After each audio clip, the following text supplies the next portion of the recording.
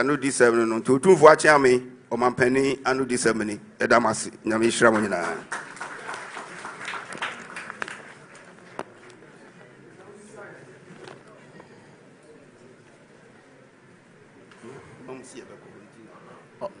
Double Busse, my penny became bigger cry.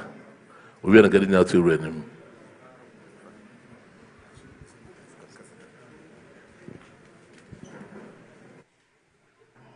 That's a thing, Yammy. Oh, you meant to, or 2-4, or say to 2, a baby, and then another war may share, say, a way, who you are. Then your bonnet, your ban and sram.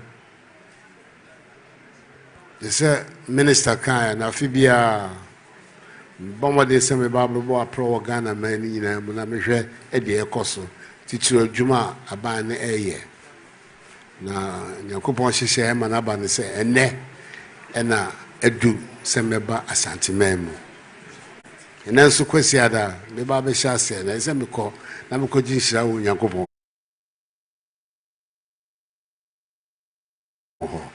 See me free, sense friends, and be free sense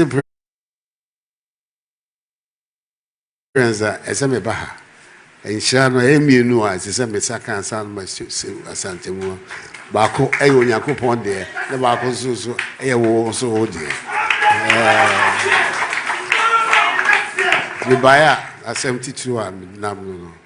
Na Mababa dear Cosso. Abandon Juma ye waha. Matiti and Crofobin and Abiakas may buy an Asante Memu Minya, you may be our ha. Go, Mate. The Babaye and Ne Kusim Quadana and a bed says, Ampa, my Jumawahana, Minya Jumawaha. I mean, I'm busy, I Jumapa. Nearly 300 kilometers of asphaltic road, Ewa Sante Memu. And no car, Kumasi 100 kilometers a year, Wahano. Enka 100 kilometers here were mere the urban roads. 32 separate hospital projects in Ashanti in my time since I came into office.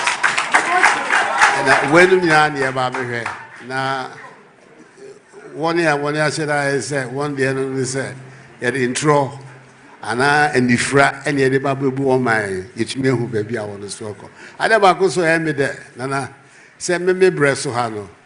Asemboni esi Ghana no kasa wo ho no apagya pa eye so called galamsey asana me ba na me ti second for ka galamsey ho asem mabe matise obia nananu nso ka obi a ye ka galamsey no asem we say adwuma no ko anim no because amafo nyina so ne ye ka asem ho a na no na betumi amehu kwan e betumi afa so atumi abra na se tie guso. This is ben biamba ben moi acheda de nani esi se adwuma so te se maban na enye bibi so ye de baba ya katashe na sa eno kame me adwuma no ho kra ye baase ye babi tu na se ye betu na se so ekon aye fa no ekon bia so na ye me den so se na nanom so di wonani esi so am te se na sakra otufo okokan bi ewo Asante council ina ya san papa sa na ebetumi di ama aba na amafo nyina atumi ate ase ade bibia se nyina ka bom etumi ba na ebra na se ewo Ghana ti me ba ya masam kakra ba panyifo amene won na me de yeyi wo adi akere wo de da na wa wo panyifo o ma wo nana no mu ne di machine ya ba ha ti ba ya asam kakra be da se so se kwasi ada wanya kwan ama me pamfo se ba ne ba be chiao e ba be ji inshira efilo so ti ba ya sam kakra de na be da mase nya me sham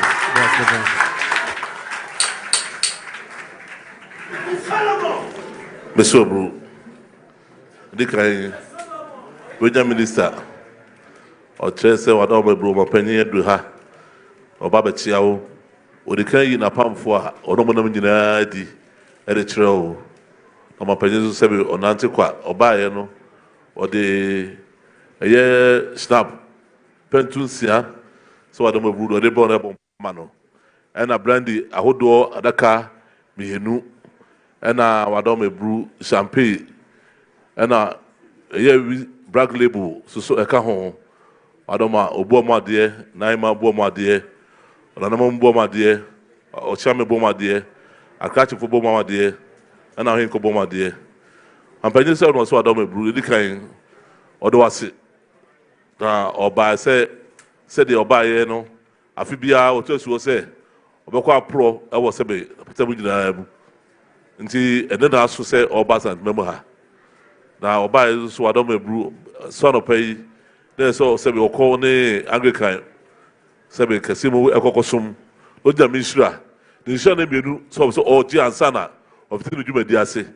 What you hold the next war bound chain, Robert Chiao, Lord Jusu Hunshra, the Shana Binu, and son of the Jumedibia or Yeno, Zano Hano of Fiasse. So Bano Sabatia, no, I said, Musitia, no, Adame Brew, Obaye.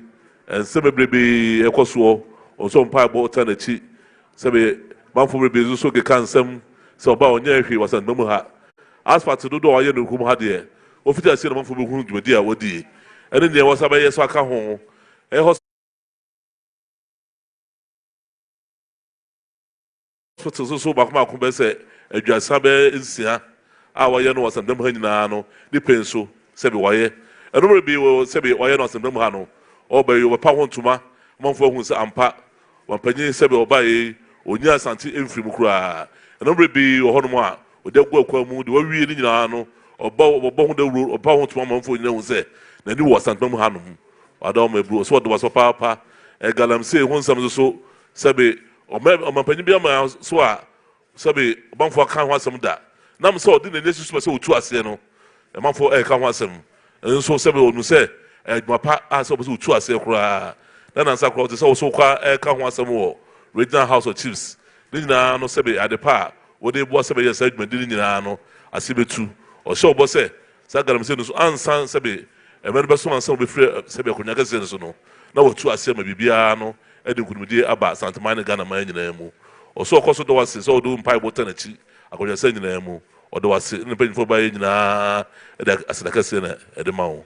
Someone pennies in a brew. When you took us on my quaba.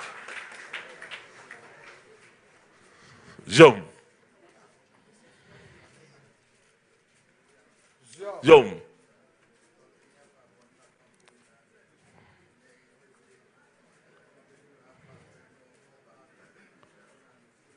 Jom. So to voice on penny. Unya or so more quaba. Say Waba said they would just say Boko Prono. Now Waba didn't mean Shira. I was sorry. No was about better on Shira or so there was on my quaba.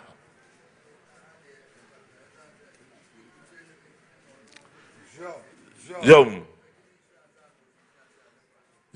Or see Waba hey a fata. And we say, oh, you could trade any Santa Hene and I'll teach us here to Baha. Now, but Jesus doesn't know BBR. Nefata no kwanswana no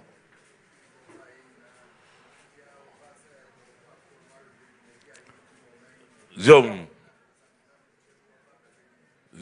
so fi so by na ni di wachi sa fi bia otisu ho ekwa pro Ghana man fa na nyina mu se bia sa nmamu azo so oba ha so de sa to bi kwa no afuma ba abahwe nwuma ekoso asa nmamu ha ni nyina no una na ni di wachi Jom,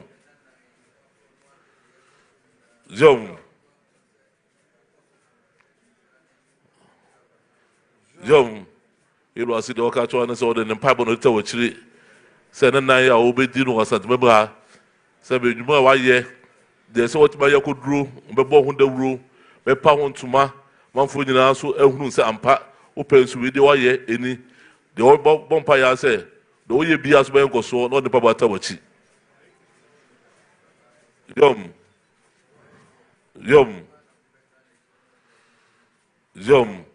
Or so was a papa.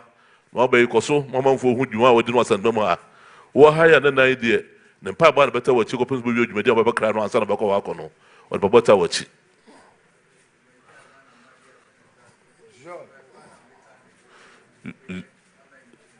Say, you may dear Ghana, my that's what I'm pre no, dear Shawan Sa. Una na, unya, then Papa no detail what you acquired your sending them.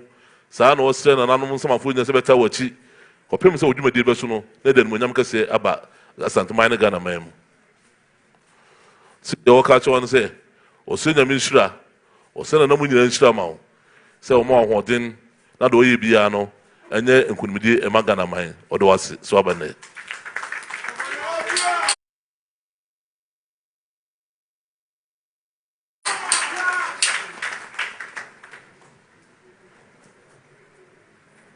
Otumfo Chairman.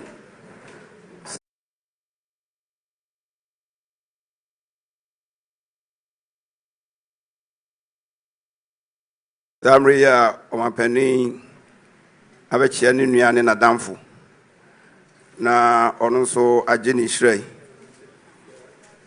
ka ɛbɛsrɛ na Otumfo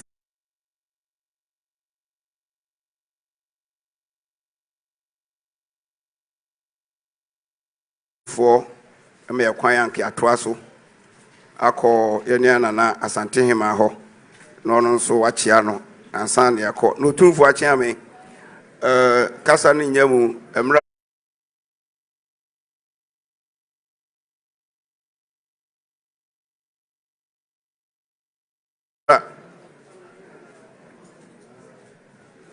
emra me bo amane no ba ku bi tikem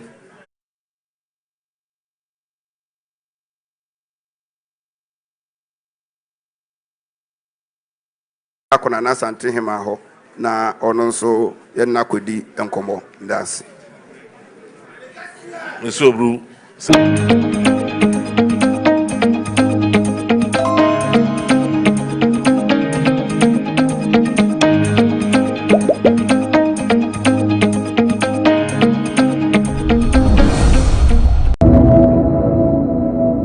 And with the pandemic and of course the post-pandemic effects, I suspected that it might be a company in technology because technology became a major conduit of business. So although I didn't expect it, I wasn't too surprised.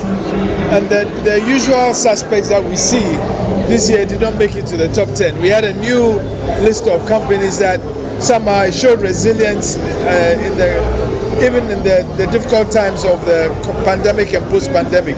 So it's very encouraging. It's very, very encouraging that we're seeing a lot more Ghanaian companies actually rise in the rankings in the top 100 and actually appear in the top 100. So for me, it's very encouraging. Well, it's not the success of this program doesn't mean as much to GIPC as it means to corporate Ghana, because it recognizes companies who have been very resilient, have been robust, and have grown and shown that they can compete.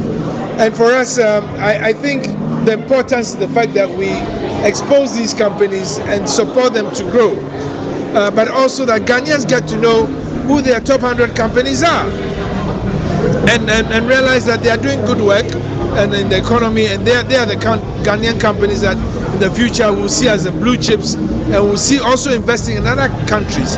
That is what we want. We want to see Ghanaian companies grow to be millionaires and Ghanaians grow to be billionaires and billionaires. And it's important to recognize that there are companies here who are doing good stuff. Yeah. Despite the difficulties of the economy, there still are companies that are pushing and working hard to build and grow stronger. I can tell you, I've just come from a difficult trip. The difficulties are everywhere. Even the more robust and stronger, bigger economies are really suffering the heat of the pandemic and the post and the conflict, the Russian-Ukraine conflict. I mean, in some countries that we know, like France, there are huge petrol queues. In the UK, they even almost instituted blackouts and brownouts because power is getting expensive. Germany is very worried about power of fuel and power for the winter that is coming and predicting that it will have a major impact on it. But in Ghana, we understand these things, but we are still going on. I mean, people are going about their businesses. People are not losing their jobs. We have petrol, our power is on. So we should be grateful for little mercies, but we should not just rest on our oars.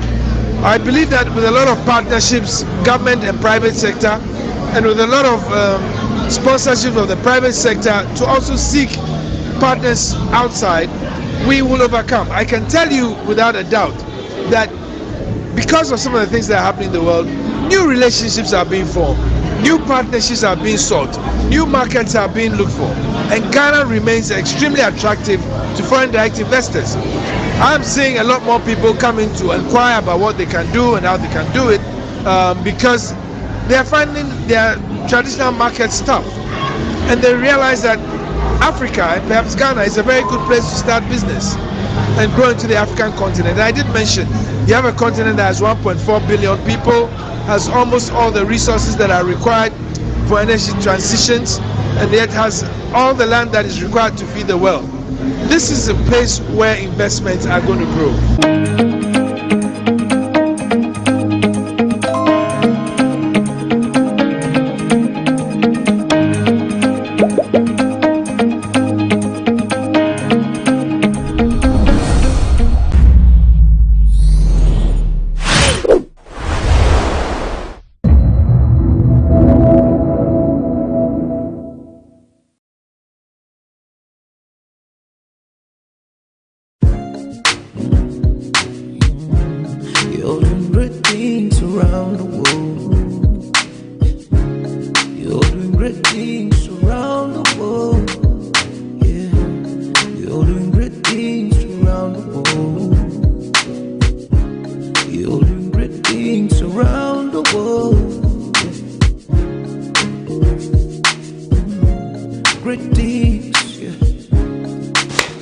Hello everybody, my name is Diallo Sumbri, your host for Diaspora Link, and thank you so much for tuning in for another wonderful episode here exclusively on GhanaWebTV.com.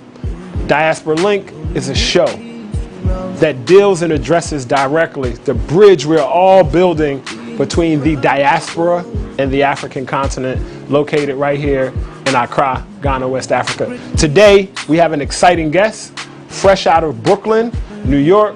She's been here in Accra for about 7 years. She runs a boutique digital marketing agency. Her name is Mohameda El Muhajir. She's a personal good friend of mine, and I'm really looking forward to diving into this interview. So, come on, let's go. Let's get into it. Welcome back to Diaspora Link. I am so very happy to be here with my guest for this episode. Ladies and gentlemen, boys and girls, Brooklyn stand up. Woo! Mohameda El Muhajir. Yes, very good. You got it. I got it right? Yeah, you got it right. Mohameda, thank you so much for being here. How you doing? I'm good. Thank you for inviting me. We have these conversations all the time, so I'm glad we can do it for the world to see. Yes, now we are doing it for the world to hear what happens behind closed doors. Now, all right, so now we're going to play this game called Choices, and you only have one rule. You have to choose one, okay? Now, don't just choose one, all right? You ready? Okay. Ready. You ready? Okay. Wache or jollof rice? Wache. Wache. Okay. Fufu or banku? Banku. Banku. Really? No fufu? Okay. All right. All right. All right. Let's see. What else can we do? Okay. Basketball or soccer? Football. You know, I say soccer for you, but they know football. Basketball or football? Basketball. Basketball. Okay. Ooh, and you got NBA Africa too coming up. So that's okay. All right. Fall, the season fall, or summer? Listen. Summer. Full summer. Full stop summer. Okay. One more. Let's try one more. Nigeria or Ghana? Ghana. Right answer, or you might not make it out Right, of here. no, Okay, Ghana. okay. I mean, I think at this point, all Nigerians are choosing Ghana too. Ghana. Yeah. So the point of this game of choices is just for us to see that we all make different choices in life. You know, if they say if everybody's thinking alike, then someone's not thinking. And it's okay for us to have differences. It's okay for us to choose different things. What matters most is that we have mutual respect for each other and that we focus more on our similarities more than our differences. So thank you for playing choices. All right. Now, our next game, which is going to allow us to get to know you a little better, is called Top 5. So I have 5 categories, and I'm going to ask you to give us your top 1 in each category. Okay? You're looking kind of nervous. Don't be nervous. Don't be nervous. Don't be nervous. All right? Because, you know, we're getting to know you a little bit. All right? So, first, your favorite book and why? The Celestine Prophecy. Say it again. The Celestine Prophecy. The Celestine Prophecy. Who's the book by? I actually forgot the name of the author. Why that book? I found that book really helped me to put like life into perspective, coincidences, you know, our soul groups, just all these things that helped me really put life into perspective. So I'm going to look that book up. Okay. Your favorite artist, musical artist of all time? Of all time? You can only choose one. It's top 5, so you can't. Bob Marley? Bob Marley, that's a good one. Bob. Lively up yourself and don't be no jack. You know, I'm sorry. All right, let's go back. All right, favorite food of all time? Enchiladas. Enchiladas? How do you? I mean, I'm sorry. I'm sorry. This is a judgment-free zone. This is a judgment-free zone. Shrimp. Oh, shrimp. I would say shrimp. Okay. Yeah. Shrimp. Okay. Enchiladas, but okay. No, I say shrimp. Okay. All right. Your favorite place to vacation? Favorite vacation spot in the world?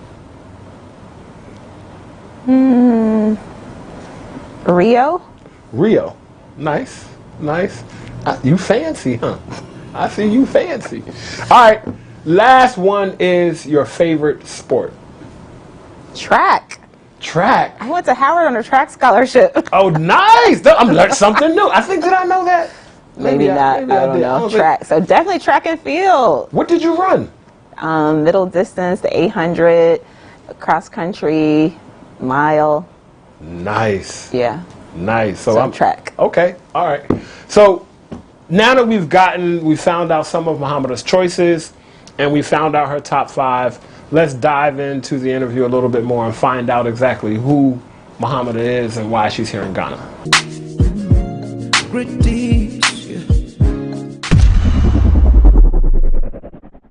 I know you in real life, so we're not going to act like I don't know you in real life. But for everybody watching, just kind of tell us a little bit about who you are, you know, where you from. I already got Brooklyn's already standing up, so they know that part. But just kind of tell us a little bit about Muhammada. Okay. Well, I am a few things. I would like to say probably like a Renaissance woman. Okay. Some people are like, how? What? And I'm like, okay, well, there's the science aspect. I mean, I do have a science background. And then in terms of the business... hold on. We're not going to skip over that. Okay, a science background? Yeah, you didn't know what? That. Well, I got my degree from Howard University. Okay, y'all, I didn't go to Howard, but hold on. I'm going to do this for all my family that went to Howard. HU? You know. Okay, I didn't go to Howard, but I had to do that for the Howard folks. So, my background, I mean, I have a degree in microbiology. Okay. I was on a path to do medicine, but I grew up in an entrepreneurial home. So, business, marketing, I mean, I never taken one course in my life, but that I just knew second nature. And so I've evolved into this, you know, marketing kind of guru. I was about to say, don't be afraid to say it. Go ahead and say guru. You know, communications, and then my passion is in technology. Okay. So I work a lot with tech startups. I work in digital marketing. I'm a filmmaker as well. A lot of people don't know that because it's been a while. I mean, I have all these interests and I feel like I'll like max it out and then I'll move on to the next thing. Gotcha. But even in the work that I do now in marketing, there's always an element of film. I'm always producing some kind of video or editing. So all those skills actually help me and I use them often. Yeah. Okay, so it's no surprise to our viewers that we are in Accra, Ghana right now, right? Yes. and you're from Brooklyn, right? And you went to Howard. So let's talk about, just for a little bit, how did you get to Ghana? I mean, we know you took a plane. Yeah. Right? Yeah. No, don't laugh. Some people think elephants and things, right? I mean, like, so, yeah, no. Okay, so let's talk about your journey from Brooklyn here. You know, how long have you been here? What brought you to Ghana? What led you here? And why are you staying here? Why have you chose to stay? Okay. Well, first, I was born in California. I grew up between Philly and Brooklyn, and I probably lived all of my adult life in New York.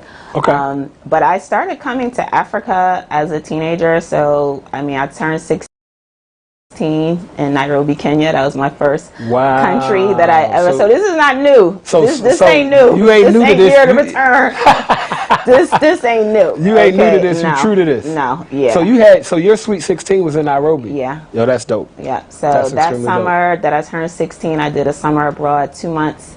Okay. In Kenya, and then I went back home, and I've been traveling. Even I mentioned that I made a film. I did a documentary about hip hop around the world. So I went to 8 different countries. Wow. All over Europe, Brazil, South Africa, a lot of different countries. So this is like when people are like, what are you doing? I'm like, they're like, what do your family think? They used to this. This is like. So for you, this being in Africa is not new. No, right? It's not new. Since 16, you've been here. But traveled around, yeah. But you landed in Ghana at some point, and you stayed in Ghana. Yeah. So what was it about Ghana that had you land and stay here in Ghana?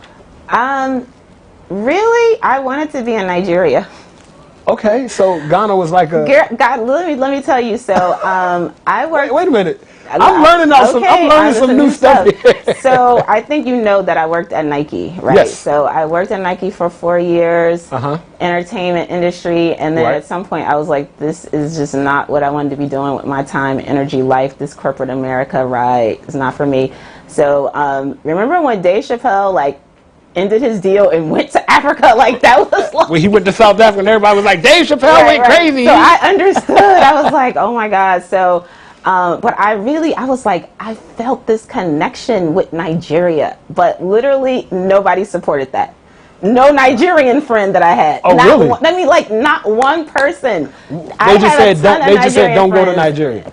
They were just like, no, that is not a good idea. But in my heart, because I can tell if I'm going to like someplace even before I go there. Gotcha. I can just feel it. That'll be cities, and I'm like, yeah, I know I'm going to love that. And I could just tell. And I just was like, no, I think this is it. And no one could support that. So I just was like, I don't think that's probably the best thing if I can't get any support. Okay. Right?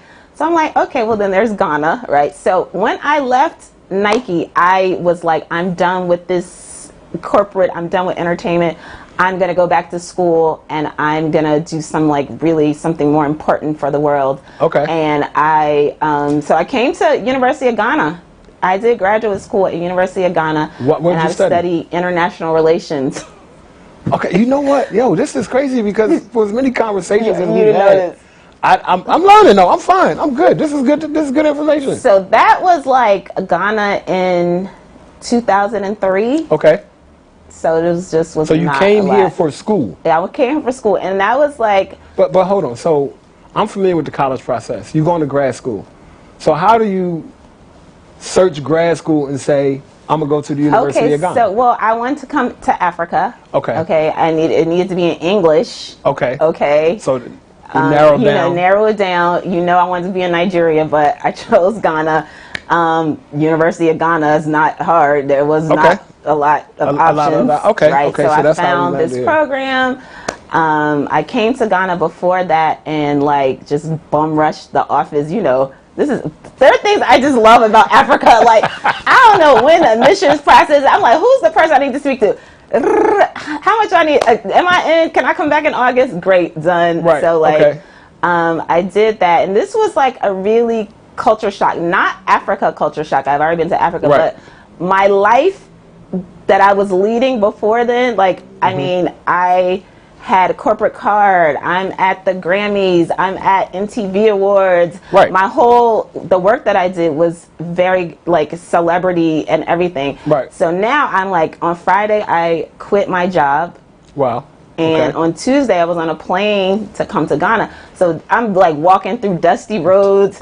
I'm just like, where am I? I mean, so it was amazing. I'm in a class, you know, this is Ghana. There was no AC. It's just like they're all looking at me like I'm an alien. I mean, where you come from? Yeah, what are you doing here? And so you've been here for about 7 years, right? You've been in Ghana for So let me just say this: that on that time when I went to school here, I did not love it. I wasn't like this Ghana fanatic. At all. I was like, what have I done? And part of it was that I had already been out of school for a number of years, and then I was, you know, going back to school. And you had already lived a professional life, as you said. You've been Grammys, MTV Awards, which is a life of luxury to an extent. You know, high rise, cocktail hours, and all that. You know, diamonds and bling. I mean, every celebrity you can name, I work with them, like all of that. So, but I was just like, you know, I'm in school all day from like 8 a.m. to 4 p.m. And the one thing, I've been on a lot of travels, and I don't like to go anywhere where I don't have my people. I only need one person, and I didn't have really chance because I was preparing for school. I didn't have a chance to connect and get my people. So I'm just here. That's not the way I like to do things. And I'm here, and I'm in school, and I'm like a student, and I was like, oh God. So I wasn't able to connect with Ghana on that trip. I got you. So on that trip. So did you do what you did 2 years here straight? No, I was here for like 5 months. It was a part of my graduate program. So 5 months here. And then I left, and I didn't come back to Ghana for 10 years. Wow. So this you said that was 2003. So the next time I came back to Ghana was 2013. Okay, so hold on. Let me stop right there for a minute. Let's do this. So you mentioned Kenya at 16, right? You mentioned traveling around the world for the film in Ghana. Now, since then, what other African countries have you been to? So I've been to, I mean, not enough at this. I mean, I figure like, it's not enough. I mean, I've been to like 8 countries just over the time from then to now. So I have been to Nigeria since then a few times. Nigeria, Kenya, Ghana. Yeah, I've been to South Africa. South Africa. My most recent one was Côte d'Ivoire, which I love. Ivory Coast. I saw your post about that. I saw y'all had a great time. So Senegal, Togo, like a day in Morocco. I'm not really going to count that one, but you know. It counts. A day counts. A day matters. So I think that, Okay, so since we're talking about African countries, what we're going to do now is go into something else. This is a game that we play for all of our guests called Africa in 60 Seconds.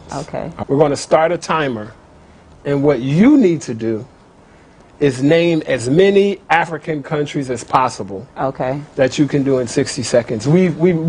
So, you know, we know how many there are, right? So let's see how many you could get to in 60 seconds, right? There is no prize. Let me just... Just say, come on, y'all, I need a prize. Let's just say there's... Can I get a brunch at somewhere? Here we go. If you get all of them, every single African country, we're going to go to brunch somewhere, someday, sometime. How about that? Treat is on me. All right? Okay? Is our timer ready? All right. So, 3, 2, 1. Brunch is on the line. 1, go. Angola, Algeria, Botswana, Burkina Faso, Burundi, Chad, Congo, Cote d'Ivoire, Egypt. Let me just go. Tunisia, Morocco, Algeria. I said Kenya. You said Algeria. Kenya. Sudan, Tanzania. Djibouti. Somalia. Ethiopia.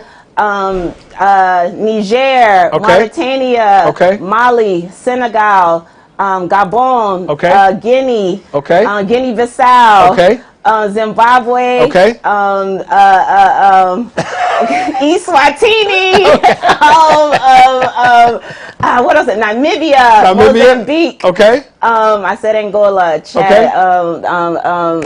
God, I'm missing some stuff in the middle. You're doing well though. Keep going. Uganda. Okay. Time is up. Okay, so you said about 30. I think it was about 30, okay, 31. I got 20. Okay. Yeah, 20 more. That's good though. Okay. That's good though. You know what I thought you was about to do in the beginning. Sing a song. Isn't a song out? You were going. I thought you was going to alphabetical order. I was like, starting, but then it threw me off. I was like, she's showing off. I know. She's showing off. Well, funny thing is, my daughter is 12, and when she was like 3, I mean, I taught her how to read very early, and I have this video of her going through the Africa map and naming all of the countries. Yeah. All right, so.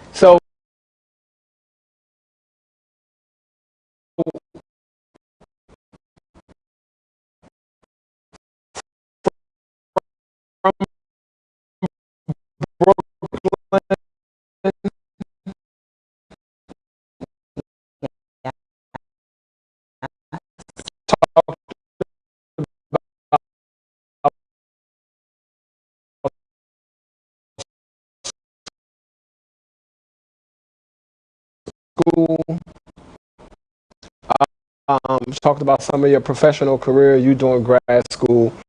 So now you're here in Ghana, right? Yeah. Even though you went to Nigeria, but you're here, so obviously you haven't regretted it, right? No. I feel like you're enjoying yourself here in Ghana and you love it. So let's talk about what is it that you do in Ghana. Talk to us a little bit about your company, your business, some of your interests. Yeah. And what's keeping you here?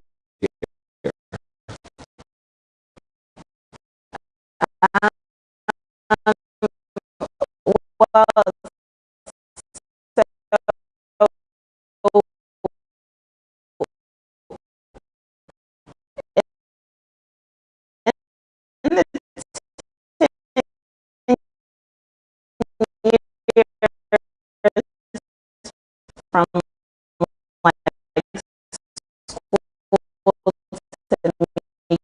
coming back to Ghana, it just was a short trip that I came to Ghana and I went to Nigeria for the first time on that trip.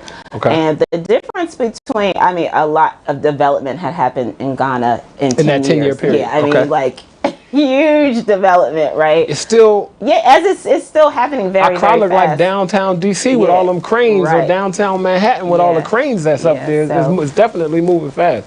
So the difference between that time, definitely a lot of development happened. And also, I had a friend who had been living here who curated that trip. Shout out to Krista. Okay. And when I was in school, Krista would come to Accra and she'd be like, I love it, I love it. And I was like, yeah, I'm not feeling it. So she lived here and I came and she was like, this is where we're going to go. And it was like Moving Pick and it was like La Villa Boutique. And I was like, oh, Ghana. Things done changed. Okay. So you started seeing a different lifestyle. Something happened. Like it was like, oh no, I'm moving here. Like it wasn't like a pondering. Like it was just like, no, this is where you need to be. It clicked. It clicked. It was like, this is where you need to be. So I went back home. And I started doing a little research, like most people who come here on holiday. Like, what can I do? How can I live if I go there? And LinkedIn to me is like the best social media platform.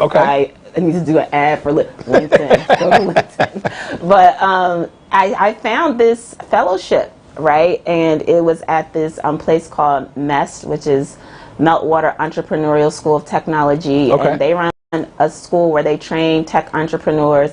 And then if they have a good idea, they invest in them and they had an incubator where, you know. So I was like, this is what I want to be doing. It's tech and it's in Africa. I was like, what? So I applied to be a fellow. I got the fellowship. It's a 1-year opportunity. And that allowed me to kind of have a soft landing. You know, I had a place to live. When I did the fellowship, it was a 1 year. And I figured 1 year would give me enough time to see if I liked it. You know what I mean? You know, what was what. I I meet a lot of people here who sell everything off and just get on a plane and come. Which I'm like, wow. So I didn't do that. I figured 1 year. You had a different path. Yeah. 1 year. Let me see 1 year. And then after the 1 year, I was like, okay, I'm feeling it. I'm feeling it. I think I can do this for a little bit longer. I got a job here, which I was just discussing with someone earlier. I'm definitely learning a lot. What were you doing? You weren't selling fan milk, were you? No. Okay, so, you know, part of the work that I did at the incubator, I worked with the startups. I had like a portfolio of probably like 4 or 5 that I was their business development manager. And through the work that I was doing for them, I kind of was out and about in Accra, you know, making connections, you know, meeting who's who, you know. So hold on, let's stop right there. Yeah. We're going to take a small break, and we're going to come back and get into this conversation a little more with our guest, Muhammad Muhajir. El Muhajir. El Muhajir. Okay. Peace, Global African Family. My name is Diallo Sumbri. I'm a co-architect of Ghana's Year of Return 2019, and I'm the president and CEO of the Adinkra Group. For the past 5 years, we've been bringing loads and loads of people to Ghana. Many of them, their first time on the African continent, their first time putting their toes in the African sand, in the African soil. And so many people have had their life changed. Our birthright journeys are curated cultural immersion journeys centered around reclaiming cultural identity, exploring your ancestral heritage, and celebrating African resilience. It gives me great pleasure to introduce our Birthright Journey Partner Program. It's really simple, and you really don't have to do much other than email us at info@theadinkragroup.com. Now, what makes a great Birthright Journey partner for our program? Are you a leader? Are you an influencer? Are you that person that your family calls on to organize, or do you automatically know that that's your job? Are you somebody of status in your community? Are you a community leader? Are you that person in your church or in the school? If you are the ideal Birthright Journey partner. Do you believe that every person of African descent should have an opportunity to touch ground on the continent of Africa? If you are, then you are the ideal Birthright Journey partner. It's simple. We're going to show you how you can travel to Ghana for free. Not only can you travel to Ghana for free, but you can actually get paid to travel to Ghana. Really simple. Just contact us at info@theadinkragroup.com and set up a discovery call. You'll get to travel with your family and friends, you'll get to travel with your community, and the best part of it is that it'll be free for you. Or you'll even earn money doing it. So again, info@theadinkragroup.com. We look forward to seeing you in Ghana. We look forward to dancing with you in Ghana. We look forward to eating fufu, eating jollof, eating wache. Make sure you contact us now, and we would love for you to become a Birthright Journey partner. Madasi.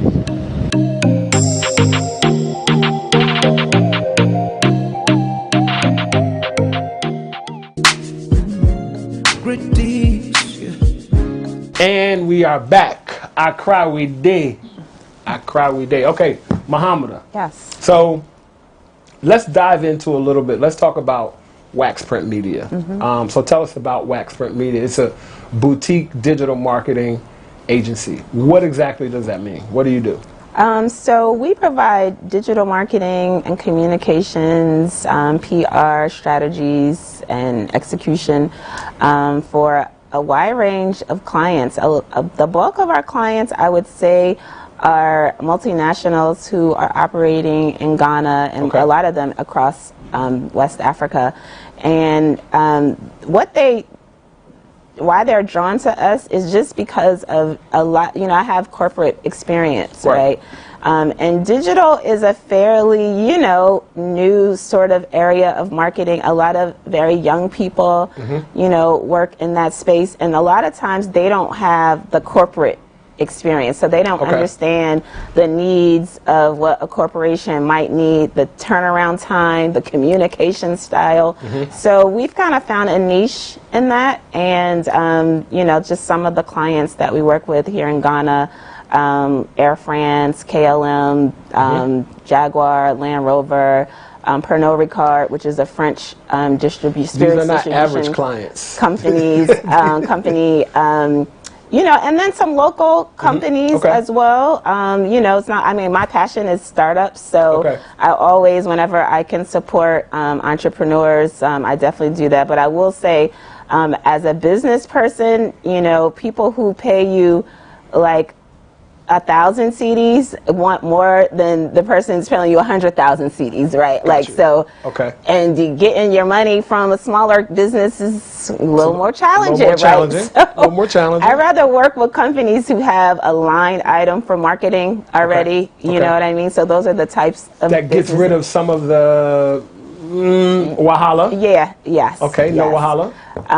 So that's the work that we do. We do PR, you know, just media coverage, and digital marketing, digital ads, social media. So, you know, a lot of people who are not familiar with living or being on the continent of Africa might be thinking Pernod Ricard, might be thinking some of these brands, Land Rover, Jaguar.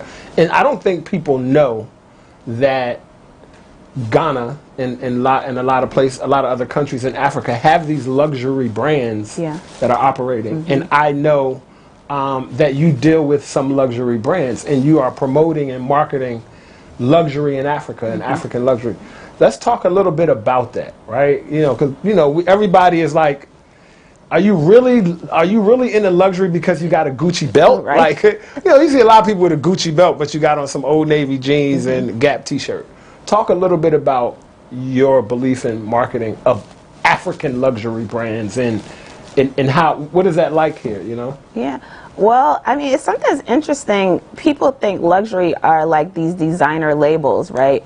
But actually it's like a product or an experience that, you know, time was put into it and value. Like, that's what we're paying for. When we pay for a Louis Vuitton bag, it's because there was so much time and effort and detail put into this piece. That's what separates it from any other bag or this car from any other car. And when you know, people think it's like luxury is only like French or Italian or something like that, and they don't think about it in terms of an African perspective, right? So there's so many, there are things like kente cloth is luxury. Got you. Understood. Right? You know what I mean? Like, and then you think about somebody, let's say somebody like Dangote, right? Okay, he can rock Hermes and have Bentleys, but when he goes to a wedding, he's wearing the same thing. It's the same level. He's expecting the same level of his traditional gear, wear, attire that he is from a suit from, you know, whatever top, you know, Italian, you know. So, like, it exists. I mean, but in our perspective, we think of it as a very Western European. But it's not. Right. It's the time and effort and value that was put into the products, right? So I try to really help and support local and indigenous brands as well, because their work and their quality of their work is at such a high level. And they're putting just as much time and, you know, like, if I may, my tailor probably put some time. Can I say that it's luxury? He put some time into it. I hope he did. Okay, well, it's always in our perspective, though, too. So Right. And so last year, right before the coronavirus took over the world, I produced an event called Africa Luxury Dialogue, where we did just that. We had conversations with some of the clients I work with, you know, international luxury brands, Mercedes-Benz and Kempinski and things like that. And we had another panel that had emerging, you know, indigenous luxury brands who were there. And I feel like there's really no different. Their product and the quality and the level is there, but they need that platform. So let's talk a little bit about repatriation, right? The year of return happened. I know in the beginning you said this ain't no year of return, because which is cool, because there were some people who didn't discover Ghana or Africa until the year of return, or the year of return helped bring Africa a little closer, right? But let's talk about repatriation. You not just living here, but thriving, right? And there are young professionals in the U.S., in Brooklyn, right, in D.C., who are making good money, right? $150,000 a year, $250,000 a year. They live on their own. Maybe they don't have kids, or they do, but they live a good life. And a lot of people, they may not think they could live a good life here. What message do you have for those people who may want an alternative to where they are, and they may not be sure if Ghana, Accra, or other countries in Africa can provide that? For most of them, it's probably not. Okay. I'll be real. I'll be real. I mean, there are the luxuries of life that a lot of people aren't aware of in terms of, like, you know, accommodations and luxury homes and things like that. But it's not for everybody. And, you know, I find that a lot of Westerners, and especially Americans, Black Americans, you know, their expectation is at a whole different place. But what you have to value, what I value here, are not the things, right? So if you get to a point where the things is not your driving force, it's not the cash. I mean, every project that I do here, I'm always like, I can make the same exact money in dollars. If somebody's paying me 5,000 Ghana cedis, I can make the same money, the same work for $5,000 or 10, whatever. So I'm not here because of the money. Okay.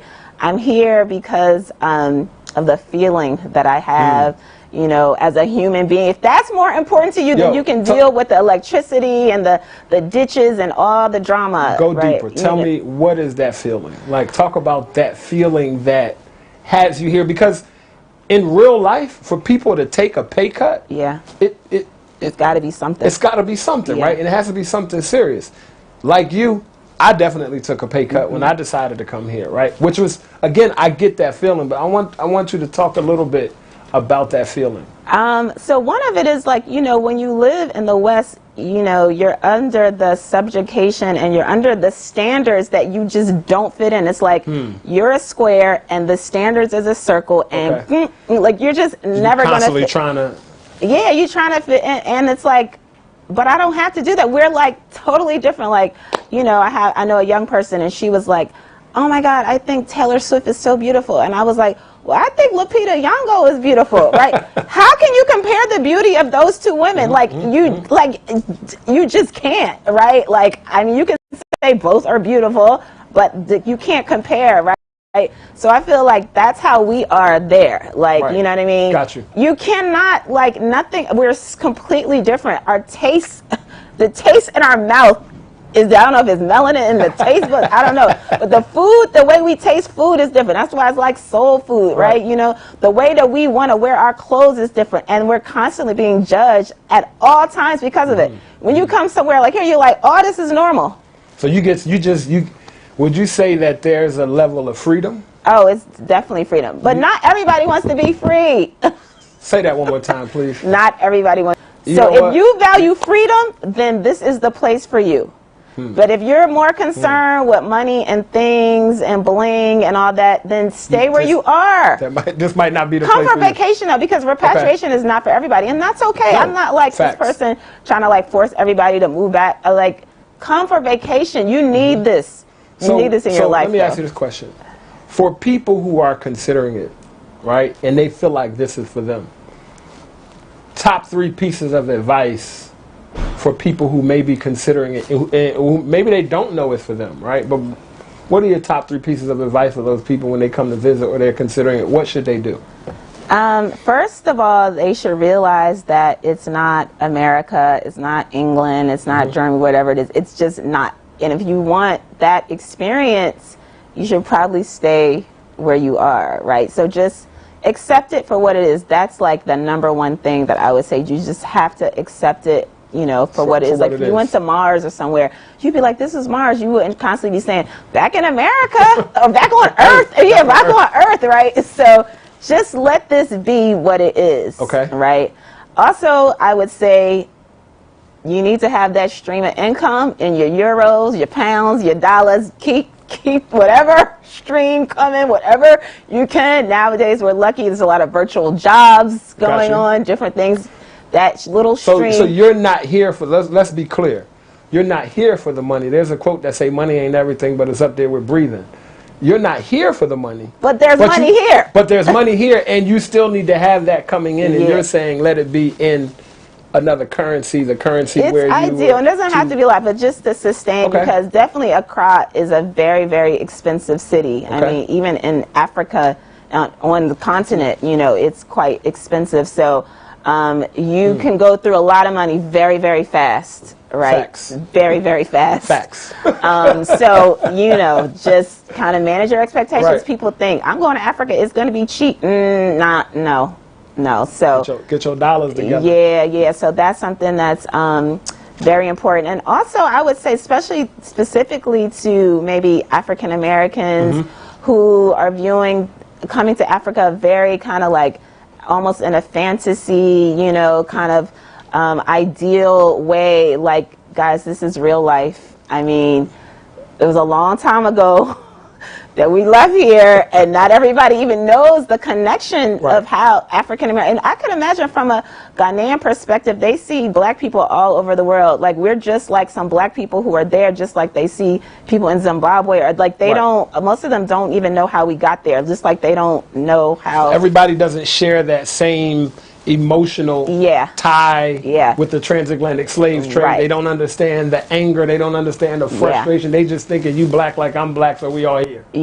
And so many black Americans have a culture shock, and they even are sad. And I'm like, no, I don't want you to feel that. Just come and love this place for, you know, the space and the freedom that it gives. And you might not have that, like, you know, I don't know what, you know, we're looking for this connection with everybody. My brother, my long lost sister. You're not going to get that, guys. You're not going to get that. But that's not real life.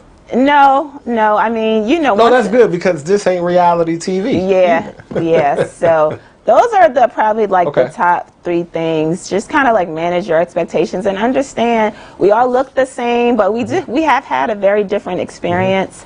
But there's so many similar things, you know, just, you know, the DNA, just you see that keeps a lot of it, you know, very, very much alike. Yeah. Wow. First of all, I want to thank you for coming.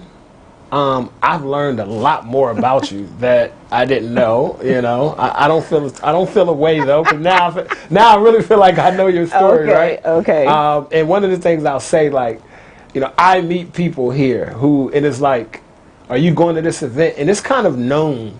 Like, if it's a Muhammad event, everybody's like, I'm going, right? I'm going, and I've had the benefit of going to several brands, and they are always on top. Like, you always just have a really good time, and you always leave nice and lit and on fire, like looking for the next one. And the next morning, your text is like, "Yo, last night was crazy." So I want to thank you for that, and I want to thank you for taking the time to join us on this episode of Diaspora Link. All right, Diallo, I just want to say I'm so proud of the work that you're doing. Thank you. Yeah, I mean, you say you like modern day Garvey. I'm like, we all on our Garvey. We on our Garvey, and like you are just opening the doors for so many people, and even with a show like this, just, you know, showing people and giving them a glimpse into what the, you know, the real thing is. Yeah, not just Ghana. You done moved beyond. So, you know, I got to come check out some of these other places. Let's go. That you are, you know, opening the doors to. Okay. Thank you. All right. Thank you again so much.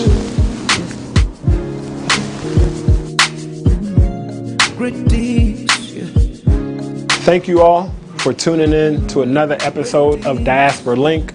I really hope you all enjoyed this conversation with our guest, Muhammad El Muhajir. I definitely enjoyed it. Even though we're in the age of social media and everything moves fast, let's not forget to continue to honor the wisdom of our ancestors. There's so much that they've offered to us that still guides us through what we do today. So as we do always, we'll end this show with our proverbial wisdom. Today's proverb is, knowledge is like a garden. If you don't cultivate it, you will not be able to harvest it.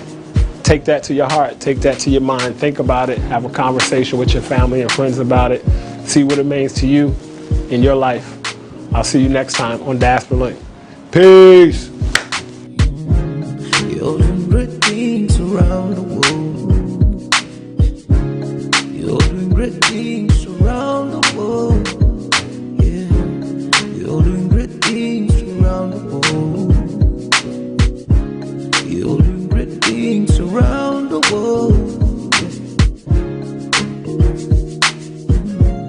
great things. Yeah. Great things.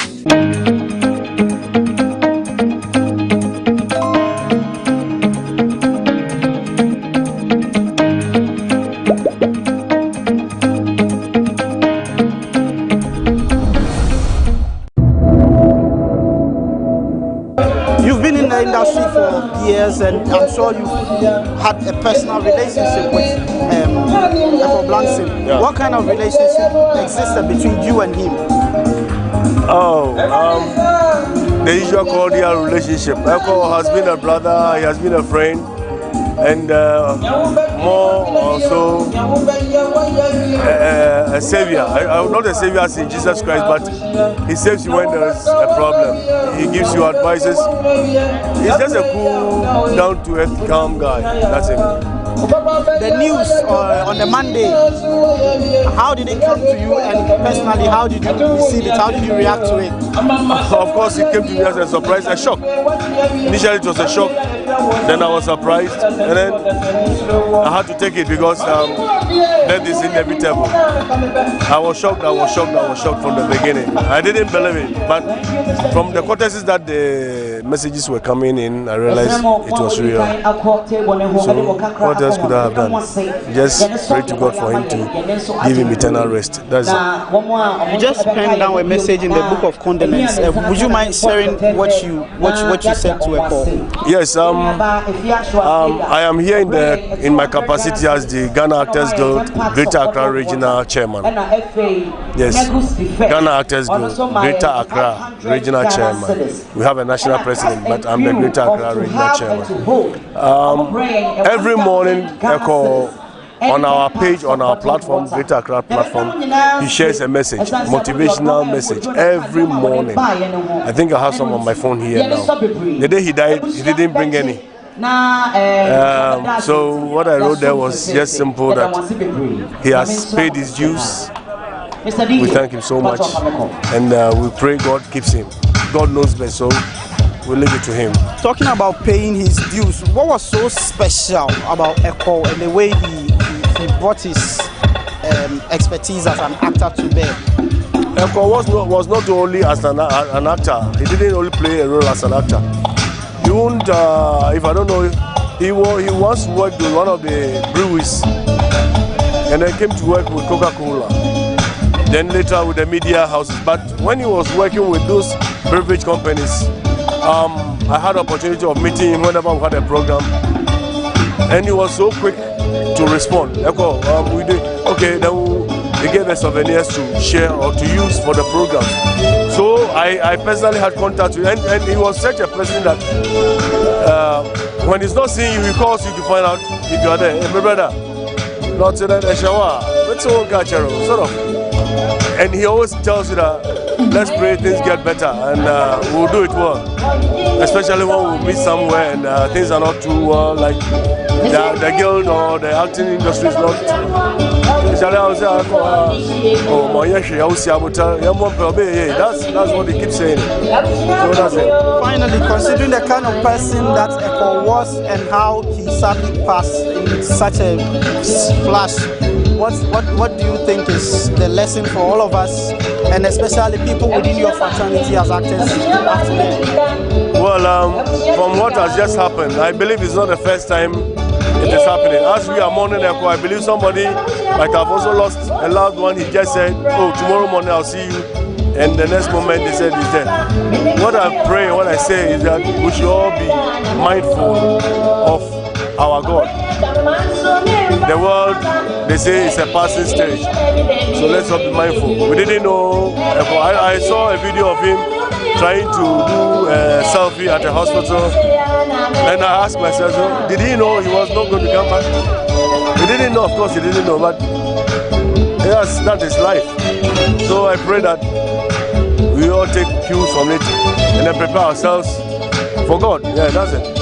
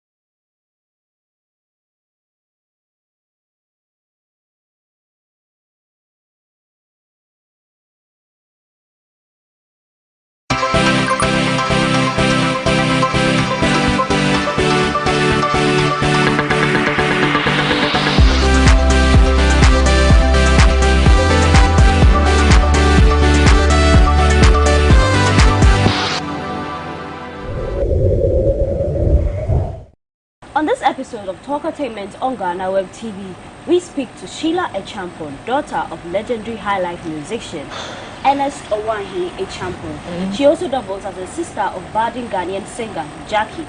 We find out, does music really run in the blood of this family? This is Talkatainment on GhanaWeb TV. We'll be right back. Sheila Echampon. Hello. Welcome. Thank you. Thanks for having me. You're welcome. Your voice slow like that, that's your vibe, or you have a cold? That's how I speak. Uh-huh. I'm like that. Smooth. Smooth like that? I feel it. Yeah. Great. Now, you are a daughter to a music legend, Nane Champon. Sure. Sister to a songbird, Jackie. Sure. Can we say that music runs in your family? It does. It runs in the blood, it runs in the family. And almost everybody can sing in my family. Okay. Yeah, just that with some, the grades are different. Some of us have more upper hand in bringing songs out, and then some sing. So yeah, it's in the blood, it's in the family. Let's say we're born to do music, and that's what we are doing. Yeah. Great. Yeah. So how does it feel being the daughter of a music legend? Growing up, the community where you find yourself in, did you really appreciate it that, okay, my father is a big star? How was it like? How did you also relate? Okay, growing up wasn't anything extra. It was cool. Like he made sure we acted like normal children. Okay. Yeah, we felt comfortable in our own skin. Did things that normal kids do. Went to places normal kids go to, and it wasn't. Maybe to the outside it was like, Nane Champon is your father, but to me I was like, yeah, he's my father. Yeah, so it wasn't anything giddy-giddy-bia, you know, you go to school, sometimes you come and pick you up, and then people will be like, hi, Nane Champon, Nane Champon. I'll be like that, maybe from Macquarie, sir. So yeah, it was cool, it was amazing. Yeah. Okay, so like people mingling with you, did you have people come to you maybe whilst you were young to ask you questions about your dad and all that? Maybe they did a lot of times. Some will want to know, like, overstep, know what's really happening in the family, like be very, very private. But then we're against those kind of stuff. Like, oh, okay. When someone says, oh, are you the daughter of Nane Champon? Be like, yeah, I am. If the person wants to go deep, like Mufie Moho to say, blah blah, be like, I beg, my own business. I'm the daughter. That's what you wanted to know. You have it. Sure. Yeah, and even at the point that people will be like, come.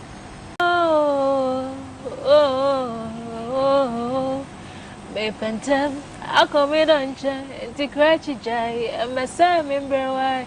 Me pentem, I go to you, to red jay, and my dad damn you. Oh, oh, oh, oh, oh, oh, I want me for and I would draw no say who be see me ma. See a sharp for fire, I see a do see a gongo. Okay, yeah, okay. So now that you did sing your father's song, are you going to take money from me? Like, I'm good. We'll talk about that later. I'm good. But Sheila, when did it occur to you that you wanted to walk in the footsteps of your father? When I was a child, around 9, 10, I had that vibe. But then I wasn't really responding to it. Okay. So one day, melodies kept popping in my head, lyrics just kept coming to me. So I told my mom, I was like, Mom, I'm feeling this vibe. At that time, my dad was out of the country. Okay. So I told my mom, she got me an empty cassette. I recorded my thoughts on it. She said, when your dad comes back, we will go and show the recordings to him. But then she also told me the terms and conditions, I broke it. She was like, don't let anyone listen to what you have recorded. But me being me, I made sure everyone listened to what I recorded. To your friends? Or all my friends. In fact, the whole house. So my mom got bored. She was like, Unko baby. So she got bored and then we didn't really work on it. After a while, I wasn't feeling the vibes again, so we just stopped. And then somewhere think 27, somewhere 2012, 2010, the vibe started coming back. I started working on it. But I didn't record anything official. No, I was like, should I do music? Should I not do music? When I was really in doubt if I should do music when Jackie started. Oh, okay. I heard love is pretty, can't you see? I was like, oh, that's Jackie cry. Go Jackie, you have my support, you have my love, let's do this. But then once you're called, you're called. When the passion, we have passion for something, you can't really say you won't do it. So it just kept bugging. I was like, whether you like it or not, you also do music. So it's either you respond or you respond. I couldn't take it anymore. But then still I wasn't working on it. So one day my sister was like, hey, I was like, oh, okay, fine. This is it. Let me start doing music. Which year was that? 2020, yeah. And even that I started in 2021. So me now I was stubborn. I just procrastinated. Exactly. For so many years I would do, okay, fine, I will do music. I'll call somebody, do you have a, I'll be like, I want to do music, what do you think? Like, it's in your blood. But then, I mean, my dad has already done it. Do you feel I should do it? And when Jackie came into the scene, Jackie today here, make a show or I was like, okay, fine, I have passion for fashion, let me go and do fashion. They can do music, so let them do it. And then, as I said, once the calling comes, you can't really say no. Anything about it. I had to. And then here we are. So far, like, I'm like, why didn't I start? Why didn't we're back, why didn't I start? Because I'm loving it. You're loving it now. It's really cool. Great. I have seen a photo of Jackie and your father in the studio. Yeah, once she used it for, was it for a seed EP? Yeah, that photo. You talked about the fact that when you wanted to feel it deep down in your body, you spoke to your mom and then she gave you a recorder. Was there a time that you also spent time with your dad in the studio? Or did you ever see him record, or was just him doing music and maybe you were just that kid who used to mind her business? I was that kid who used to mind her business. I loved singing, I knew I could sing. But did I want to do music? Nah, me, my own, I was just watching. I was like, I want to be an actress. I want to do fashion. I want to do this. So I was really minding my own business. But Jackie, she even when she was younger, she recorded a song with like one of my dad's studios. So she yeah. She was that one who was always close to daddy. She was like, yeah, me dear, I'm doing music. But me, I was minding my own business. So I was even surprised when I started feeling that music vibe, that I should do music. It was not even part of the plans initially. At all. It wasn't at all. I love singing. I used to sing every opportunity I'll get, but then doing music wasn't part of the plan. No. Great. So where do you take inspiration from? Some people say, oh, when I'm in the bad time, it comes. Is it your father? Is it a musician that you're looking up to that you want to be like him or her? Okay, so the music is already in your genes. That's number one inspiration. You have a legend to look up to, and now an international star. So you are inspired by what is in front of you, what your father has done, what your sister is doing, and from you also doing better. That's another inspiration plus motivation for me. So yeah, and then my songs, I get it from, sometimes the thought will just pop into your head. Sometimes it will be the melody. Sometimes it will be like some humming sounds. I record everything. I just make sure because sometimes you be like a thought will come. You wouldn't record it or write it down, and then that thought will just disappear. Be like, hey, I think I just let a hit song go. Oh, okay. So whenever it strikes, you have to put it down or record, or just if in a situation I can't record or pen, or maybe sometimes when I'm battling, then the idea pops up. I'll be singing the song till I am done, then I'll record it. Yeah, and sometimes from other people's songs, you hear this line, you feel like you can work on this line. You hear a backup, you feel like you can work with this backup. You hear a tune, you feel you can work a beat. So you take inspiration from so many places, from people's story, from TV shows, everywhere and everywhere. Great. It's not limited to one source now. Now your latest single, the one with Strongman, like that. Awatiana. Later we'll talk about how you met him and how you cooked that collaboration. But how did you get that inspiration? You write your own songs. I do. So you wrote like that? Like that, I did. So how did you cook that one, the inspiration? How did it come? Or it took a long while? Some people say they write song, it was there for 2 years before I finally decided. What was your story? Mine wasn't 2 years. I think in 2021 December, after recording New Love is a low tempo song, so I wanted something a little bit mid tempo. So I was like, oh, okay. So I was thinking, and like that is actually a sequel to New Love. I wanted, okay, you have your New Love. So after the New Love, what's up? Should I do a honeymoon phase for the song or something? I wanted something like that, you know, mid-tempo, slow tempo to mid-tempo. So I was thinking, I actually thought about it, how should the song go, But then I really did not get what I needed until this song, Buga, came out. Okay. So I met a group of people in the evening. They were dancing to Buga. And then how I read the mood. You see the songs that way, and I'm in the mood. I read them, I was like, okay, these people, Buga, and Buga isn't that much of a high tempo song. Yeah, Buga in like that, this evening, in this kind of mood, they were having a party or something. I was like, so the idea just, I don't know how it happened, but it just hit. So I just took my notepad, I was like, and then I'm in the mood. I can't, one line, one nest. I was like, okay, if we're in the mood, then one nest. And I remember Nigerians, they really like using this line, Odoyo. I was like, okay, let me add Odoyo. Maybe the Nigerians will listen. So Odoyo, so mood and move. Okay, then move. Let me rhyme here. So it started like that.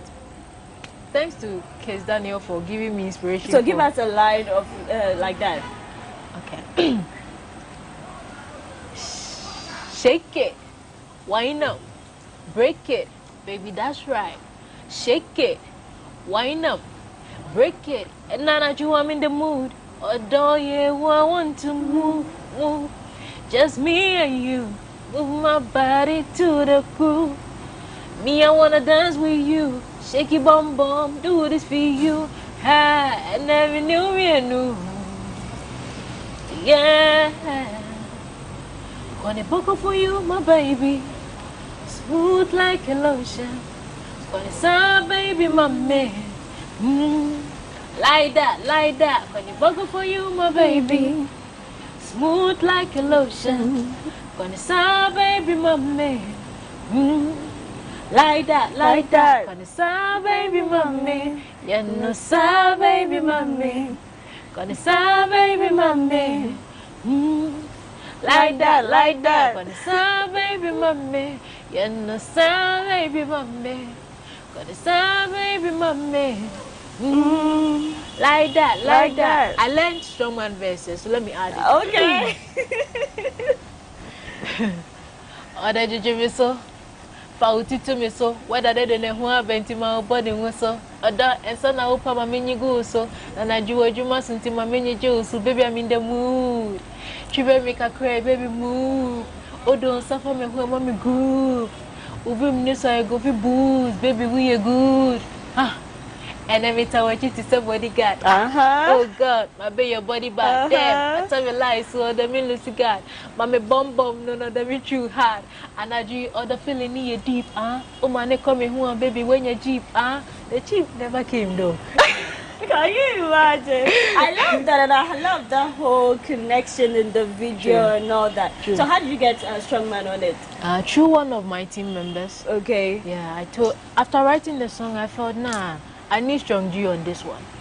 And then I told one of my team members, they were like, I can get him. We talked to his manager. He was like, no, why not? The song is nice, dope. I would love to be on it. Within 2 weeks, Strongman verse was ready. We delivered. So yeah, shout out to Strongman. Atiana, thank you. So how's the song performing so far? So far, so good. Great. And I'm pushing it out there to so many people. You know, I'm new. Yeah. Many people don't know me as an artist.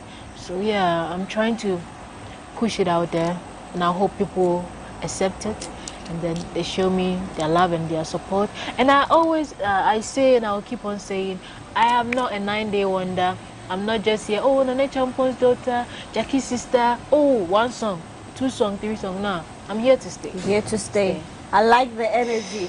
Great. On the back of that, we'll take a quick break. When we come back, Talk Entertainment on GhanaWeb TV continues.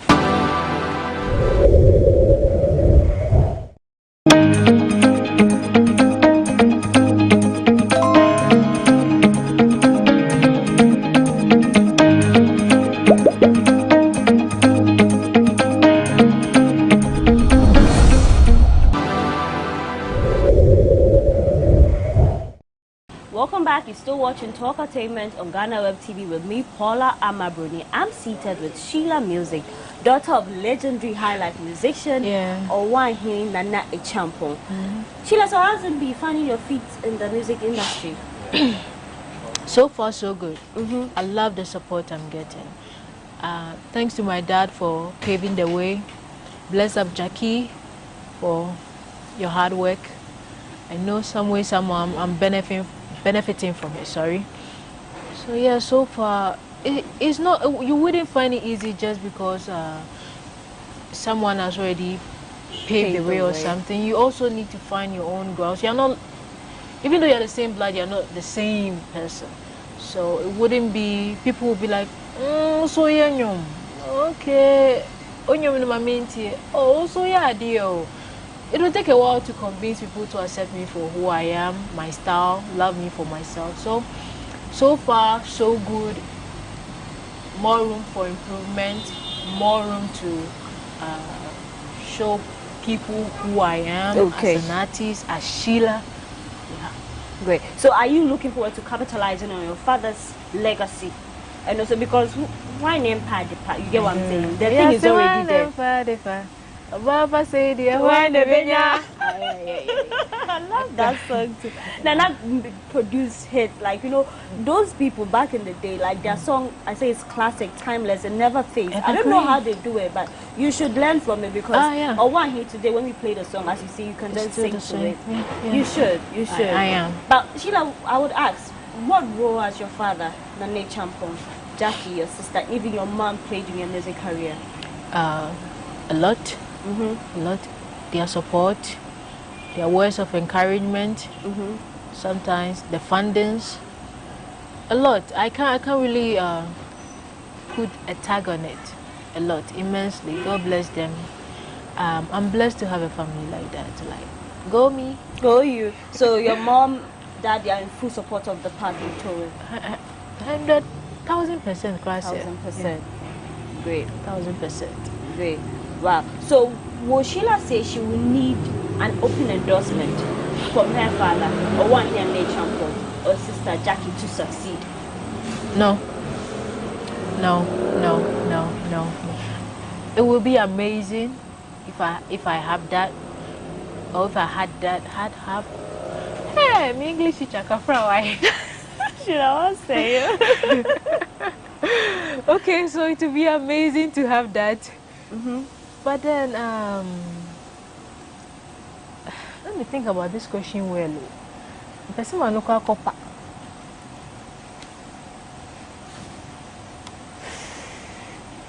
With Dabedi Palace, the Dayu tried his best to let people know him for the Dayu, and then meet the Dayu, the son of, not meet Abedi Pele's son, the Dayu.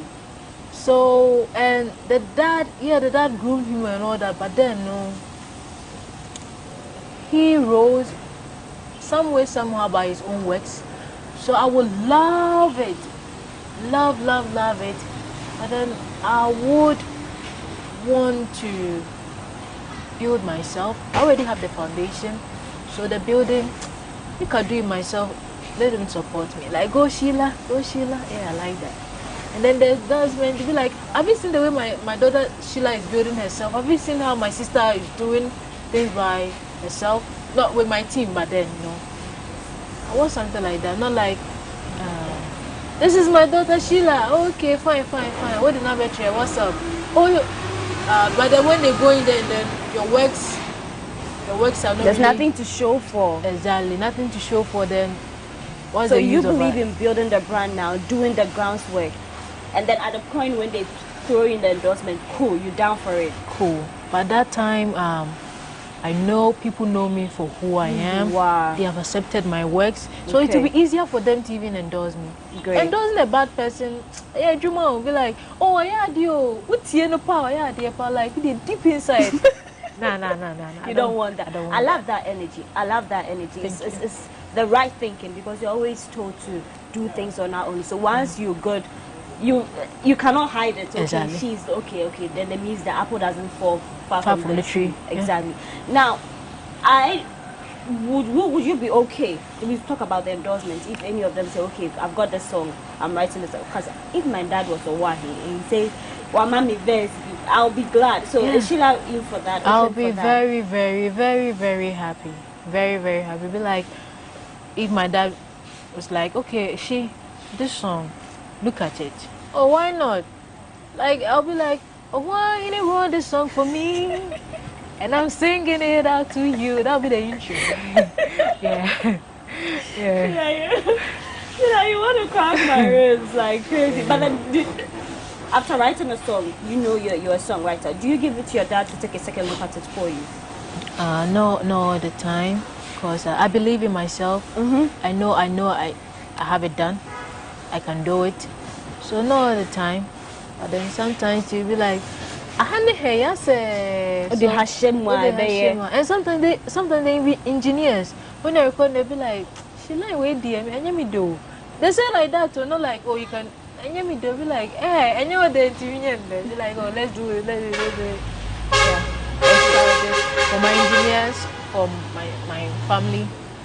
Sometimes my mom will be like, oh, Tronuma. Obi Meka say, hey, Nadia na obey you. Oh, okay. So you are also particular about the fact that you don't want to say things that are maybe profane, things that will not also represent your dad well. Is that it? Or you are open to singing about almost everything?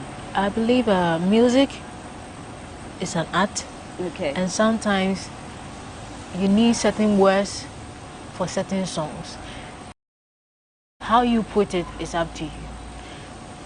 That this line, "Say, baby, mommy." My friends are like, "Uncle say name." I'm like, nah, don't go there. Don't think that way. I'm referring to this side. Like, Onion is the way he's loving me, the way he's doing his stuff. So you should keep on doing that way. So how you put it? I could have done it in a more explicit way. So I think how you put your words. But sometimes if I need those explicit words to make a point, you will. I would. Okay. Yeah, with blessing and then permission and then so many letter writing, and then if I have to carry the busiafo, especially to my mother, and be like, if I chop, person me use the word way. A banana won't yeah, baby, they mean tea, but Miss Shaw, I'm quite if I'm sure, baby. Yeah, great. But then in the industry, it's like sex sells. Sometimes when you told that line, the music too sells. It depends on your audience. Sex, romance. Romance. You know, being sexual, and then being motivational, and then breaking heart. Talking about broken hearts. You love love songs as a romance visa kind of thing. Yeah, because sometimes you have to give the people what they want. What they want. They'll be like, relationship. I will not date, but then put a love song out there. Oh, wow. You see, so toying along that, like giving the people what they want, is cool, and then I wouldn't be going on that lane alone. You know, you have to be versatile. Okay. So if I have to do motivational songs, fine. You're down for it. Sebio, funeral songs, RIP to all Gonzos. Funeral songs, fine. Campaign songs for this, that. Oh, you're even down for a campaign endorsement when the time comes. When the time comes. Great. So, what genre does Sheila? How would you identify yourself? So far, Afrobeat, Afropop. Afrobeat, Afropop. Great. Because I feel that's what the people want more now. Even the Kodisa, you feel a little bit of like, even though it's Afrobeat, it wasn't purely Afrobeat, Afropop, a little bit of some, I don't know if it's a high life, contemporary kind of this thing in there. Okay, all right. So in the near future, maybe some years to come, should we expect a collaboration or one here, Sheila, Jackie? Everything is possible with God. Everything is possible with. Everything is. Just by the way, everything is possible. Yeah, we will love that. We love to do something like that. So yeah, in the future, people should expect that. People should expect that. Great.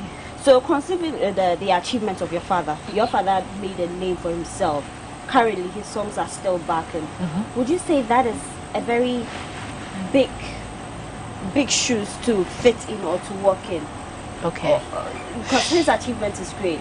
Okay. If your father is Owahi, then people are expecting that his daughter will outlive or do better than him. Are you under any form of pressure?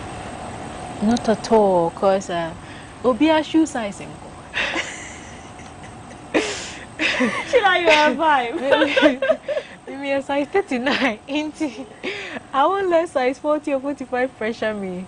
I feel Obian in it. So if my own is to be here, I won't rush or feel pressure that I should be here. And if my own is here, definitely God will take me there. So I don't feel pressured. I rather feel motivated. Like those in your family have done it. Your blood, they are doing this. You can also do it. I feel really motivated. No pressure, just inspiration. Inspiration, great. So a lot of people will say, "Oh, Sheila, the nature post daughter. Sheila, the nature post daughter." Who is Sheila? Tell us about yourself. What you love to do, and what really is your story apart from the nature post daughter. Okay, so Sheila Ade Champong is a normal girl who has passion for music and fashion, and she is pursuing both of them. It's not easy, but then nothing good comes easy anyway. And she's someone who loves to learn. Yeah, but then they're normal. So sometimes maybe if you correct me, I'll be like, but then listen to my point too. I know what you're saying is right, but then you listen. Yeah, and that's a little bit hard to correct. I'm working on that. My little sister will be like, oh, yeah, I'm investing my course because me baking. I'm working on that. I'm human, so I can't have it all positive. And I love singing. I love watching football. Okay. Football. I'm a football fan. I don't have a favorite football team. Yet. I'm a player fan. The local one. I'm a player fan. Local one there. Yes, hearts for you. No, I'm a player fan. If you say, if I spot this fine guy in Hassa, I'm a Hass fan. Okay. If I find this classy guy in Kotoko. So I'm a player fan, but then I love football. I love watching movies, and then I love annoying my little sister, Jackie. no Jackie. There's another one, Ernestina. Yeah. So how many are you in total? Or can I skip that question? You can skip that. Yeah. Okay, great. Fine, great. So now can see you're skipping that. Why would you skip that? Okay. Yeah, I wouldn't be a 9-day wonder. No. Any awards that you are eyeing, international or locally? All of them. I wouldn't mind. Let's say. Okay, let me skip it. Can I cancel for me? Darby, speak into it. Grammy, beat, whatever it is. Even if it's best bedroom singer award, I like it. Best shower singer award, I like it. I am eyeing every award. I hope I build a brand that convinces people to nominate me for those kind of awards. So yeah, the sky is my platform. I'm interested in getting almost every prestigious award out there, including that should be a Semiko Heaven. Well done awards. I want that. You want that? Great, great. Your social media handles. Where can we get your song to listen and all that? I know like that is on YouTube. The one you did with Strongman. Yeah, the video is on YouTube and then Spotify, Apple Music, Audiomack, YouTube Music, all the digital platforms. My songs are available. The video for Like That is out with Strongman. It's on YouTube. Stream, get the numbers up, feel the vibes, and then support your girl. Social media handles? It's Sheila Music on Instagram, TikTok, Facebook, Twitter. Everywhere is Sheila Music. Yeah. Sheila Music. Yeah. It was a pleasure sitting with you, talking with you, and listening to your music. I know that you're going to do well. I wish you the very best. And I just can't wait to say, oh, she said it. I knew she did it. Yeah. And you're going to find your feet once you start with the hard work. Sure. I believe that it's just the starting point. Sure. So thank you very much for coming. Thank you very much for having me. Okay, great. So I did this with Sheila Echampong. She's an Afro-pop and Afrobeat musician, daughter of legendary highlife musician Owanhini Echampong. It was nice doing this with you. We'll be back with the next episode of Talkotainment. Thanks for watching.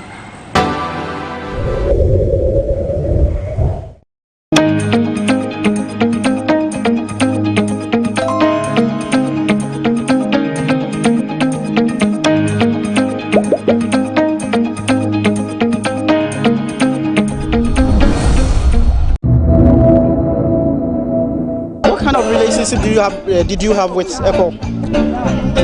Mr. Echo Langston was more like a father and son relationship because that's what we all relate to him. Uncle Echo. And it's just funny how death can just take a turn on someone and the whole scenario changes. I remember the last few days we met was on set and on Inspector Bediako's set, which he is our chief inspector. So the name we usually call him with, Chief K, you understand? And we had something with him that he was always correcting people with their grammar. If you know of Mr. Echo Blanksy, you know of how good English he speaks, you understand? So it's camera for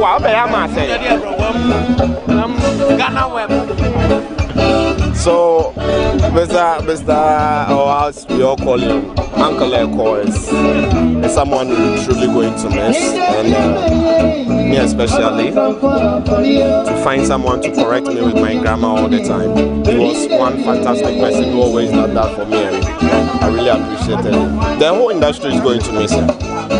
You mentioned the fact that he was playing a significant role in one of the movies that you are currently shooting. That means he's leaving a void, and it's not just going to be a void because Uncle Echo, as you would call him, had his own set of specialty as an actor. Yeah. What was so special about him for you? What was so special about him, especially in terms of his professional delivery? With him relating to his delivery in acting, I don't know what kind of script you give Uncle Echo.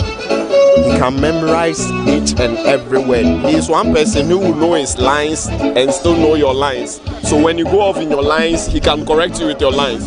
It takes an intellectual person, someone who understands his profession, someone who understands the script. You understand? So each time we get on set, he's someone who is even read through the script and he knows everything in it. So it makes it easier for you to act with him because he's just going to guide you and make it perfect. I've been asking how people learned of his death and how they reacted. For you, how did you learn of his passing and how did you react in the immediate? So now, I mean, I'm still in shock because it was on Inspector Bediako group page that our head director, Mr. Ivan Kwashiga, he broke the news on there. And I'm one person I always want to cross-check with news before I get to give in mine. So I didn't believe for the first day, so the news kept on breaking, and where he worked as well, GhanaWeb also broke the news. That was when I realized his despair is actually true. So it took me by shock. I don't lie to you. It took me by shock because I was following other people's snap and he was on set during that week. So I mean, it's something that's very hard to take in.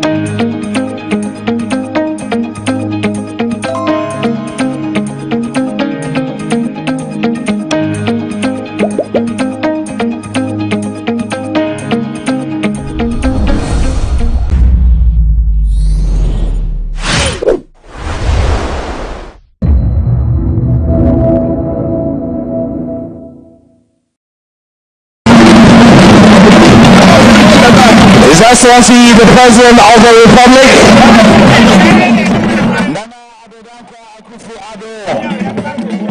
together with the Minister of Food and Agriculture, the Shatta Regional Minister,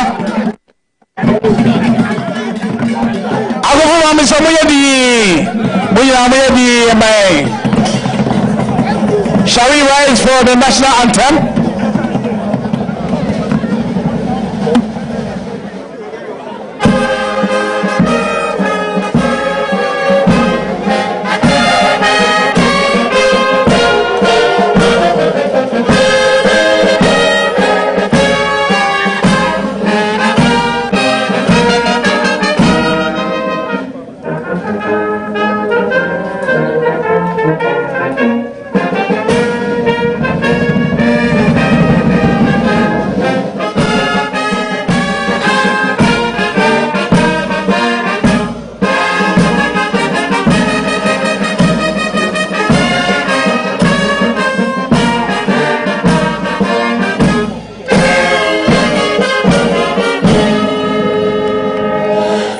Take our seats. Thank you so much.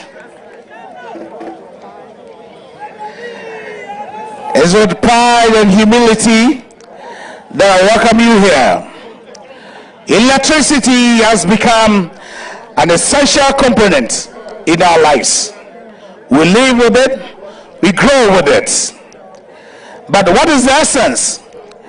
In producing hundreds of megawatts, and it doesn't get to the right people and the right community. Over the years, Gridco has efficiently and effectively fulfilled this function of delivering power to the right people, and the tradition demands will allow the Omaini of Agumaso any nananum enso ebema obampai akwaba niti nana akwanya edako edema se obama wona wodom ebema obampai akwaba ansana jumadi yede ahia so.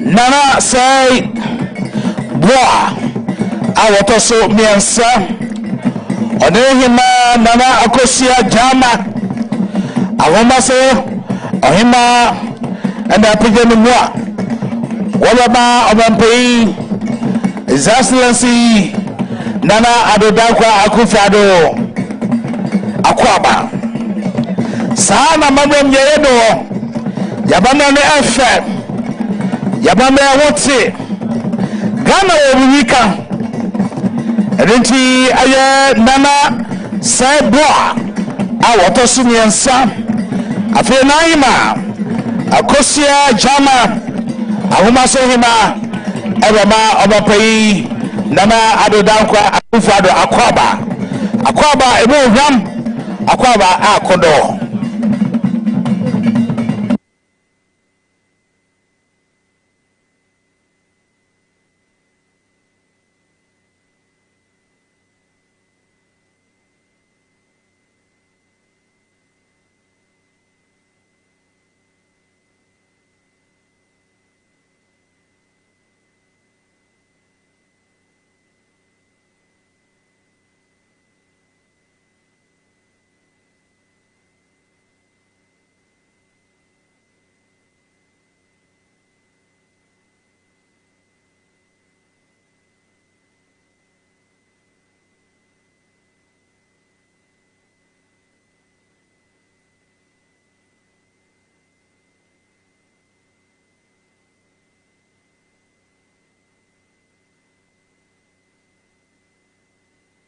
today, the Energy Minister and of course Ashanti Regional Minister do have a responsibility of also being part of the MC. So your full introduction might come from the Ashanti Regional Minister or maybe the Energy Minister. But grant me some latitude to observe and acknowledge the presence of some of your ministers here. And I'll begin with the sector minister, the Minister of Energy, the Honorable Member of Parliament for Manhyia South, Honorable Matthew Opoku Prempeh. And aka Dr. Napo.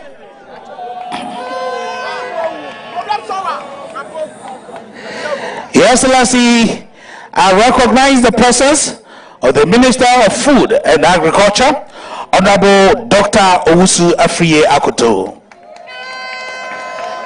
aka Mr. Planting for Food and Jobs. I again recognize the presence of the Minister of Sanitation and Water Resources, Honorable Cecilia Abena Dapa. May you accept our sympathy and condolence. Again, I acknowledge the presence of the Honorable Minister of Roads and Transport, Honorable Ekwesi Amako Atta. Roads and Highways. I was adding more portfolios to yours. Don't worry. And I'm denying somebody's position. Your Excellency, I also recognize the presence of the Minister of Education, the Honorable MP for Busumche, Honorable Dr. Yao Osei Adichum.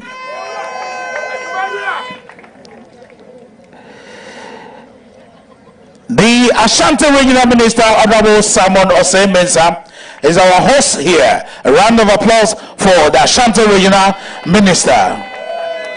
And now he has an oversized responsibility over Bosome Freon. I will not tell you all the details, but you know. Your Excellency, at this time, I'd like to invite Ambassador. Ambassador happens to be a journalist, a writer, and of course a publisher.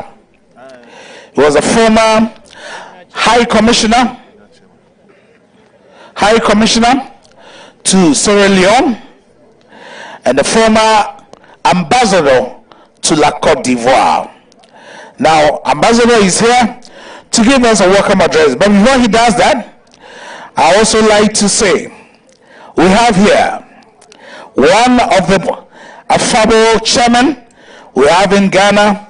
He has demonstrated leadership, and indeed, oh, you know already, so I leave it here. Let's welcome the movement man, aka Chairman One, the MPP Chairman, Chairman Bosiako. Thank you. So, for the welcome address, Your Excellency, I'd like to invite the board chair of GRIDCO, Ambassador Cabral Blay Ame here to give us a welcome address. Put your hands together.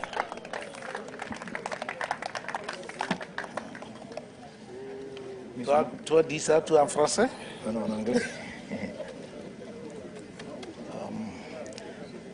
His Excellency Nana Addo Dankwa Akufo-Addo, President of the Republic, the Ashanti Regional Minister, Honorable Simon Osei Mensah, the Sector Minister for Energy, Honorable Dr. Matthew Opoku Prempeh,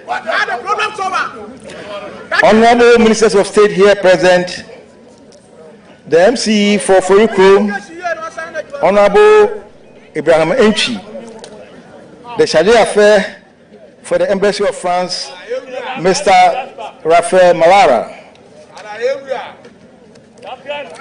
Country Director, Agence Française de Développement, Mr. Christopher Cote, security heads representing the police, military, and fire service, the board, chief executive, and management of GRICO, the Omahin of Angumaso, Nana Osebua, the third, the Queen Mother, Nana Kusua, Giama, Angumase Hima, and all chiefs here present.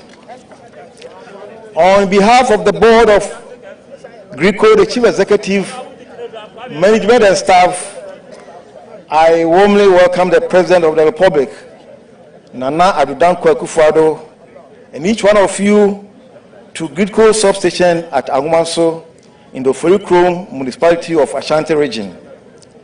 We are indeed grateful and honored to have the President of the Republic commission this all-important strategic 330 kV Kumasi-Bolgatanga transmission line project.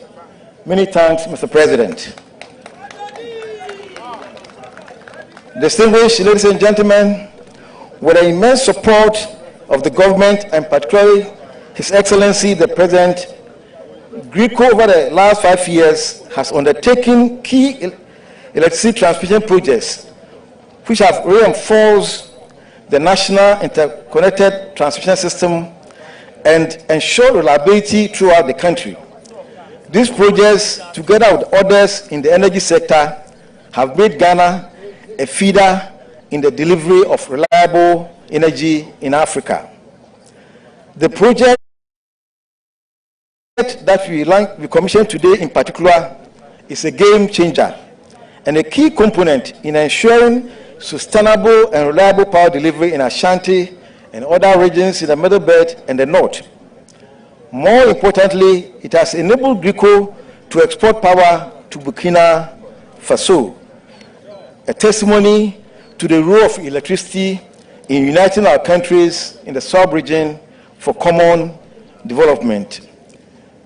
Distinguished ladies and gentlemen, in the cycle of conception, planning and execution of GRICO's infrastructure, such as the 330 kV Kumasi-Bolgatanga transmission project, we often reach critical and defining moments, which we did sometime in 2018. For the last 5 years, thanks for the opportunity afforded me by the President to transit from the world of journalism through diplomacy to the energy sector. I'm in a position to place on record that when we reached that critical crossroad, it took the personal and direct intervention of the President, Nana Adudankwa Akufo-Addo, for us to overcome the challenges that confronted us. That single act, I must emphasize, led to the completion of the project, which we commissioned this evening. Mr. President, we are very grateful for your immense interest and support for the several initiatives GRICO has been undertaking in the last 5 years under your leadership and administration. And here I wish to express our gratitude to our financiers, Agence Française de Développement, for the support that enabled us to complete this project. We wish in the same vein to commend the contractors, Elecno SA of Spain, Eiffage Energies Transport and Distribution, and AG Joint Venture of France, Sino Hydro Corporation Limited of China, KEC International of India, and of course, the engineering consultants in the names of ICOM Canada Limited, WSP Parsons, Brink Kehoff.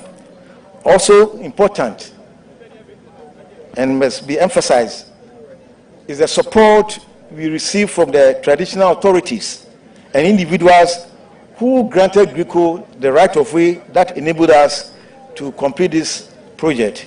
On this occasion, we wish to renew our pledge and commitment to ensure that GRICO fulfills its core mandate of being the core, the backbone to power delivery in this country.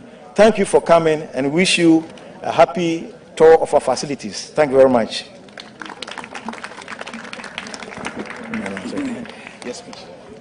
Thank you very much. Another round of applause for the board chair of GRIDCO,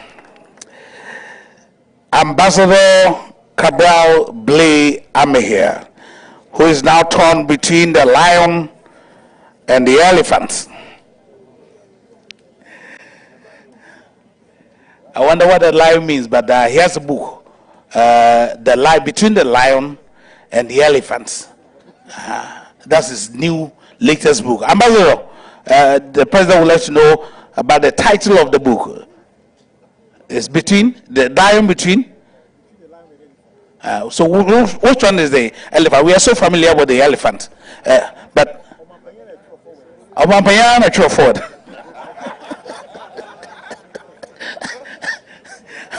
All right, thank you so much, board chair. Your Excellency, let me quickly acknowledge the presence of Dr. Nsia Asari, your Chief Advisor on Health at the Presidency. Thank you very much, Dr. Nsia Asari. And then again, I welcome the Executive Secretary of the Energy Commission, Engineer Oscar Amono Neza, the Executive Secretary of the PURC, Dr. Ishmael Aka, and j'ai profité de cette occasion pour souhaiter la bienvenue à le chargé d'affaires. D'accord. Ah, moi, nous sommes. Oh. Montre-moi ça. Montre-moi. Oh. J'ai profité de cette occasion. J'ai profité de cette occasion pour souhaiter le bienvenue. Let's over here. Chargé d'affaires at the French Embassy, I'd like to invite Monsieur Raphael Malara to give a brief remark here at our Ambassador. Put your hands together for Monsieur Raphael Malara. Merci.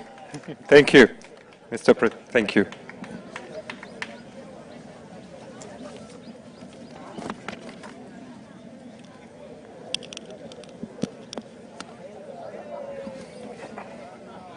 His Excellency, Mr. Nana Addo Dankwa Akufo-Addo, President of the Republic of Ghana, Honorable Minister Matthew Opoku Prempe, Minister of Energy, Ashanti Regional Minister, Honorable Simon Ose Mensah, Ministers of the Republic of Ghana, Deputy Ministers and officials of the Ministry of Energy, His Excellency Ambassador Gabriel Blay Amehir, GRIDCO Board Chairman, dear colleagues, Municipal Chief Executive for Ofori Chrome, Honorable Abraham Entry,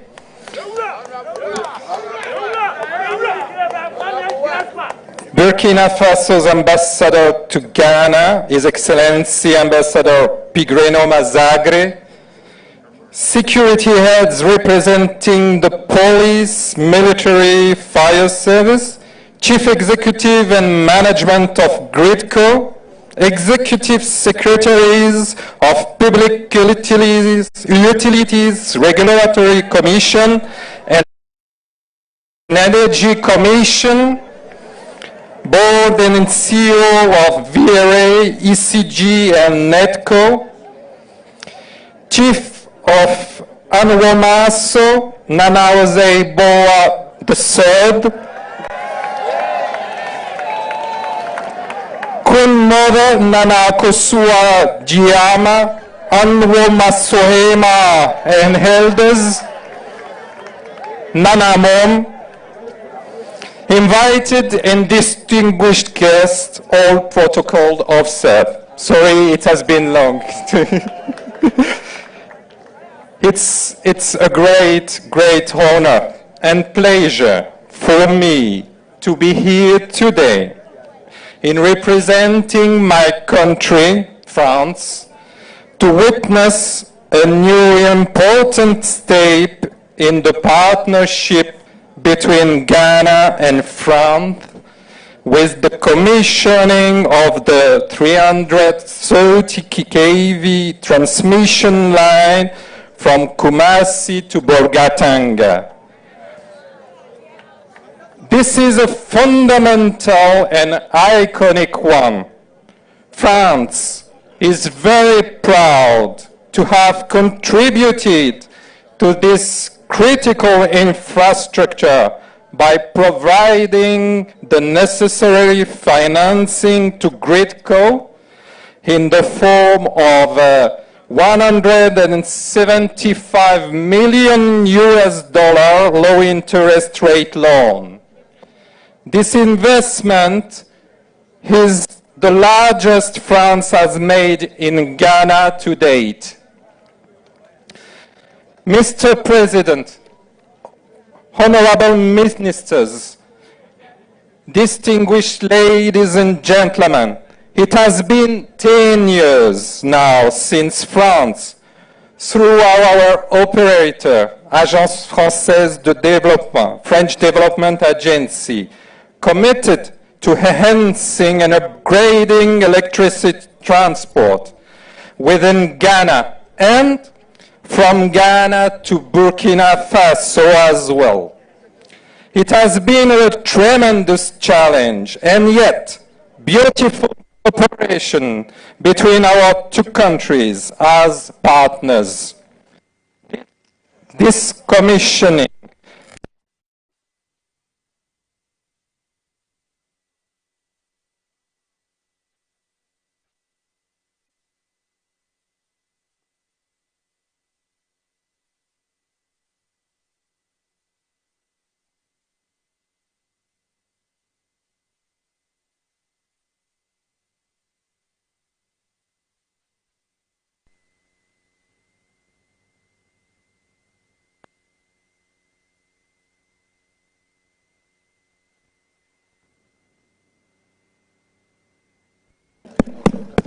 Allô?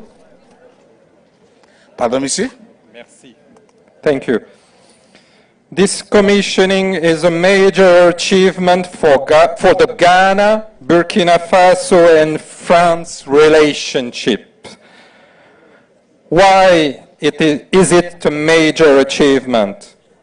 Because, first, the project is already starting to have huge benefits for the Ghanaian people by improving the reliability and efficiency of power transport and distribution up to northern Ghana. France is proud and honored to have been able to participate in strengthening Ghana's infrastructure, which is essential to the well-being of Ghanaians and to the economic development of that country.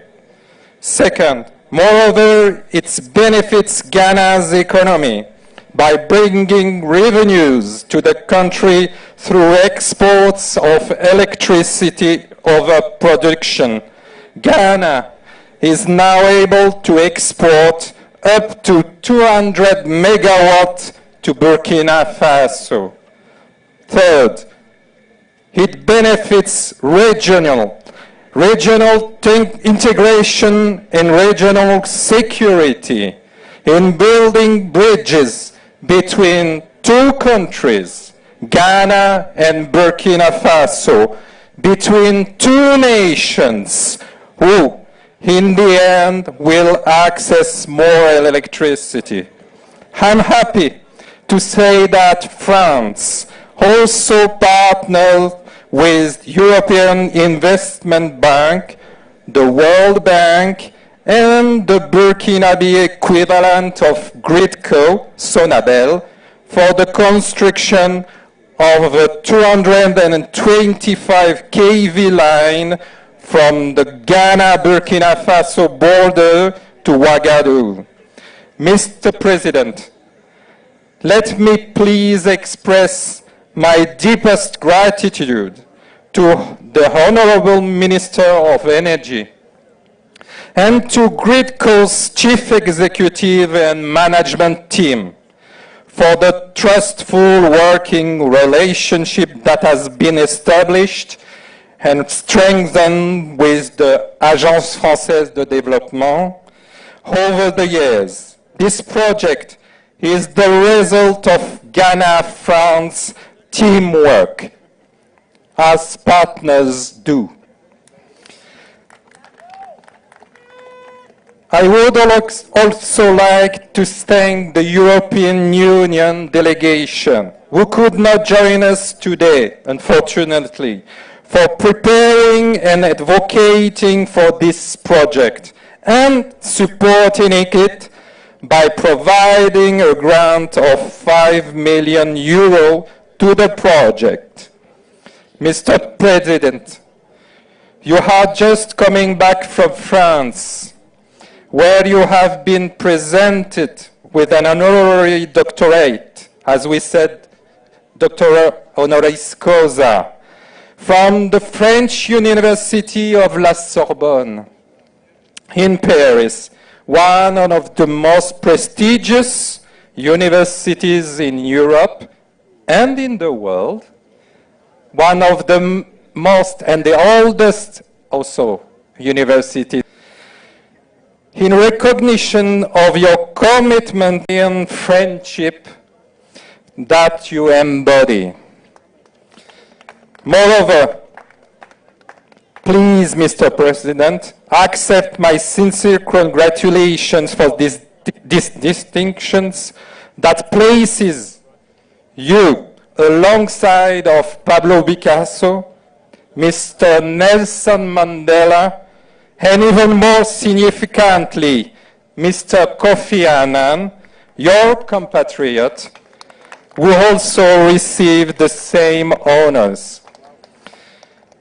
Mr. President, Honorable Minister of Energy, distinguished ladies and gentlemen, as I already mentioned, I do consider that such a project today, by enhancing regional integration and facilitating the provision of basic services, is a contribution to stability and peace in the region. This project is also a reflection of the importance of the energy sector for the partnership between France and Ghana. I am pleased to confirm that France, as part of Team Europe, is still committed to financing and strengthening the Ghanaian energy sector. Let me give you the opportunity to stress 2 points. A 10 million euro European Union grant managed by France has been extended for a transmission line project near Kumasi with Gridco, and it is about to start. Second point, the Team Europe is preparing a program to support NETCO and enhance electricity distribution in the north of Ghana. As you may see and hear, we are together as partners and friends are. To conclude, let me say, Mesdames Ouase, se muto nsafreme, nyame enchiragana.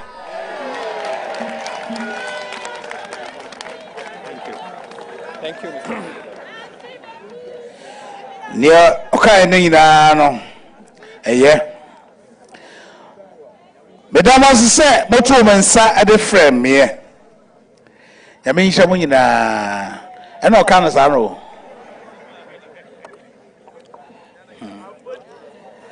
Night is gradually falling.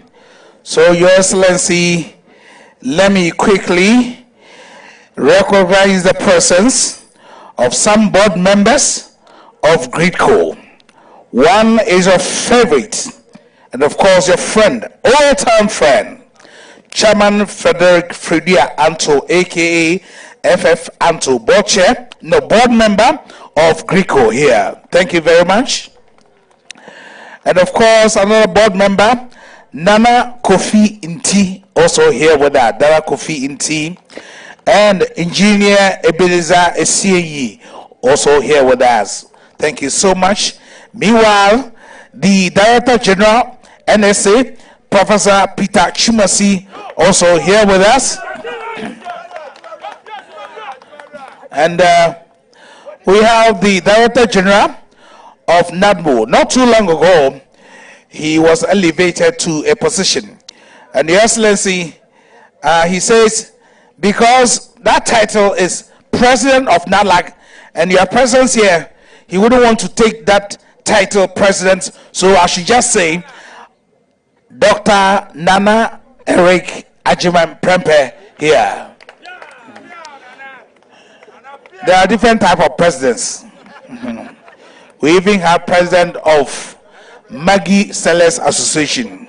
So, and then again, I recognize the presence of the Deputy Minister of Local Government, Honorable Collins Intim. I've just heard that indeed the Mayor of the Kumasi Metropolitan Assembly, Honorable Samuel Pine, also here with us.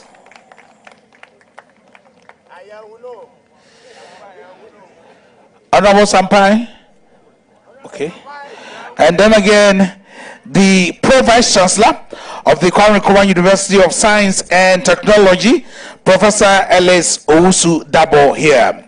It's on this note that I'd like to invite the Honorable Minister of Energy, Dr. Matthew Opoku Prempe, to give us a remark.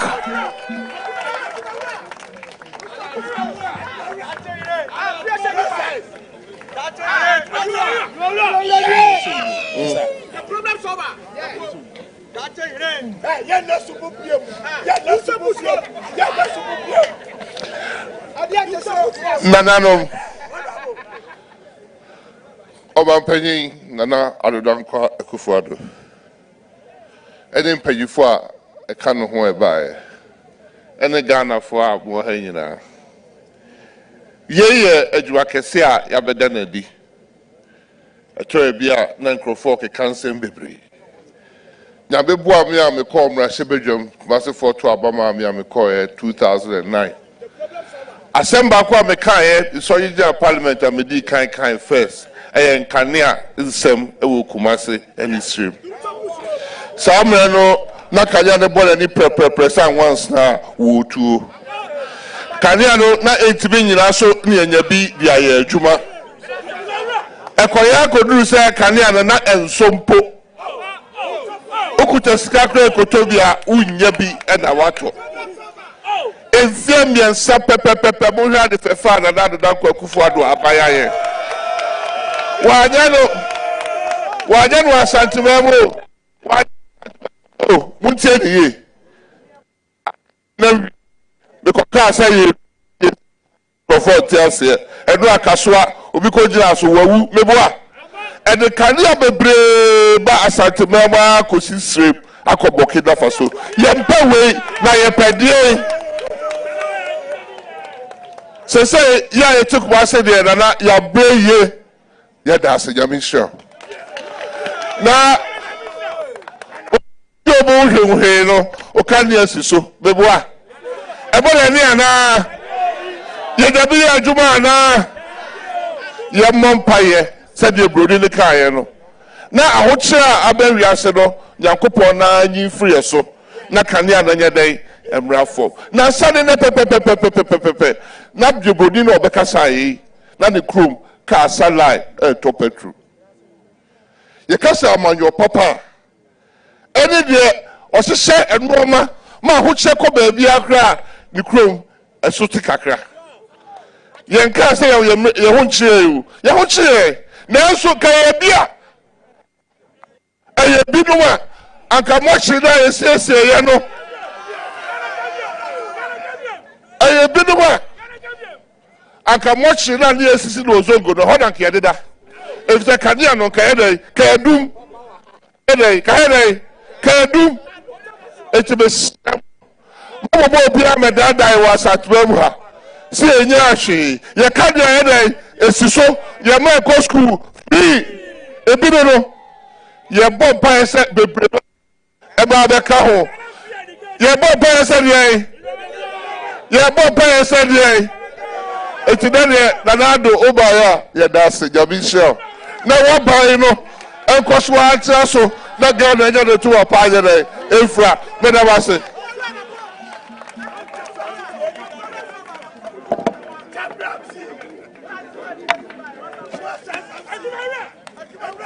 Another round of applause for the Minister of Energy, Dr. Napo. Thank you. Thank you. Thank you. Yeah, that's it. I'm saying, all right. I was a phone at TNS. Near Honorable Kani, as some deba conso as I eba, as antimum NNS. Brenda, where a dear enemy.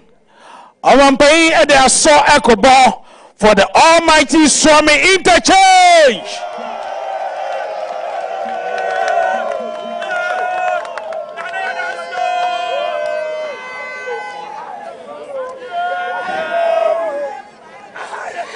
Distinguished ladies and gentlemen,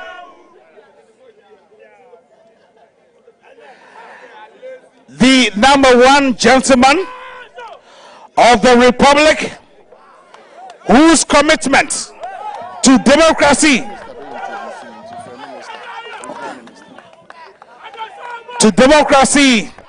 is unquestionable. Now I'd like to invite the Ashanti Regional Minister, Honorable Simon Osei-Mensah, to introduce the President.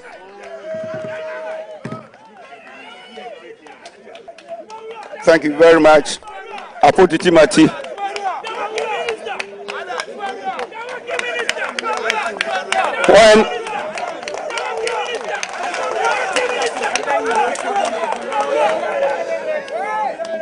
When you are asked to introduce such a wonderful personality, it's a very weighty and difficult task, because I may need not 1 day, not 2 days, maybe a year to do an effective introduction. Senior Minya Kitwami Wafasi, Energy Minister Adia Fachino, and Timumami Kohobi, Senior Beya, Yina Betiasie, Ewo Yukrum Kasem. Penia Mebeda and Dino, a astute lawyer and a politician. Obi awa being Ewo Mrasemu na amanjo semu. De me pena semne se ofini nkoda abremu nyina no wako ako amahiafo odima onibie enunti mohwe ya oye human rights lawyer obi asem kura asabe emfa no hu se we hiani a obi bebu akata no so a no agye asem no na wadi ache no oye onipa ode ahombrase ne abotre asua adwuma no ansa na obetena konwa no so na enam dwuna odwene ahiafo ahunti no enunti enwo se Ghana ni bia koda se wo busuafo biu so mu ni biu ko school no kwa ekopem SHS na santimantem ha omapani ayade bia man a munim se yenyina bekai emre bia etwamu yekofa yare bi ebeto asantiman so near friend captation in the health sector ye ka se e be so ahwe abosumi nsia emfie nsia na de sasantefo kom ne nipa ewuwu pani American bae was asante mantem ada musu be na mabo e de na maye sa captation e de abeso am emfie nsia no mai captation na e de afri ho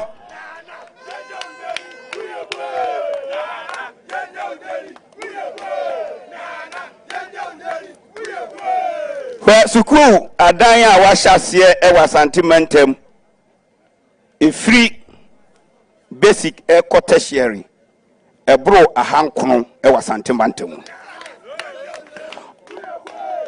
obaye hospitals obeto ye nyina otoaso ene kura samika fe ene yakobie konongo municipal hospital wadi kan ebie ahafo ano north municipal hospital where be bekwai hospital minim sa fia ye besimu no where mie hospital kura no enye nine ana insia ya pom din sam ehia no onu nipa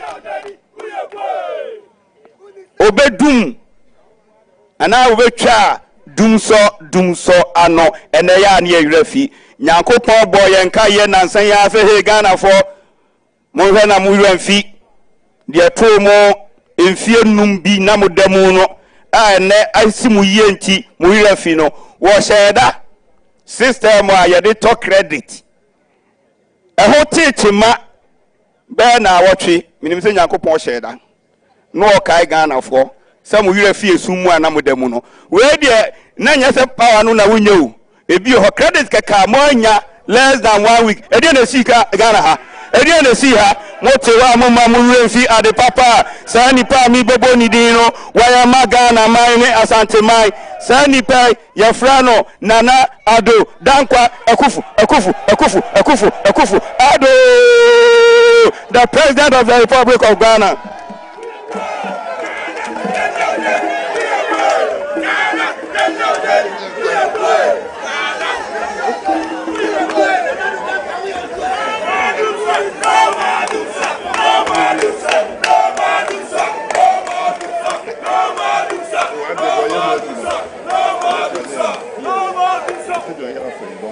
Bishop Bismarck Boache, Ashanti Regional Minister, Minister for Energy and Member of Parliament for Menchia South, Ministers of State, Ambassador Krabra Bleyami here, Board Chairman of Gridco and the executives of Gridco, Nana Oseboa, our Maso Hine, and our Maso Hima, Nana Kushia Jima, Chargé d'Affaires of the French Embassy, and the Country Director of the French Development Agency. Na if you poke one man about it, says, see, now I could treat. There are some kind of tree now, the kind, the same Ministry of Energy Commission, any great co-abasopa, a Jumakese, the answer was I will let you meet number a year and your baby be home. They are me here no longer Juma. Ede, you fat as some phone baby Hawaii. Or bow her none say BB, I moved until no Babestra. When I have modern power, be a modern Sam Emma Britco in the Ministry of Energy. When I have modern power. I know. Ye baby Bomode, I exported 200 kV of power to Burkina Faso. Unyami sawa wane abo modern power magana ni na isika enebo memwa toso mienu France for aban so adomien pa $173 million ɛnyɛ sika ɛda fam aban no abɔmmɔden ɛde afɛm yɛn ɛde sɛ ɛba bɛboa yɛn metumi ayɛ adwuma kɛseɛ sɛ mumama me kwan na me so maka wɔn kasa kakra ma ada wɔn ase wɔyɛ ankasa wɔn kasa no monsieur le chargé je voudrais que vous êtes l'agent pour transmettre à l'État français présidé par mon ami le président de la République Emmanuel Macron comment on est tellement reconnaissant de cette marque d'amitié que cet développement symbolise pour nous. Merci beaucoup. On est très, très, très, très reconnaissants.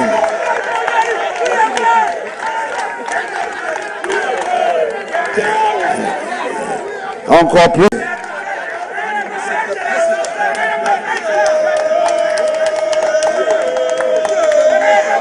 Mais ça, c'est pas bon. Je me moi moba no siano. Je me anye bibi amamo aka na ono ami jejeje.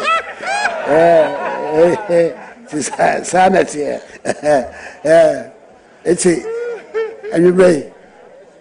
Kakra ba se wa baka na utinkwa. Se Ghana nyina wasase so ene ba ba hwani aye adwuma kese se. Onyagobo ahye da hirawo. One na na hema nyina. Madam Yakubu Samunya Baku. His Excellency,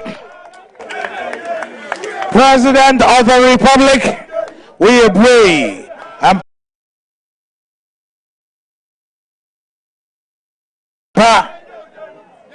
Alampay Badasi.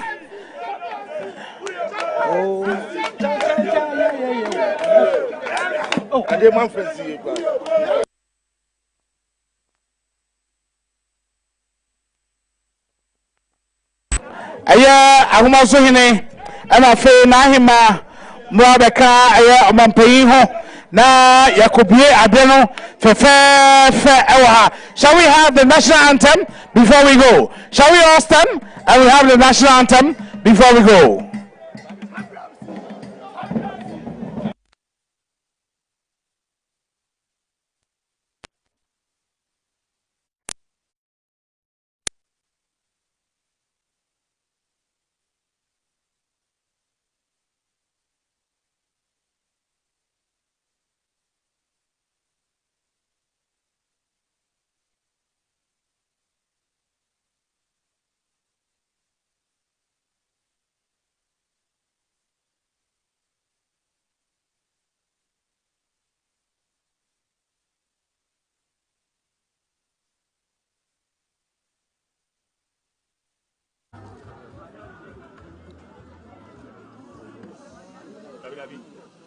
Minister, reflect. It's okay. So come more lights fire. Jeremy, thank you. Sorry.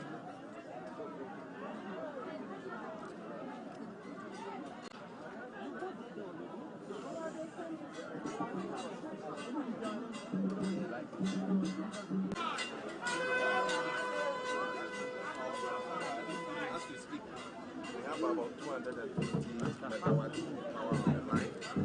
The one that is being told is about 100. Your Excellency.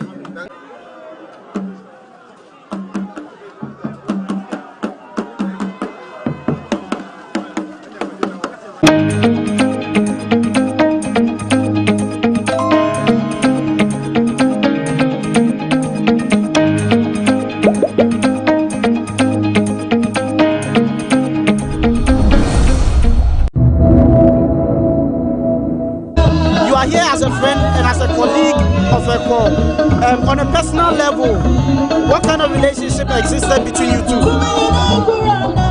Even though we come from different places in Ghana, we were like, we're from one family. I just wrote, this is not how we meet.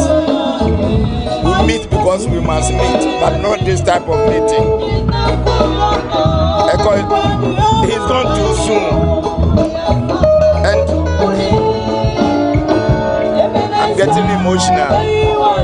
Because whenever we meet, it's about fun and not sorrow. But today here we are. We cannot see each other except remember, the good old days.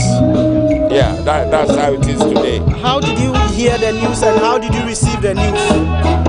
I was woken up by my manager around 4:30 a.m. He asked if Eko was my good friend like I said. I said yes. Why? My manager happens to be a casting director. So I asked if he's got a job for him. He laughed and said Eko was dead. Briefly, momentarily, I couldn't say anything. All I knew was tears were just flowing. Until my manager again said, Uncle Fred, I'm talking to you. Say, yeah, I've got your message. Thank you. And just, so it was, you see, if you know somebody and that person has been ill for some time, you tell yourself, oh, then the Lord has done what he must do.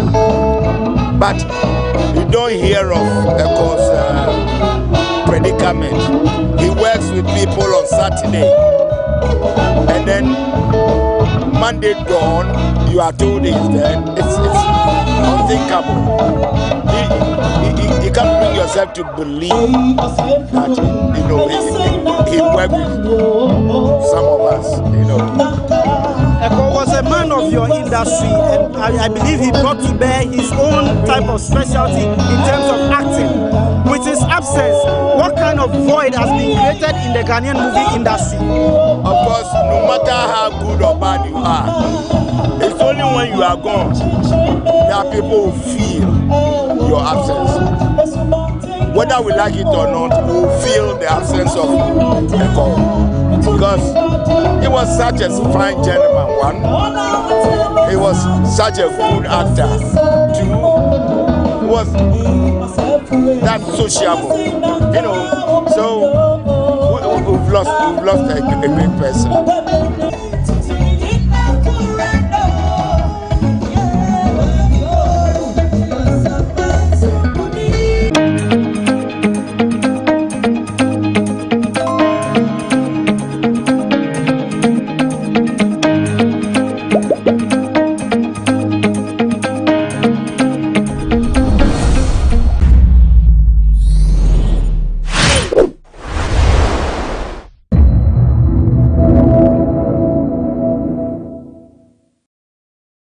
The Zongo of yesterday, we didn't have lots of, graduates, even people with PhD and masters, we didn't have them, but now we have.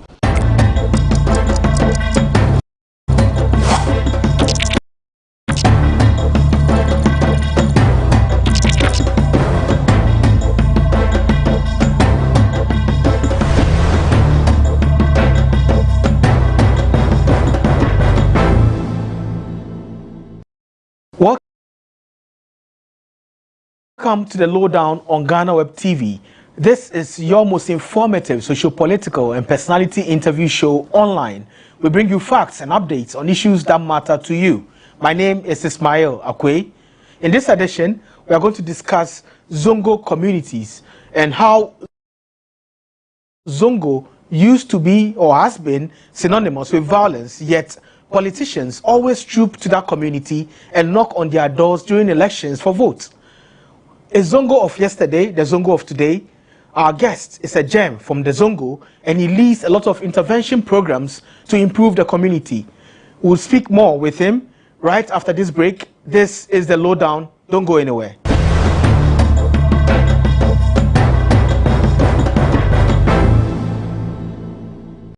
Welcome back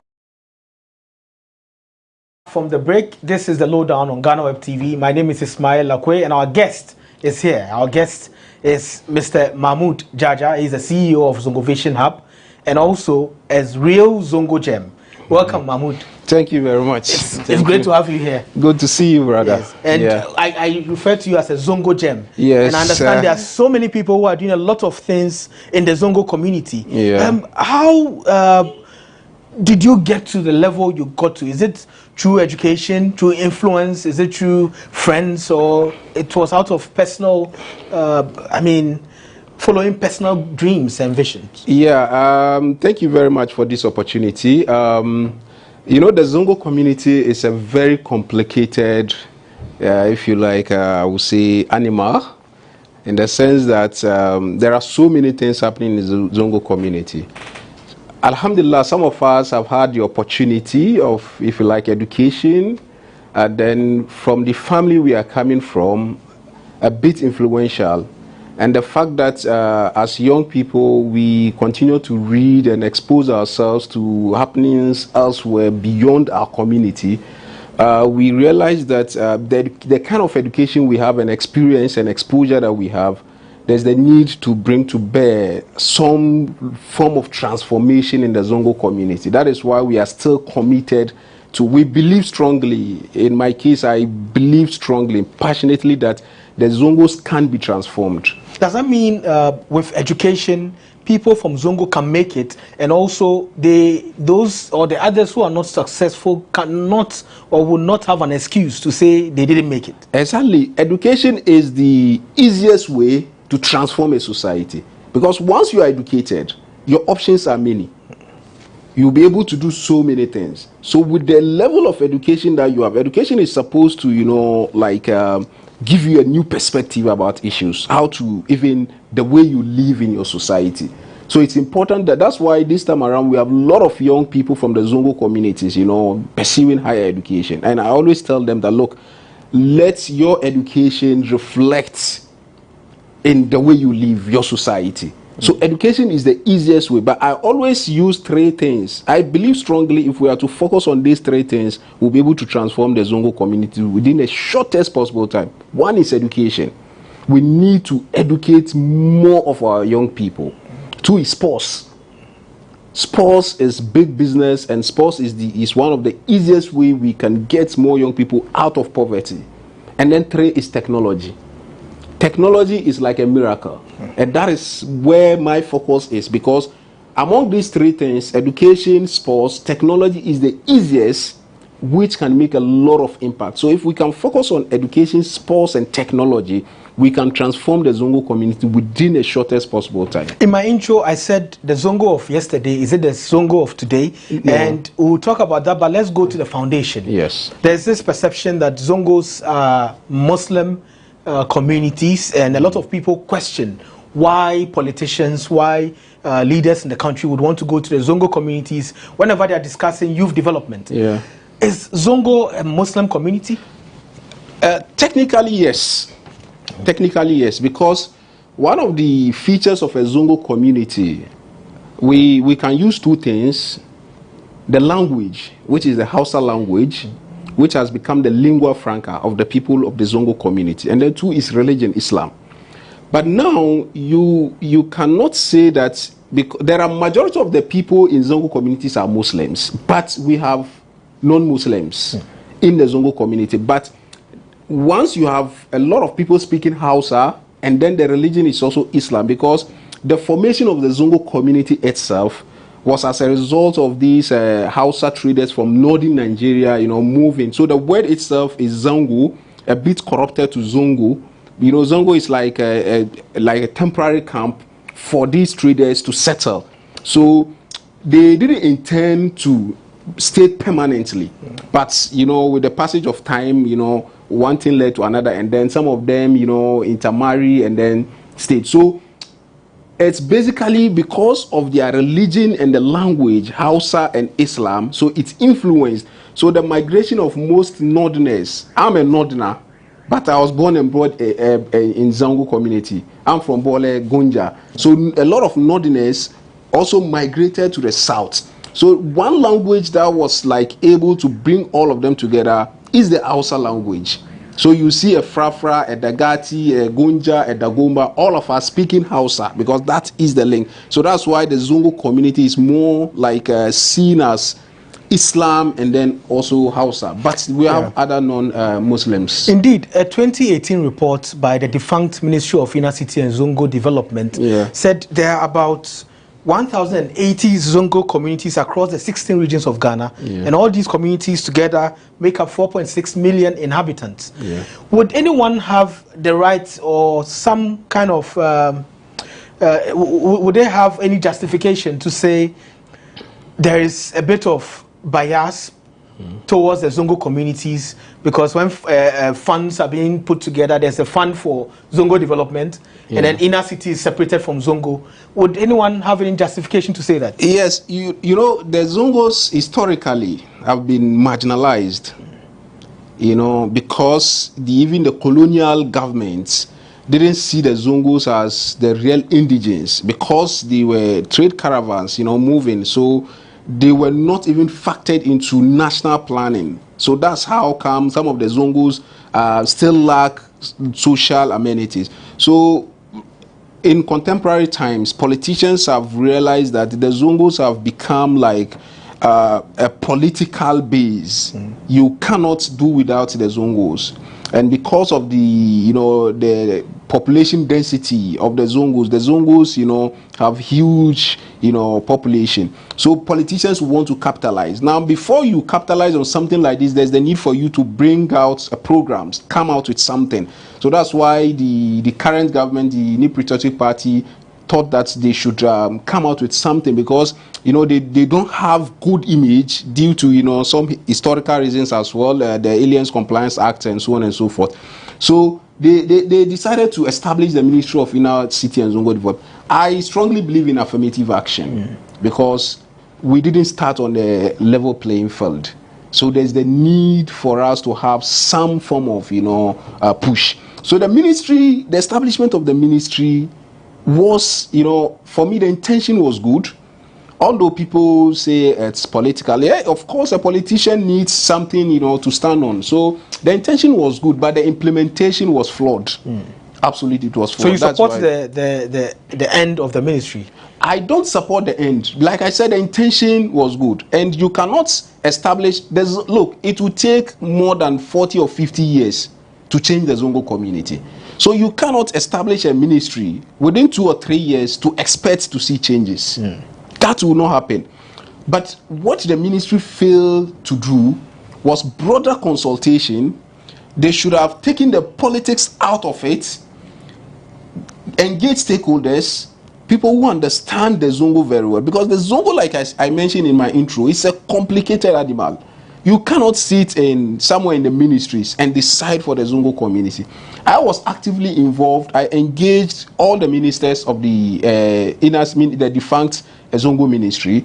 But the way we implemented it was too much political. That's why even the president didn't see the need for it to be continued, because it's lost, you know, its soul at some point. It's important to discuss what you do, and I know you led IYD. You're one of the founders or the founder of it. That's the Initiative for Youth Development. Initiative for Youth Development, but the focus was on the Zongo community. Exactly. So with IYD, I know you realized some challenges from the communities that were real issues that could bring a long-term change in the Zongo development. Can you take us through some of these challenges that you found? IYD, Initiative for Youth Development, like I said, because of my background, I realized that there's the need for us to do something about, especially young people in the Zongo community. So I started IYD.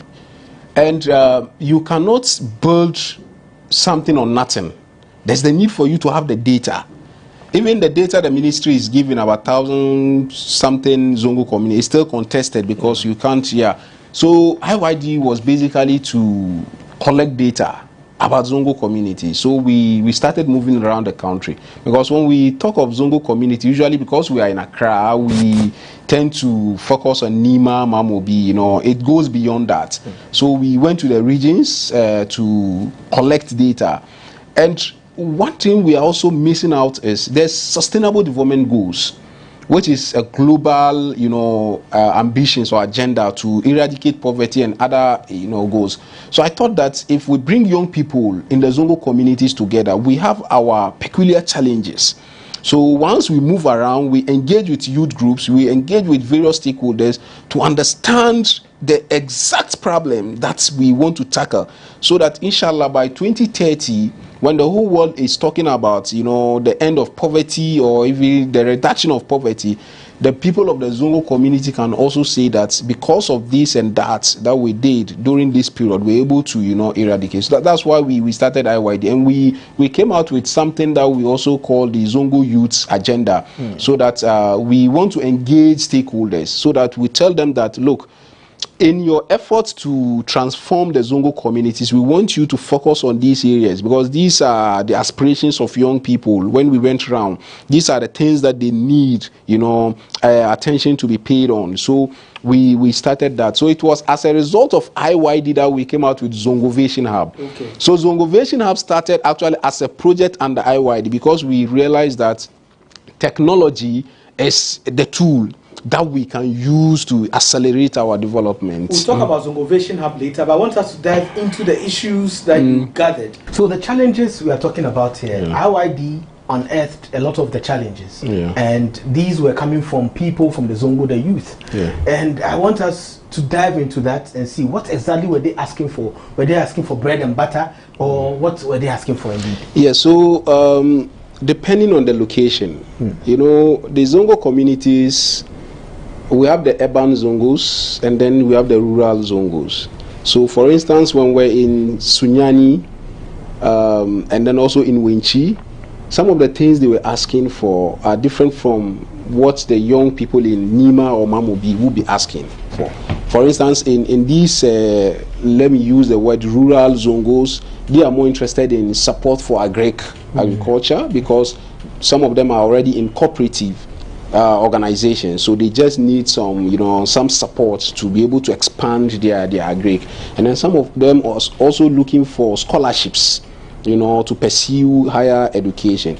But generally we identified education, you know, because we believe that although there's free compulsory universal basic education, to succeed in the 21st century, it goes beyond basic education. You need to acquire higher education, you need skills, and some of these are expensive. So institutions like the Zongo Development Fund can focus their attention on giving scholarships and then supporting young people to pursue higher education in specific areas. So for instance, we are looking at engineering, we are looking at technology, we are looking at medicine. You know, we still need more lawyers in the Zongo communities, you know, doctors, you know. These are the areas that we are looking at. So education and then skills, you know, not everybody can go to the university or the polytechnic. And if you look at the Zongo community, even the genesis of the Zongo community started as a result of trading. So there are a lot of businesses, young people with businesses. They need capital, they need support to be able to expand their businesses. So these are some of the areas that we are looking at: education, skills, you know, acquisition, you know, funding for young entrepreneurs. Especially you look at beyond Accra, the rural Zongos, they need money to, you know, to support their agri. Some of them have started. It's not as if they just need the money to start something new. They've already started. They just need to expand what they are doing. And this will even, you know, create jobs, because they will need more hands to support them to be able to, you know, take their businesses forward. It would be interesting to know what the macho men in the Zongo communities would want. Are they also looking for jobs? Unfortunately, we didn't interact with the macho men, you know, but the macho men already are more or less like they are engaged. We are focused on young people who are coming up, because we believe that the future of the Zongo community depends on what young people are doing now. So our focus is on young people in the Zongo community. We didn't consider the macho men. I'm sure the macho men are engaged by politicians already. They are engaged by politicians. They are bodyguards, unfortunately, and some of them are land guards as well, you know. But we believe that, you know, in changing a society, you don't need everybody. to become change maker. You just need few. So the few change makers can change the rest. So we are focused on people that we think they are still young, that we can still, you know, help transform, you know, their career path. So we are not focusing on the macho men, the langars. We are not. A time will come, their services will not be needed. You know, So we are not focusing on them. Historically, a lot of people in the Zongo communities moved from other places to where they are. Colonialism brought a lot of people who came as servicemen to Accra. Some moved to Kumasi and other places. Even people came from Nigeria to settle in Ghana to form the Zongo communities. Right now, we are having something, I don't want to call it brain drain, but it could be a human flight of a lot of the resources, the human resource in the Zongo communities who are moving to other places in Africa, even other places in Ghana. And I don't know if that is a problem or it is an achievement or a success. I would want you to answer this after this break. This is the lowdown on GhanaWeb TV. My name is Ismail Akwe. We'll be right back after this.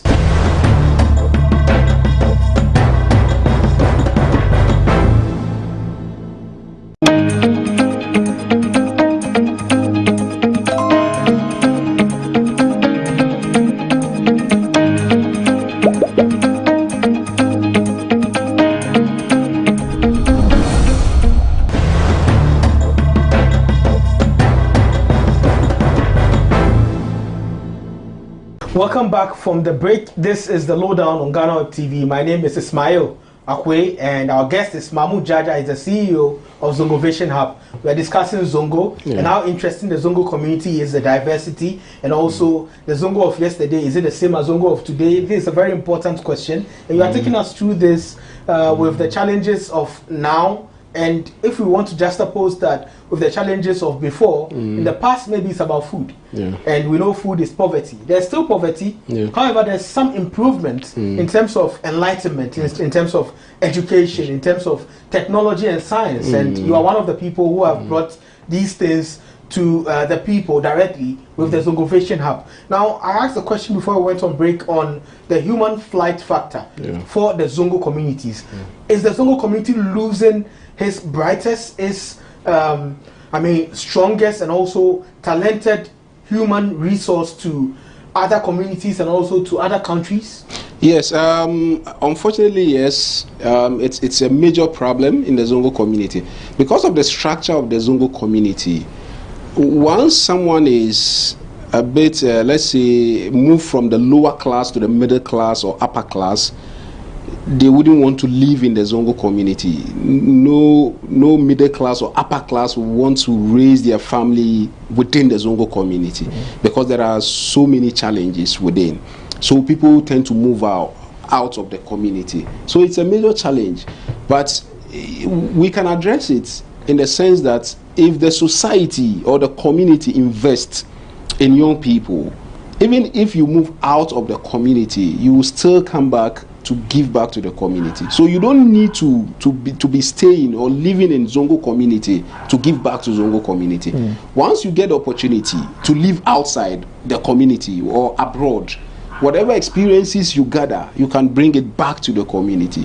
Some of us have had to move at some point, but we still, have our projects and programs in the community.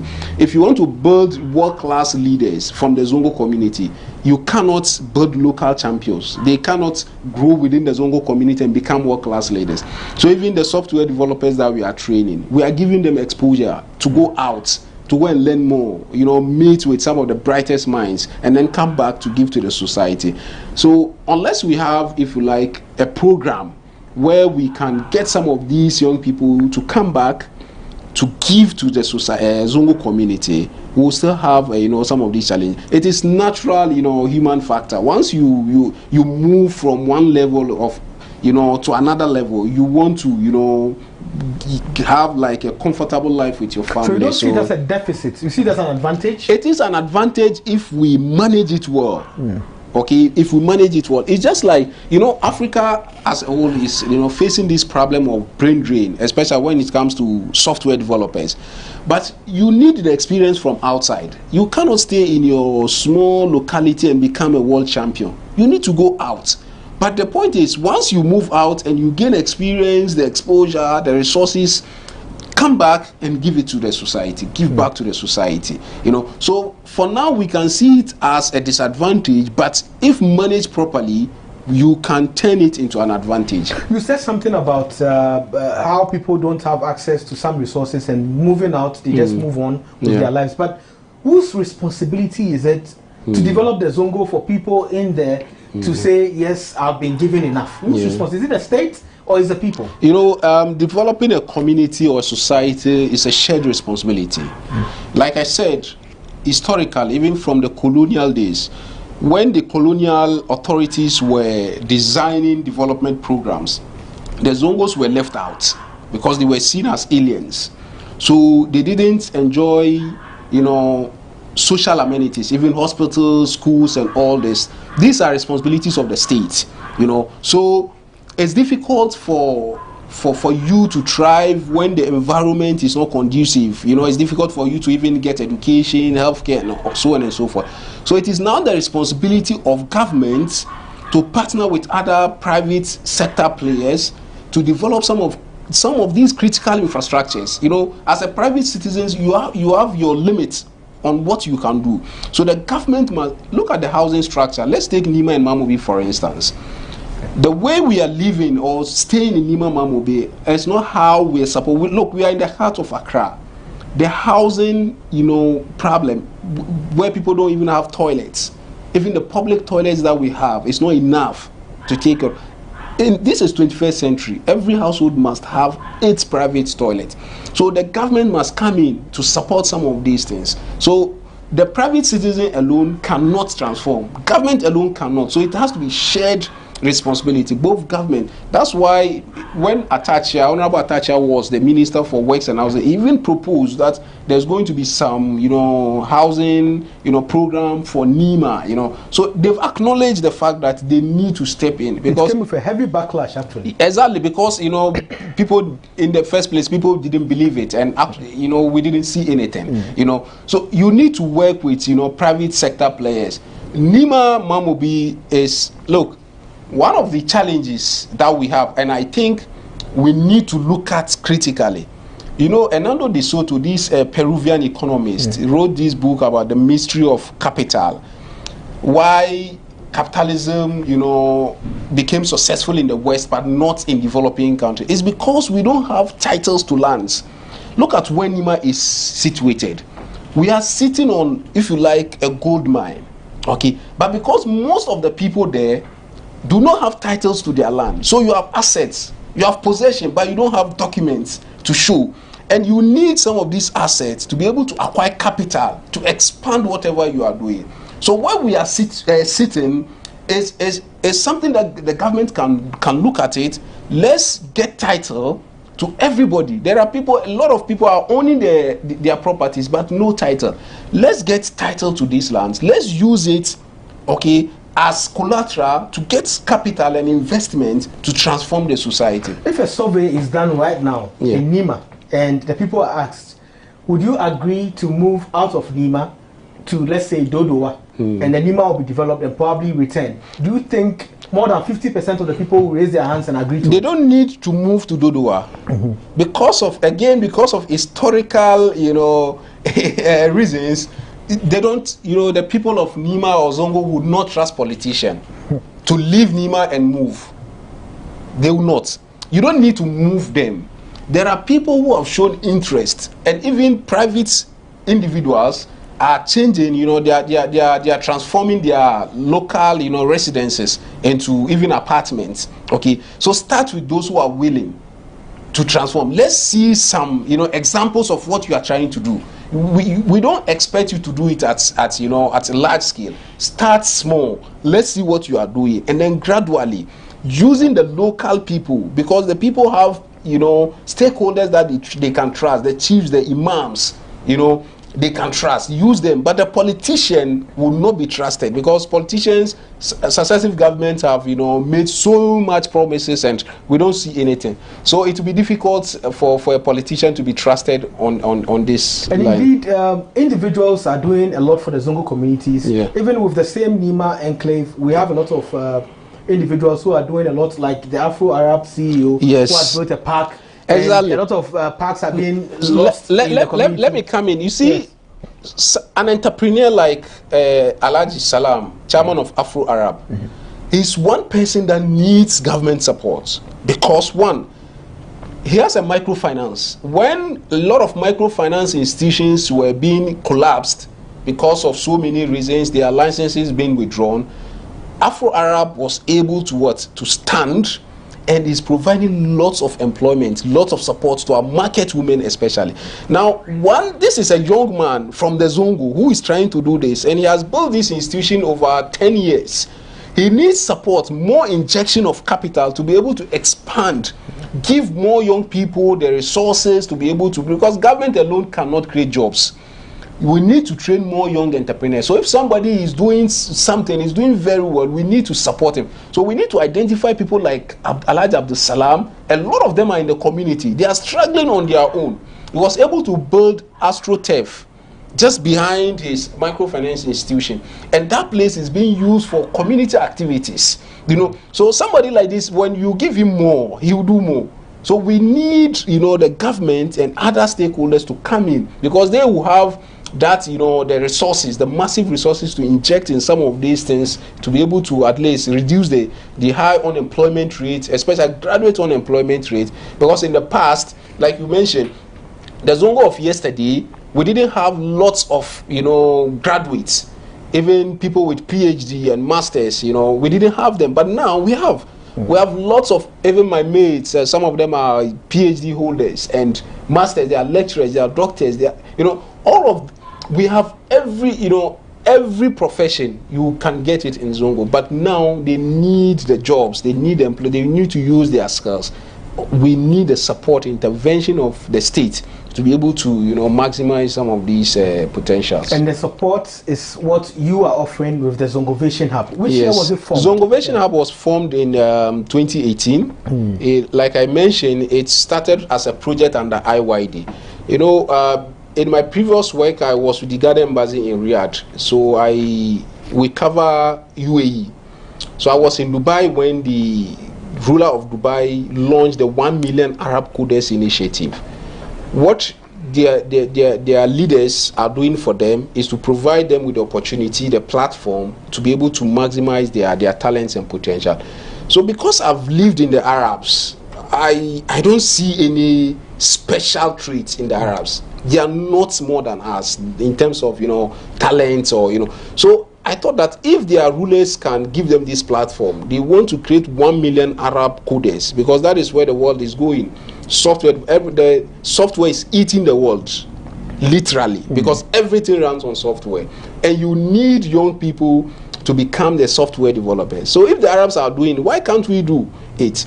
Sakawa started from the Zongo community. In fact, it's a Hausa word, Sakawa. So if these young people who started Sakawa did not have any formal training in this internet, fraud or cyber fraud, if you give them the opportunity, they have their laptop, you create the environment, the ecosystem for them, they'll be able to use that, because software developers are one of the highest, paid, professionals in the world. And with software development, you are not restricted to your local community. You can work globally. Whatever a software developer in Silicon Valley, California is doing, if you are in Nima or Mamobi with your laptop and internet, you can as well do it. So we started Zongovation Hub. Our focus is that, look, for you to become competitive, you need competitive advantage. You cannot be competitive if there's any competitive advantage. So we want technology to become our competitive advantage. When you want to become a lawyer, it can take you 4 years, 6 years, or doctor 6 years, 7 years. But if you want to become a software developer, with dedication and commitment and hard work, within 3 months you can start doing something. You can start building websites or mobile application.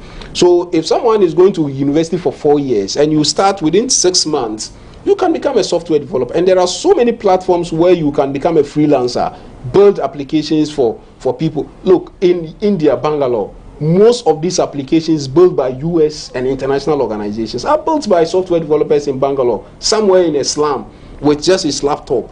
We can do that in the Zongo community. Young people don't have the resources to buy laptops or data, internet, you know. That's why Zongovation Hub, we created the space for them. Come to Zongovation Hub, you want to become a software developer. We have the platform, we have the internet, we have the laptops for you to be able to, you know, realize your dream. That's why we have the Zongo Coders program. We believe that strongly, and we are pushing by 2030, the Zongo should be able to produce more software developers than any parts of the country. Are you really from the Zongo? Yes. Well, this is very interesting because if you are from the Zongo and you can do this and you have all this vision and you are putting it into practice, everybody else can do things. Exactly. That is the point. You see, technology has made almost everybody equal. It has democratized success. If you look, a Zongo person can become mention any profession, a doctor, a lawyer, anything. They need the platform. You know, they need a platform because the challenges of the Zongo community, there are people that we provide food, transportation, because even for the person to leave their house to come for, you know, training, you know, you need to support them. That is why we engage with stakeholders. We will raise the resources and make sure that we make it available to them. We tell them every day that, look, you can do it. And that's why we want those who have become successful from the Zongo community to keep coming back. Let's see. Look, you were from the Zongo. You were born and bred from the Zongo. If you're able to do this, then your brother or sister can as well do it. Is the plan working? That so far it's working. It's working. We'll talk about some of your successes right after this break. This is a lowdown on GhanaWeb TV. We'll be right back.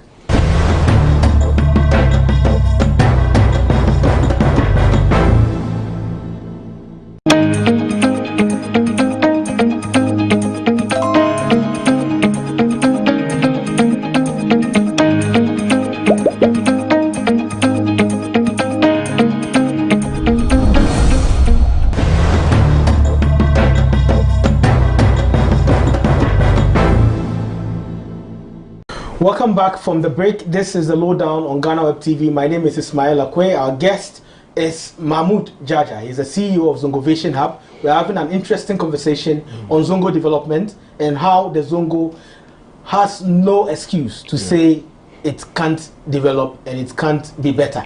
So you are helping the Zongo to be better with Zongovation Hub. We're talking about what you're doing with the Zongo Coders program and also other programs that you're working on. How successful is it since 2018 when you started? Yeah, so like I mentioned before the break, so far so good. It's not working the way we expected it to work because it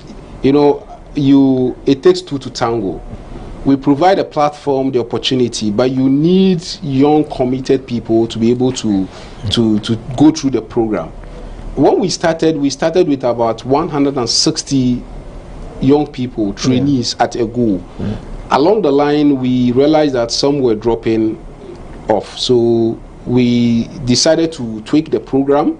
So now we have full-time programmers that if you know that this is what you want to do in life, then you are going to dedicate yourself for 6 months to go through the program. And since we started, we're able to get young programmers. We are also in partnership with the Ghana Tech Lab through the Base Innovation Program sponsored by the MasterCard Foundation and the World Bank. So we're able to train young people in software development, which is mobile app development, website development, and then recently we did data science and analytics program. Some of them are working in other software development companies. Some of them are freelancers. Currently, we are putting together the Zongo Developers Forum. The Zongo Developer Forum is bringing all developers from the Zongo community together on the same platform. We want to create something like Andela.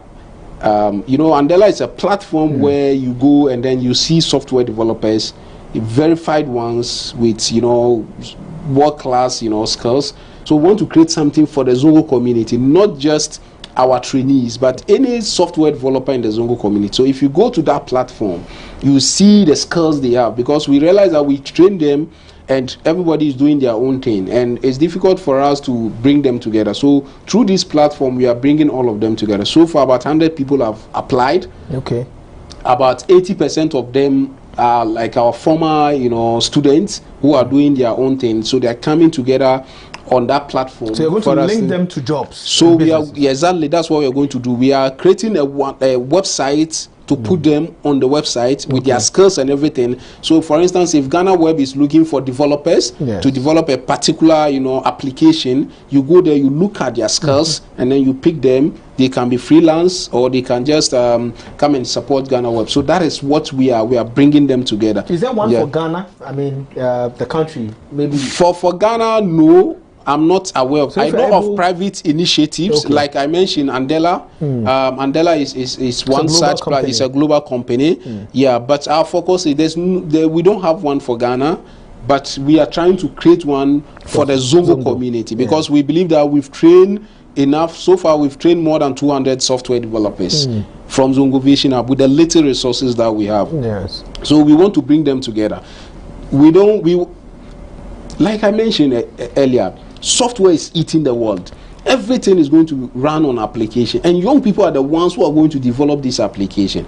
Look, there's a Google report, Google and McKinsey, I think, came out with this Africa Developer Report, that the entire Africa, we have about 700,000 software developers.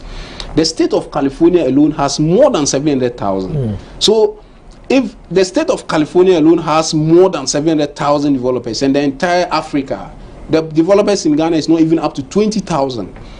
Kenya, Nigeria, Egypt, South Africa are the leading countries with software developers. And there's the need for us to develop, because the African digital economy is going to be massive, and software developers are the ones who are going to turn this economy around. So that's why we are thinking ahead. We make sure that, look, let's create an advantage in this area. Once we've started training these young people, let's create a platform for them, not just in Ghana, across Africa or across the world. If anyone is looking for software developers in Africa, you go to the platform, you see our young people who have the skills. Because if somebody can build application through, let's say, Python, computer programming, or JavaScript, if you go there, you see their skills. When it comes to software development, it's not about your certificate. Yes. What have you built with your skills and knowledge? So you don't take people in based on their certificates? Not at all. If you can read and write, if you can, because young kids as young as 5-6 years are learning programming. Even in Kenya now, programming is part of the curriculum. Okay, so we don't need any certification. Once you can read and write, you can learn to become a programmer. You can start from HTML, CSS, JavaScript, move. If you want to build powerful applications with Python programming languages, you can move. And data science. Now, almost everything is also being moved by data science, machine learning, artificial intelligence. How are we preparing the next generation of leaders in this space? That is our focus. Artificial intelligence? Yes, we just finished data science and analytics program with the Ghana Tech Lab. They are going through incubation. We are teaching them, because these are the technology of the future. You know, facial recognition, all this security, you know, that is, we are establishing that lab where young people can have that full package of technology. I'm sure those listening would be wondering, maybe they are not from Zongo. Can they also come on? You don't have to show. Is there any card you ask for to show that the person is really from Zongo? So for us, the definition of Zongo by Zongo Vision Hub is anybody who is disadvantaged. Okay. Whether Muslim or Christian, once you are disadvantaged, you are not from the East Lagons, you are not from the cantonments, where they have resources to be able to go through some of these programs, because it's expensive to become a data scientist or a machine learning engineer. But if you are from a disadvantaged society, because the Zongo belongs to anybody who lives in the Zongo, you can walk in. I can say about 50% of our students are non-Muslims. You know, it's open to any disadvantaged person. And it's free. And it's free. Because we don't want you to have an excuse. Because when you start to take money, these people are from, you know, deprived backgrounds. So how do you expect them to get the money to pay for a 6-month program? And like I mentioned, there are people that we feed. There are people that are coming from far places that we have to provide, you know, transportation, you know. So what we do is we engage with stakeholders, you know, the government, the private sector, raise the resources, the funding to support these young people. You don't need a laptop. You don't need to pay. We have our we have our ICT lab fully equipped with computers. We have laptops. Recently, we're giving laptops by Ghana Tech Lab through the partnership that we have with them, and even the Ministry of Telecommunication and Digitalization through the Ghana Fund for Digital, information technology. They provided us with some computers. So we are still, getting support, because for individual in the Zongo community, it may be difficult for you to even acquire a laptop. In the first place, people would not even, some of them, it's difficult for them because of the lack of credibility, But as an institution, we're able to get these resources, bring it. We have our place. Everything is free. You have internet, you have computers, you have everything. Where can we find the Zongovation Hub? Zongovation Hub is near the National Mosque at Kanda. We share the same building with the Community Youth Cultural Center. So those who are familiar with 37 Military Hospital, just behind the hospital, there's this basketball court. That's where Zongovation Hub is. So they can just walk in and then you show them the programs. So usually what we do is we advertise our programs. Currently we are running the Zongo Coders program. They are about to finish. So it means we are coming out with a new program, especially for secondary school leavers. They are going to be in the house. So we are coming out with a program to engage them. And then we're also doing an incubation program for data science and analytics program. We also have the Zongo Shark Tank, because we realize that not everybody can become a technology entrepreneur or professional. There are people with ideas that they want to start their own businesses. So Zongo Shark Tank, you come and pitch your ideas in front of judges, panel of judges, and then if you are fortunate enough to answer their questions and you are selected, we give you 10,000 Ghana cedis grants, free money, to implement your ideas. That is one of the things we need to do to build the ecosystem. We need to give young people free money in quotes to test their ideas, because the likes of Silicon Valley and London, this is how they started, with this support from venture capitals. So that's what Zongo Shark Tank is doing. And we also give you technical support, because you need accounting support, you need legal support to be able to run some of these businesses. So currently these are the programs we are running. So the other issue is, how do you follow these people who have graduated from your programs to see if indeed they are practicing what they've been taught, or they are just at home? So that is why we recently launched the Zongo Data Lab project. We have an in-house data scientist at Zongovation Hub. The Zongo Data Lab is collecting data about Zongo communities. We want everything, because we are data driven. Everybody that passes through the organization will have data on the person, and will know what the person is doing. When we started, because we didn't have a data scientist, we were able to miss some of these things. But since last year, we started collecting data. So once you come into our space, it's going to be a long-term partnership, because we want to see you succeed, and we want to create a platform, because we also have opportunities from companies that are looking for young people to do internship. So once you are within that Zongovation Hub network, we'll be able to link you up. So we monitor their progress. If they have challenges, they come to us. The space is open for every young person. Besides Accra, is Zongovation Hub anywhere else in Ghana? Unfortunately, for now, we are based in Accra, but the target is all national, all Zongos. But our space is only in Accra. We are thinking of getting a new space in Kumasi very soon, but it all boils down to resources. Once we are able to, yes, exactly. Once we get the resources, we'll be able to.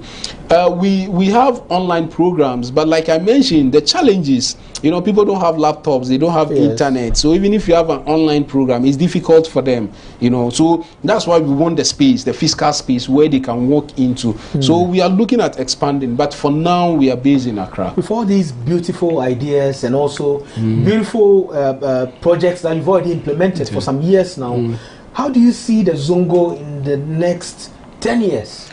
So in the next 10 years, or we can even break it down to next 8 years, which is by 2030, the end of the Sustainable Development Goals, we want to see a lot of improvement. On our part, we want to focus on human resource.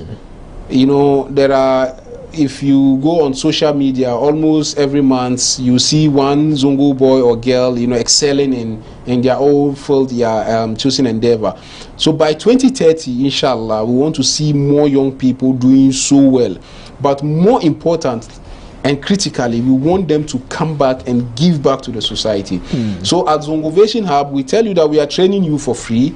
We want you to go out there to succeed. But when you succeed, come back and give back to the society. Either it can be through Zongovation Hub or it can be through other means, because Zongovation Hub alone cannot solve all our problems. We need so many organizations to be able to help solve. So we want, by 2030, inshallah, we want to see a lot of young people doing so well. But more importantly, we want the Zongo communities to become the tech hub of Africa, where if you are looking for somebody to develop your app or your website or build any software system, you look to the Zongos. Because over the years the image has not been good. We want that to change. There's always that ripple effect where when you train one person from a poor family, if the person becomes successful, the rest of the generation benefits. Because the person now has an insight into what works and what doesn't work, how to get out of poverty. And then he feeds a lot more. The light you see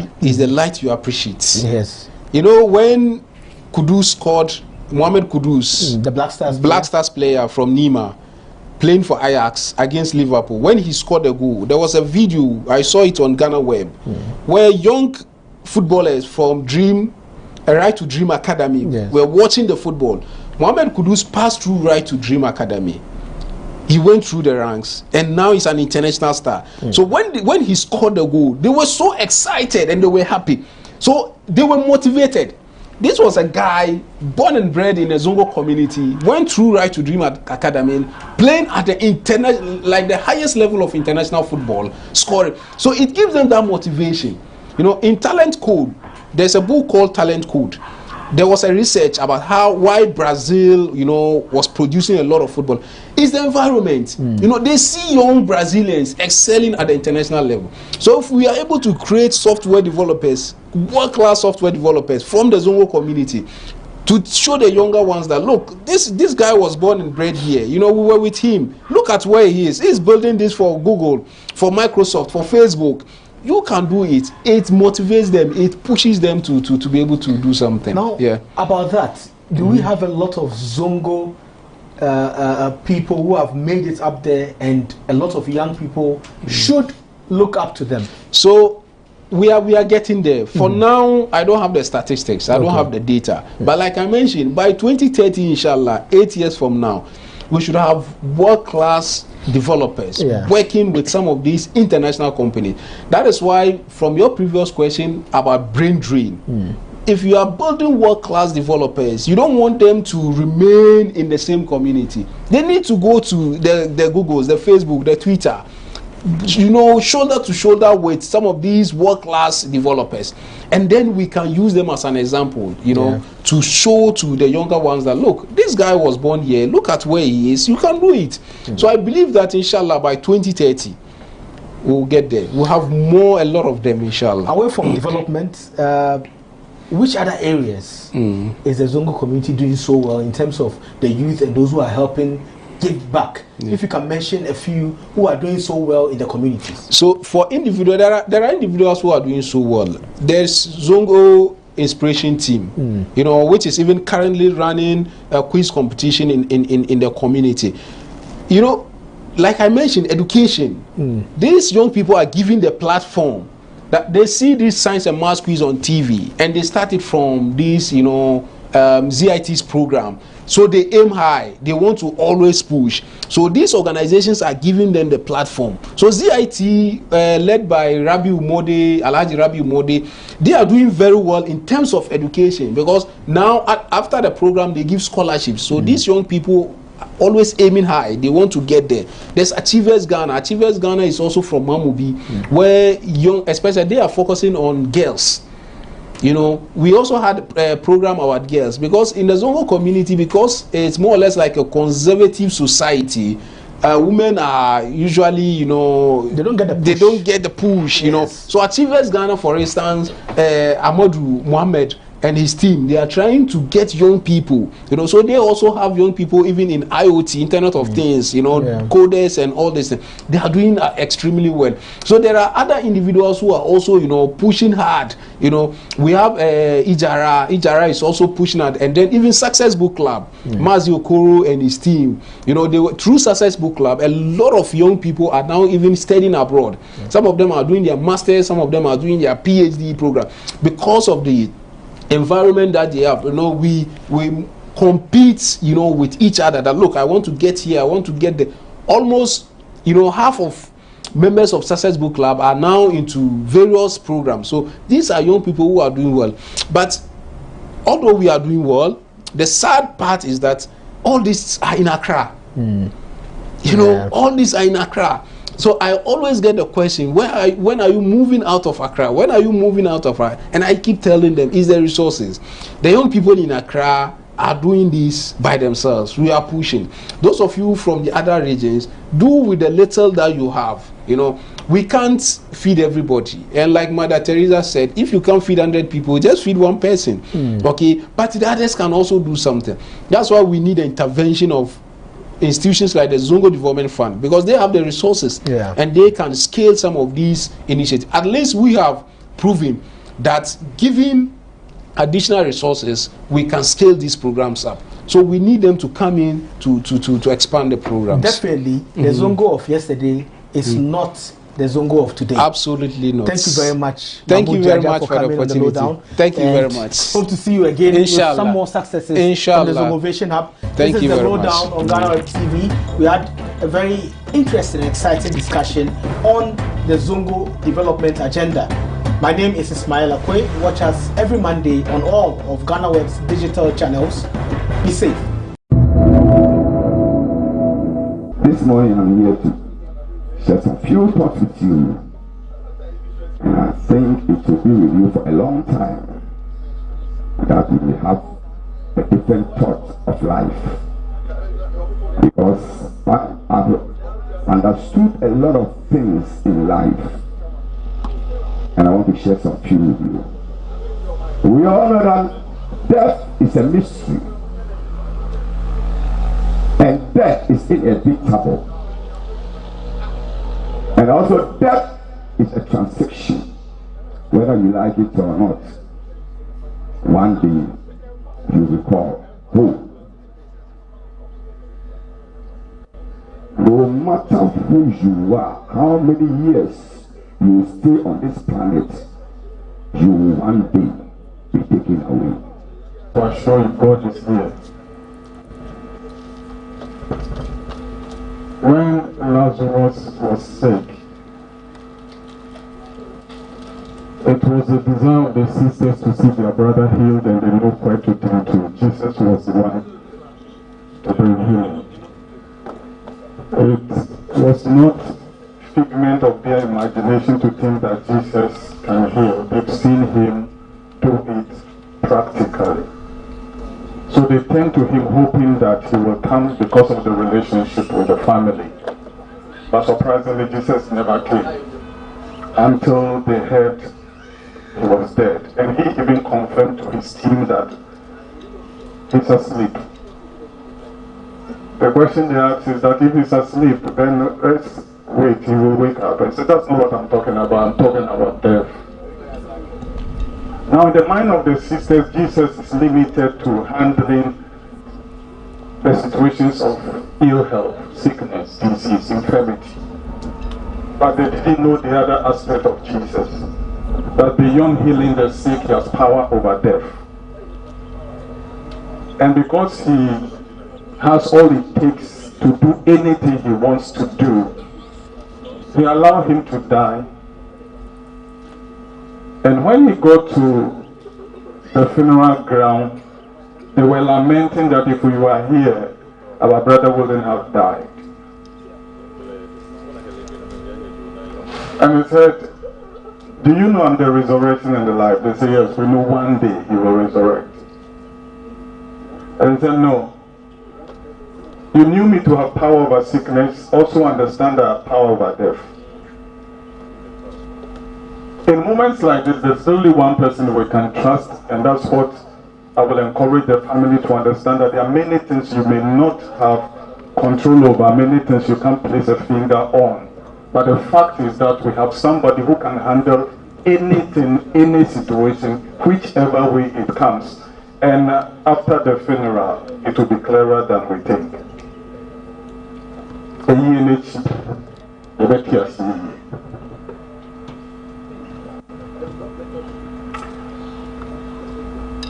Before I pray, I want to encourage and assure Tina. There's not everything she can understand about life, but there's one person called God, the living one, who has power and control over every situation. It will be better understood by and by. December was summoned. Later, auto the dress here and the dress son. Dress here, not in the shin baby. Now, while they are here, now I'm on a crab here. Insino, dress here, the dress son. 16th and 17th December. Now, I am a pair. You will cry here in the shin. Amen. Yes, the men that question, then I said, Chiado. Now, I yet be fine. Amen. Eyo, auto baby, aye, emba ebusia, waka sandi bibia, wo baby, aha, niye. Haso ne baby bia mandre dinade, yazako, ya yifi no over here that. So ya menepea, memende de no kwaso di ma, e baba ba chance wa ha mo. Yewie so a kweside nso ya kwaso le ba here na ba betra. What they are saying is that on the 17th, the burial service will be held at Full Gospel Church International, the headquarters branch, behind Obono FM. The burial will be done at Committee 9 Cemetery. On Sunday, the Thanksgiving will also be done at Full Gospel Church International. Yen papa ankasa actually nyentia yen shefta e woni yase na asema o ka kire yen say Nyamia na dom na so frɛ no eba homegye mu a ye make sure say obi abɛhye fitaa ewo ehie na say eno nti on the 17th of December 2022 ntoma yi na ye de bɛyɛ ehie no na ntoma no ne den ye de say ane me pacho say efe na wo ba ntoma no anie me pacho ntoma ne den waye bi humi wo ewrade mo waye bi humi wo ewrade mo. We na ye be she edia ye eyie no. Is it Akko Blanks now, drama director, or is there any other Akko Blanks that we are not aware of? Now we are way past the month of April, so it will be mindless and insensitive to pull off a joke of sorts. So maybe it's some media stunt or some confusion. We just couldn't come to the fact of losing you. We tried to comprehend again and again and again, hoping that this wasn't true. It all felt like a bad dream or drama, and we were waiting to awake from it because we couldn't reach out to call you when you have always been reachable.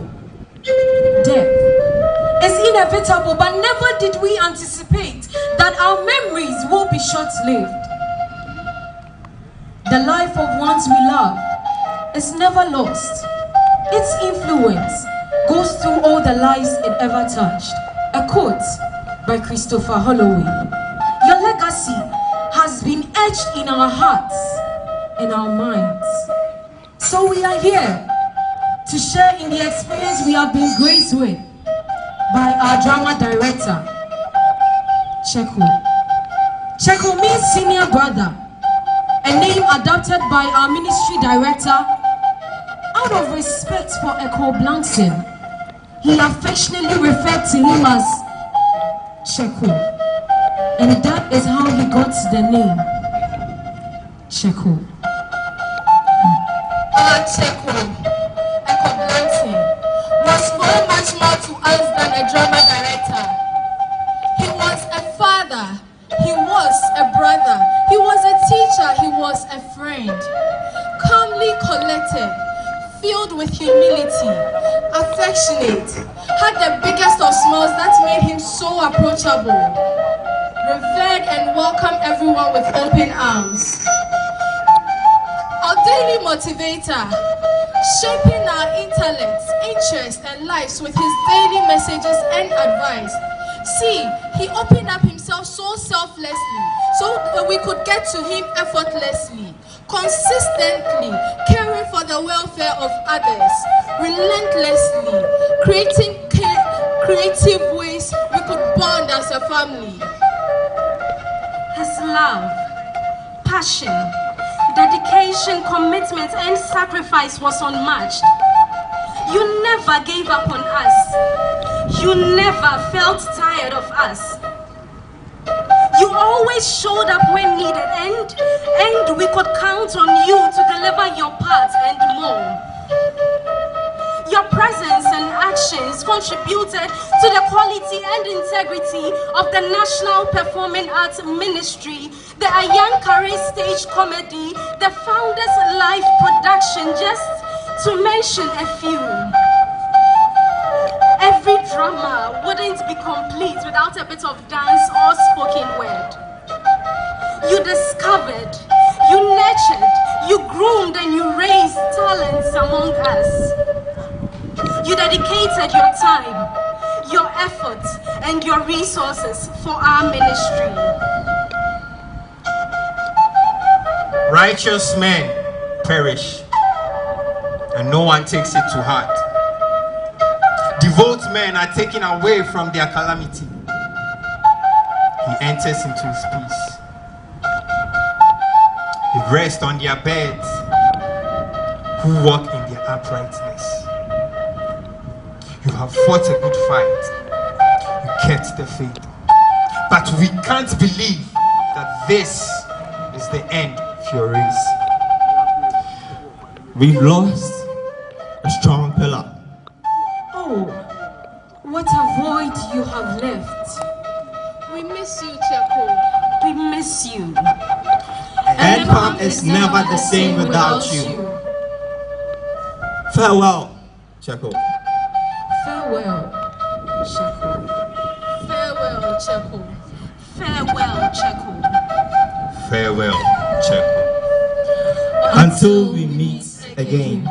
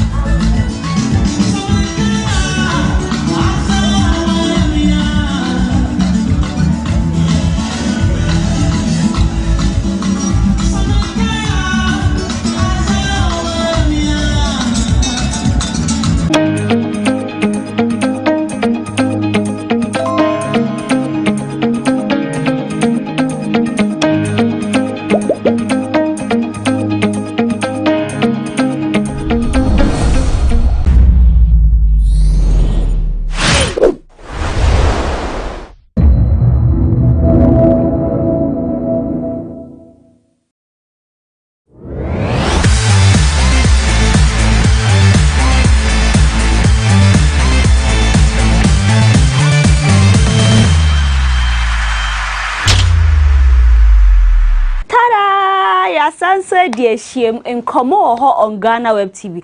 So now whom say the Paula Mabroni, so wow him the Dawi Juman and Yabayano. Showbiz moon como I trends be celebrity be personalities Nyamanya me course so industry moon common and I say titro from whom some neighbor be whom como. Into what you day and same Bosumia will May October na your breast cancer awareness month say my dream pinks and I Nina say you create awareness into me ma menom ni Mrs. Test more say be a one yawan kasa self examination no acquire sabi bi na say nurse fu na hwehwe mama wo say eye kwakwan bia na sa abebia ba betoma na tese be ma nduro be na ya so anu tentem na tese wan kwakasa akotwa wo no finti bo modia na mu raise awareness ne nkwa echipa na tese yen save lives na no brother ni hu zenko mema yi bikase o na no brother de mama ya hwe ye ni so ade mu njai sa eye breast cancer awareness was ma ba se mu fabro nya ho yonkokon mu njai sa ni se yen che kra na wo twe de asem de dos wan kasa Shatta Wale ni Bulldog oh mi kra keys yen twa ye ho na se yekoba enkomo nyina ma besan gu ho amamu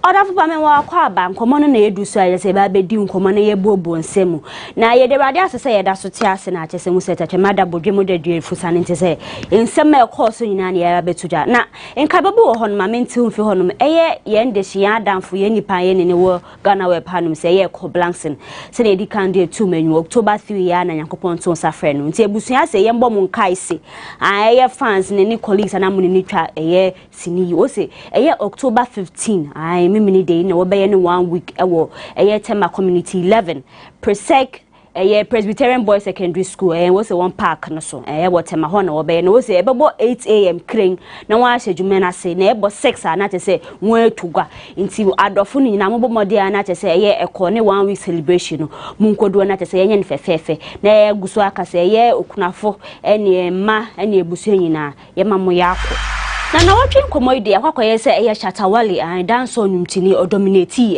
showbiz nkomo pa enche ye na onu so ne po adomo chekoye interview na just say or drop keys bi na o take it dig at some industry players gatekeepers ni ade ni nipa ne former manager Bulldog kra ni din kopie mo ho but nsem de mehehia ma mo menfa starting fee top honom anti some shase de ne starting fee soro na watchi ya na Shatta Wale one done leader of the Shatta movement or release official album cover for Gift of God album, GOG album. Finally, while himself the to just October 17, any birthday, Monday, or be release any album. Just say the besina the nim how many tracks I was about wash a boss and community. A muye homa kasa. Just say a drew bianca them against for ho.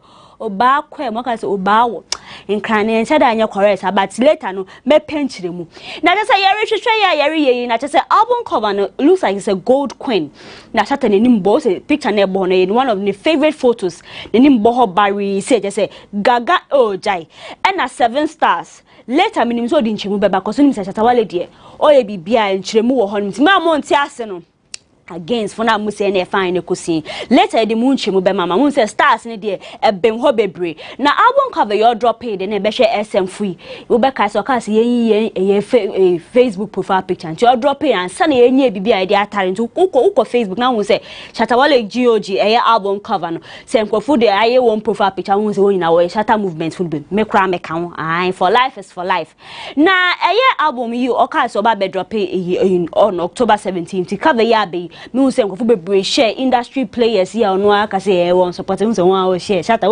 won say won support aya nya abotare asamba nya abotare ko say won pushi na ko social media even top trends nti na ye ni eje na album yi hu semsem ko mo bebre aba obeka Shatta Wale the one bi betu dwa say hwe no obi anka say album na enye ye o say say akofo no mo be dele pa mam warning na ne former manager Bulldog talent manager CEO of Bull House Entertainment or pass a comment be amafo chema no kware o say Black Sheriff because of sa empire no de won ho akokobon unse October the albums be drop it Shatta Wale di wo honom Amrado China so wo honom and what say when the change so be release EPB other big releases wo honom nti a Bulldog chirima o say Black Sheriff ne album e be perform better than Shatta Wale ni nkwafu kuwa just say one day we be release in October na mafuchema asem no kware de yen to sebe bebinum so chiremu ada na okasa adi kra release yen so say be perform better onimi na me and gift of God yen kwa God go so na wo be ka say perform but wo hwema or he has a point because Black Sheriff need distributors no one just say almost wo ye adwuma underground na wo hwe no album you release the villain I never was na wo hwe say na what top chart UK wo say Spotify top 10 albums in UK. No, that's so number 10. Inti Oshema no one but I say na Bulldog kwa kind anya Shatta Wale de fans if be brain so anya one those Bulldog way they want try my when I come positive way wouldn't process a better for me better than Shatta Wale dina anka mpwe nti asa nsem ni mu nsensema na ase wo take dig at each other ase wo beja be won ho no na che na watchi ya ye hu se eye video bi aba betudwa eye Burna Boy Grammy Award a Nigerian artist wo hakopiem wo eye American music producer DJ Khaled another one wo hakopiem wo ne manhye ho na mu se ase ono ankasa dining bi wo Khaled fie ho no ma wo to nsa didi ni ade se beto na se we dey ase bia e ba expect collaboration ase bia Khaled be producing nyom bia ma Burna Boy emu twemu no de ye beta ma nim se nkomo no de be dia ma nti enu mrepemu me de nse be di echi ni na besomo but video ne betu dwane na eye bulldog nsema na migusu gina so o share eye sa video ewo eye Facebook na me pese me kan nsem no okay me pese me kan ma na asa nsem no anye Shatta Wale de fans ne bi kran so anya wodo wesu bulldog ada na obeka sa asemi ma men kan post ni nche me pese bia me kase na kal beka so hama broni asema bulldog nkan ye so say wo friend Bullgod on kan na pese wo de hyena no nti nsem no enini o say Charles Nyama Mensa o tag Shatta Wale woni Facebook posting o say all your money cannot buy this right here ni your video na ye DJ Khaled any ye Burna Boy TV and that's what berry lobsters be near. Also all your money cannot buy you this right here.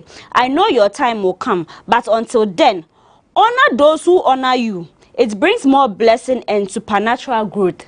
Asemna na usa asempa yetia nti akwakwa ye se bia Shatta Wale mfa ni di ma wan supporting na wan ye ne bi kire ma say gatekeepers nsem yo kan anye bulldog de wo nim say bulldog de ye ba krom ha sei wo de memfa credit na mu na mu abubu efu but no kware de ye ba akopɛ ye ba krom ha so obi a wa support Shatta Wale asem ne de kra bulldog be ya okɔ show so na wo pese wo bu Shatta Wale nimtia bu ya na be gina na so no we defend won ade cause eto be hu say relationship kwa bia asema babat bulldog is one of the inkwafo a enye say bia on ne wa asim so we good no support he knows how to handle things into seven buy na amfo be keka say bulldog ada na wo kasa Shatta Wale kwa be react say akwakwa yes say ni di obi a bo ni di ni bi one man don just say obi a ka ne ho asem but also no mu say wan cha dan an cancel bo ni bia nka first ndi anka mo so betwe camera so e bu what do you know kaka but your album October 17th say be divert attention bulldog trema o say sem na okafa Shatta Wale hu no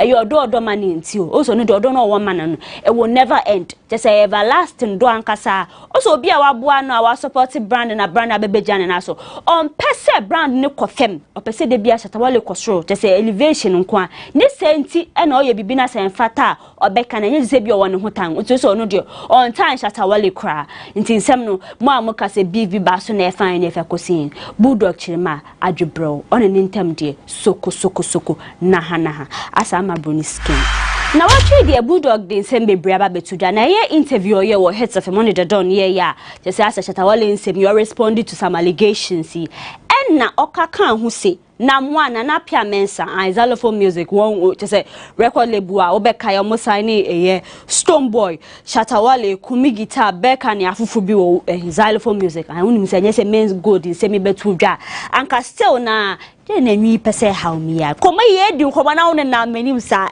pray ba nda femu yanto aswe na won say xylophone say artist top artist na was sign won na te say one sign won kwaw wa gringo beka top video ya Shatta Wale ye man we no kumi guitar wa the dentals ni videos was so on point Stone Boy so benefit wom na sign ya na apia na one signing artist ya mebubu wondin ka kan I dine can ska na just a music production just we pian ska gu say na mo say we produce nyom bia onim say video on point bia was on point and no na Bullgod e dey beto just say na one of course men's gold in semi no kwere to be ayo bonechi ene dey asem no kware dey ento sebe but o say na one modern boy ni lebu ya xylophone music to international standard ss yes start human oti na mo na tua ni dues cause say dem ye currently dey be ankofo akasa Ghana for artists mu ni record labels ni ade o chema na one baby o bia say yes start human esa ni modern boy wo dey abo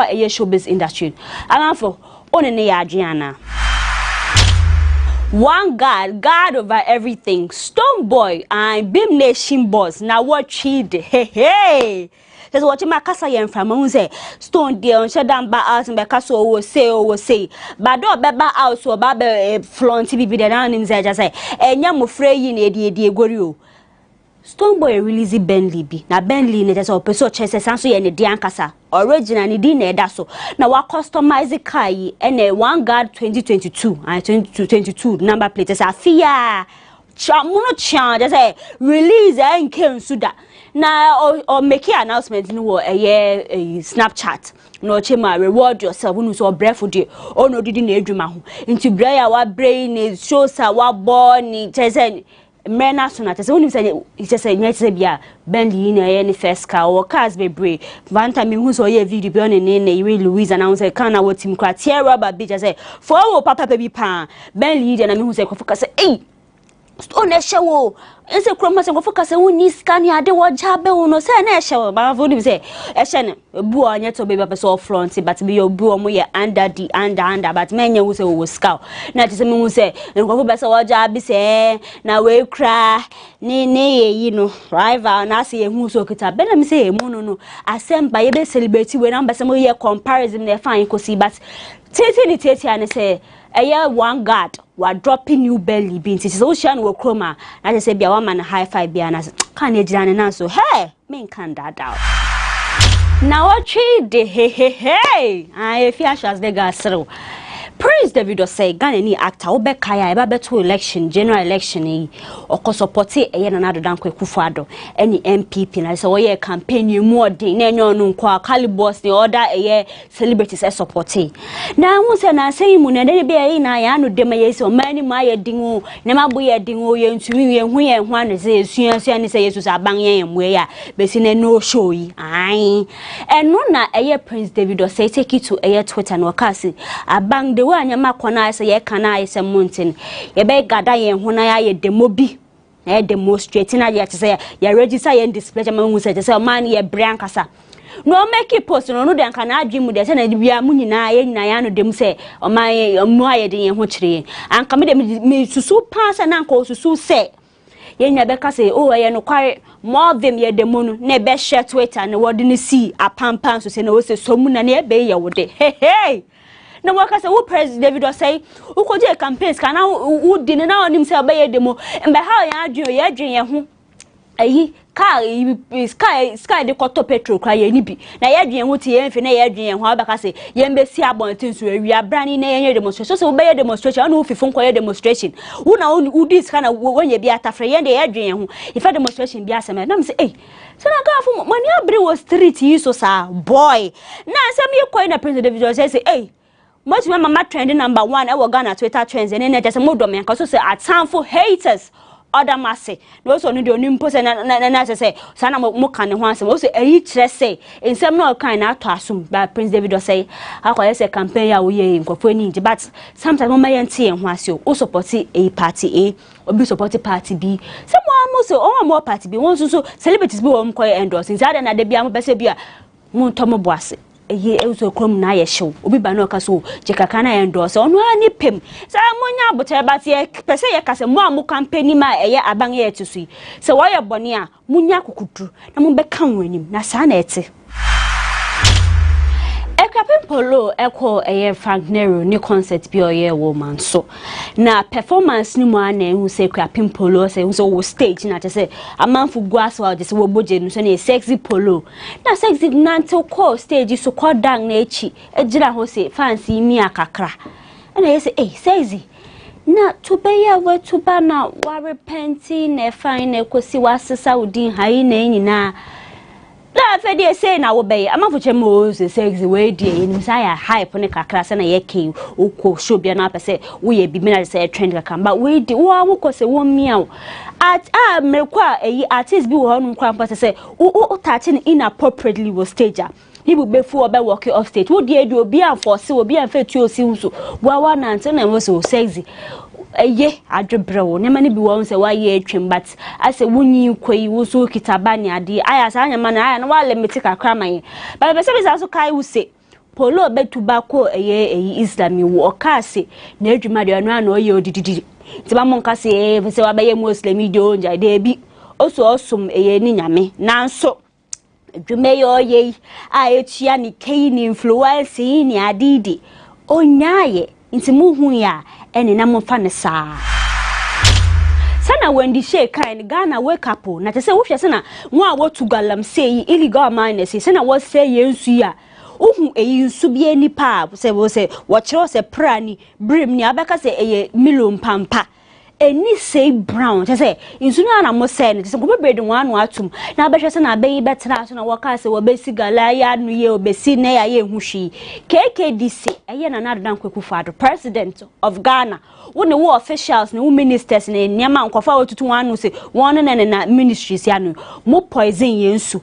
Ose mo be tena gwasu mu se na mo be tu galam se ase o se keke di so hu hwe akwa say talk is cheap kasa ye mframa mo kasa kekeke na mama sanso afa suma se akwa ye sa galam se nto so no de obese kufu ado say at the end of 2024 now so usori fie kunwa so a then pa na obeka se why na sa galam se yinsem se mi hu ana Reggie Rockstone grandpapa kasa o se eye nim gwase one said a becker said in Guasin for talking any bay.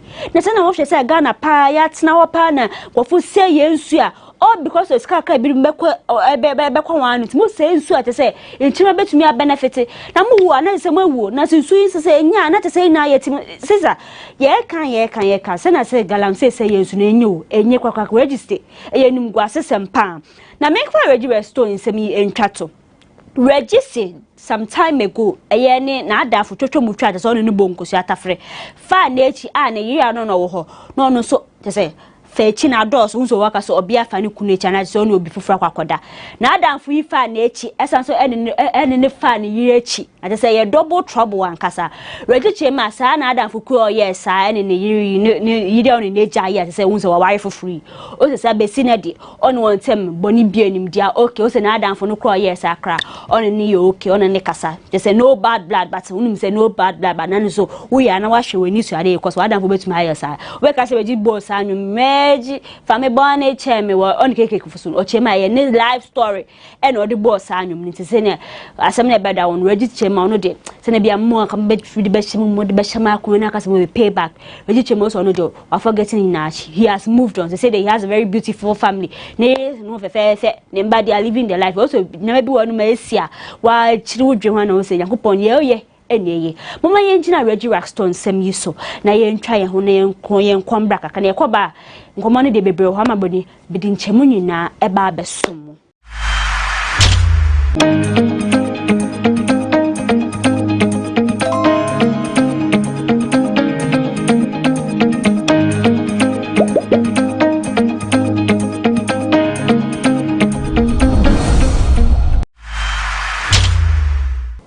Akwaba nkomana na chese ye gusu ayedi nkomo ne ye ntwa aso ye gusu akudididi koyenim na wotwe na eye actor John Dumelo or sanso ye politician NDC ni politician or sanso ye farmer na Mr. John Dumelo there so many times look on the social media pages na na odua eyi ginger kakra na odua eyi bayire ne bayo se 12 cities ti wa onya bi ntoye pebi na kafa kawano na se cabbage kakra jene kakra they say he's a big time farmer and say he's doing good in that field na mafuka so we dey say ndisi betina pa mo bomade na mo fa Greek minister bi sha ne sa me de minimo muna muka na watwe na Don Dumelo post video bi of ne ba Don Dumelo Junior no chirema abufrem se video asa won fi hono ma na otare wo yi no papa no reku afum abufrem ko ana power so we say wo siesie ho na ko school abufrem so nko school obekwa he so obekwa afum ne say obekwa afum na me hu video na say na mo se na muka so oh John enya sa fa obekwa afum na abufrem ni pe afum na say the way mo change narrative na me kai video bi ansa akole bi otiga main school ni teacher bi David to no so also by the also beton mo obeto mutuo na mo sresero ya video ba ko bi nso so abafra ni su o te classroom o she kokonte ibi brown ibi no te classroom no ni also obekọ afum na video ni beto aboti bo mo sresero John Dumelo ba di ba na hu se mo kase o di ase fenam se ohia so ye ohia ya adam ohia ya yare o te se wu ni scanner se o kase obekọ afum na se wu ye afum nipa but se ne papa ye koye John Dumelo de mu hu se asem serewa peska ona chale peska na say na krom ha ye hyew ne de but video no wa mu hu ntiti say mu say don do meloba na on pene so no ne nkwa afuma na say so onko school. You say what? I want to go to the forum. You don't want to go to school? Why? I want to go to the forum. Nanchina of Tamale, I'm Black Sheriff. Say the one man the title was Tamale Waka, so no, youth chief, youth chief, Tamale Honum. Now, Black Woodums, they were dropping the first album, made in one cry. Not to say, my first woman, I say, yeah, Germany, and check cry now to say, oh, yeah, album listening. I don't know who, album listening, on one cast crop top, ni jeans be or shed a Memphis, hey, Black. Now, say, who started the say streets be, to say, enye normal day style aye hu oh no mo so wash trousers bi na wasan so wash another shorts egusu na baggy jeans na chains hey Black hole o be kire you anti Black Sheriff unsa album ya o ye promotion ya de no de aba beto dwa so o se eye ni album you made wine eye autobiography onu akasa na abraba hu nsem etunyom no from eye 1st to 14th music na yet say bia ye fiction bi no otra na bosire mu kan na say e bi obi story no do control also nuane life story also we di 20 years pill na so ababande wa afi man kasa wa hustle ni ade konongo no there is a hustle ni ade oba akrom ha say kran kwan na anti mary nim say this be the life I live for here wa hustle dey more den e no dey abomode na o dey atro also no dey he gains inspiration from one life story mafuche mose ne girl bi o care baby from SHS time no o pay tribute to Emman e wo any album use nti nom ne de wonye bi nti anabo mode ana watie they say they wan launch no officially mo mode ana mo stream na so yan hit because me hu say Spotify was one chart Black Sheriff ni album e top debut e wo top 10 UK albums nti mode the villain I never was mode ana kope beat here that say ye fe try na say ye nkoyen nim if you do high social media influencer Becca fix the country no dear ni just watch ma so many my thing in another dan kwaku fa do no pay fu mo de na mo fix enu ye de akwa kogu na wo se na se mafoka ye na ye de ada so many my thing ya di na if you do na watwi de so si na Nado Dankwe Kufado says, oh, Siniso and Kasana, twins be or make you. Also, I had another Dankwe Kufado. Also, you are incompetent. Tag now the Mama Haman. Also, you are incompetent and cold hearted. God will judge you according to the coupon in the bed, near more ding. I say, no, my air bren. If you don't know, so say, no in the bed palm. Now, Nana Yama calls someone who some video be of. SHS students be St. Paul was a voter region honum. Now, who said, Jan Woodin and I'm kitty beer. Just ask I know my about watch it. You know who else in the boy for ah. Now yet to scrum has in a moody yes corruption and air course to quote 3 quarter bema. My central for bed near be troying and we will crum has it. Now for the SSO ye dia go so won kosu kwa nam ka obedi kwa wonye bi na balance diet wo fine na wokonya the fears na what treat on akasa sada na kumehu na o call out government also on akasa o take some off day from air to takosa nka tena so dia anka sem na obeka ne de ese weni ense o ka kire na what you atwem ya na ye Ghana ni comedian I Jacinta ni one night show no I one night stand with Jacinta wo National Theatre na say we ni de fe ankasa be ye kra be fe na mafo na baso no se hwe oni dore na ba ya interview bi no chirima o se sponsors adan ka onu won shot na workers so be bo na say was true IFFFN last minute no watwe wu na wo se won bo na o se ni nyina o so bro bre wa tete se mafuka so we the next year onye bio check off ba ko ensanso so man no chemo se dingu den o so no nkasa nko no nkasa na bemu ya ye ebu ba so jana na so na oye bu se de bia mafoka so be se oye show bi wo ha se bia ko corporate Ghana na adope sponsorship ni ye companies na din na since they had to just say some sponsors they backed out man na nka show na ba start no so watch won bia but all in all show ni de fentin mechanic Jacinta congratulations. I had so many down moments, especially when sponsorships were like backing down. Also, especially when some of the sponsors promised you and then at the last minute they backed down. It was very disheartening, but Charlie, we do am. Arafubaka say enche cry na sini twani don little. Interview bi no de one in the mood true ekoma Ghana fuse. Na grad also was say why born again na what was sorry. Reverend Mama Pat, Reverend Dr. Evangelist Patricia den dini de doors bebre. Okache mu se mo bomode na mo hwe ni yiye. Na mo sun kam na mo fa musika nkoma ni so be dobo na mo so be bompa na ye bebre ma o ma mo warning. Emise mwentie. Aye. Wochema eye na na grada se civil friend Mama Pat evangelist odi eye edwuma edi eye na asorefo bi. Okas obeye all night bi. No kita 3 billion onu no se. Just mombra. Wa o pay ska koye edwuma bra. Wa pay yi akoye yi bra. Na jesemanfo di won la asaka. Bo akoko jije bobosia. Ukojije bosia no wo so eska nyina wo de ko na asore ho se bra.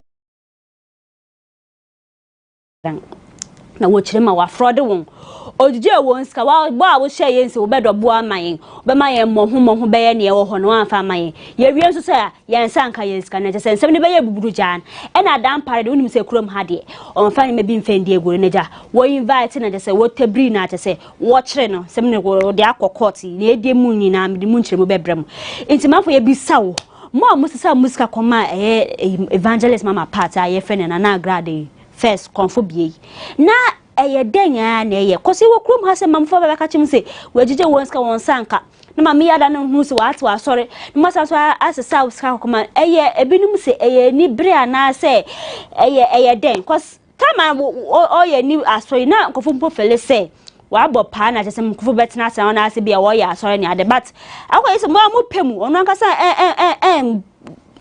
asana kwa da uka wondwe kwase kofufu ya mudisika kwa ma mu ye kofa bia ma ko school mani efi mu won ni ade nti eye den ana o mani mu aye din nti se onye opportunity bia na se obese o utilize ba man for me pa mo chow mo ma mani nda ho se de krom no aye shoes kana wo twe kram ma ze hwini mu wi wo twa na yaw na ka benya so ko tabria ma biso no o ye bukata na afan fanti se agrada ansem ye kosu ama boni mi de mani di echi ne bebe bia court mu nsem se wo be chire no se wo be ja no se asore wo be close no na eti bia no emu nkomo na wo twa da ye nimdi nyina eba besom na sana me sorry so na wo twi eye amrado rapper amrado se album bi ba be hye so October 25 ai just a month of October e dey back to back black odi ne dia begu Shatta nso se Monday ye hwe mo amrado so de ne ba be hye Gina album na amrado be make post bi on social media chema amanfo frefreni soul ani amrado be ya nka wo album no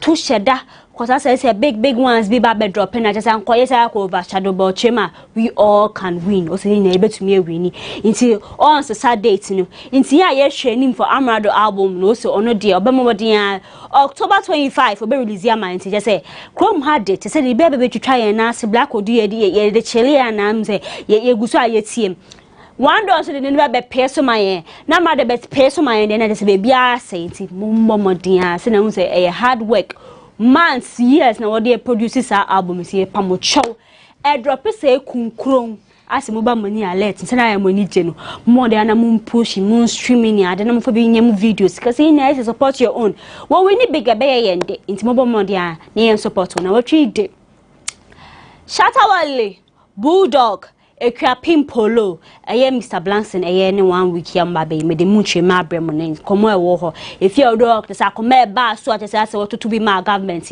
Prince David of say so oka so aboye demonstration amafo de ya wo ne ne e komo nyina me de besom unim say na me ye mamoda me njabi nyina into details inti amaboni da se ne enkomo atwagu entertainment industry eye showbiz industry mun komo nyina nda besom de masepa se mo hwe makram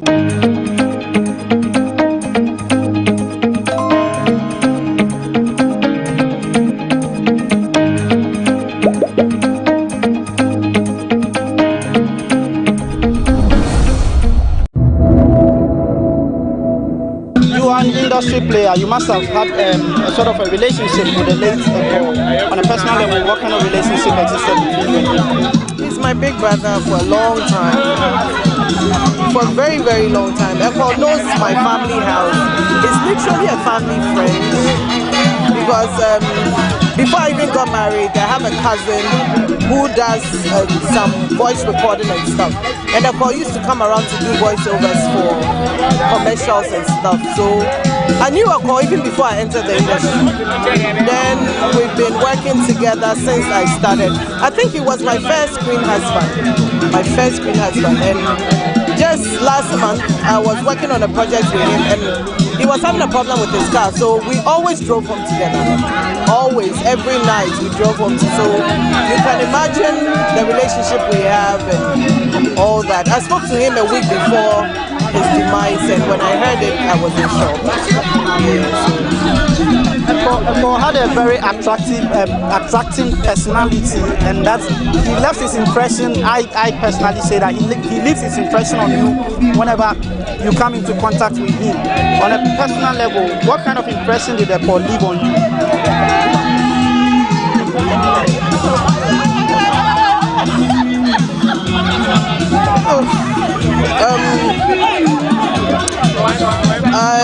I don't know what to say, but Eko is a very good person, and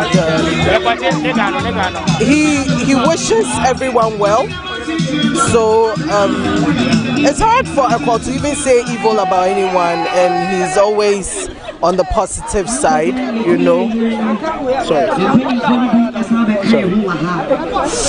Ghana movie industry.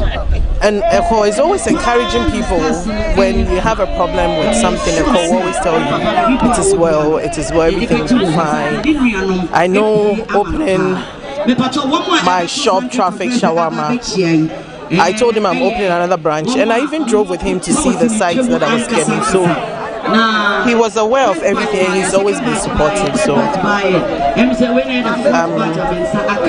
I'm still stunned when I see his picture.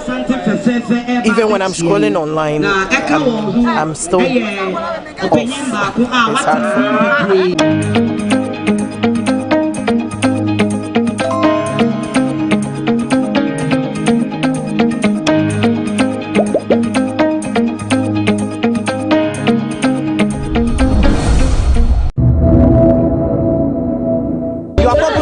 More popular as a comedian than an actor. So, what is your relationship with Eko Blankson as an actor?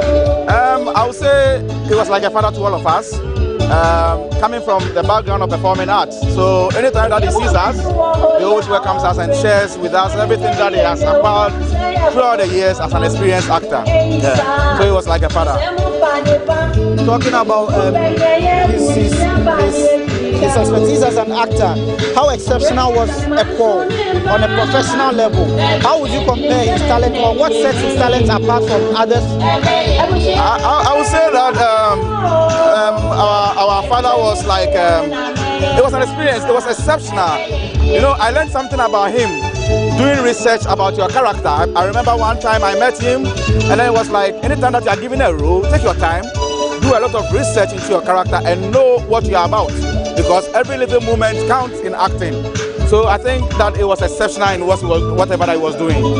Do you remember any very fond experience or some moments that you shared with him that probably following his demise he keeps coming back to you and he keeps reflecting on? Yes. I remember one time at the School of Performing Arts, our alumni, you know, he was an alumni of the School of Performing Arts, myself too. But when I got to school, he had already completed so many years ago. So when I met him, I was like, hey, you also came here? I was like, yes, I completed some few years back. And I said, oh, that's beautiful. So he was sharing his moments when he was in school, how he graduated, and when he was in school, his devotion towards work, towards acting, towards acting and everything. So I learned a lot from him, and that thing is always exceptional for me, because I feel like someone who is highly up there is always ready to share with us. I was always excited to meet him and all that. Yeah. The news of his demise, how did you receive the news, and how did you react to the news? I woke up one morning only to open my WhatsApp, and on the platform that we are, I saw that he's gone. Someone who was not sick, someone that we didn't hear about his sickness, that he was lying down, someone who was strong, and then we hear that he's gone all of a sudden. In fact, it really got me. But you know, God in his own wisdom does things that human beings will not understand. He has a way of doing things. So as much as we are broken, we still give the glory to God, because he knows best. And we believe that God is going to give him a better place to rest until we meet again in future.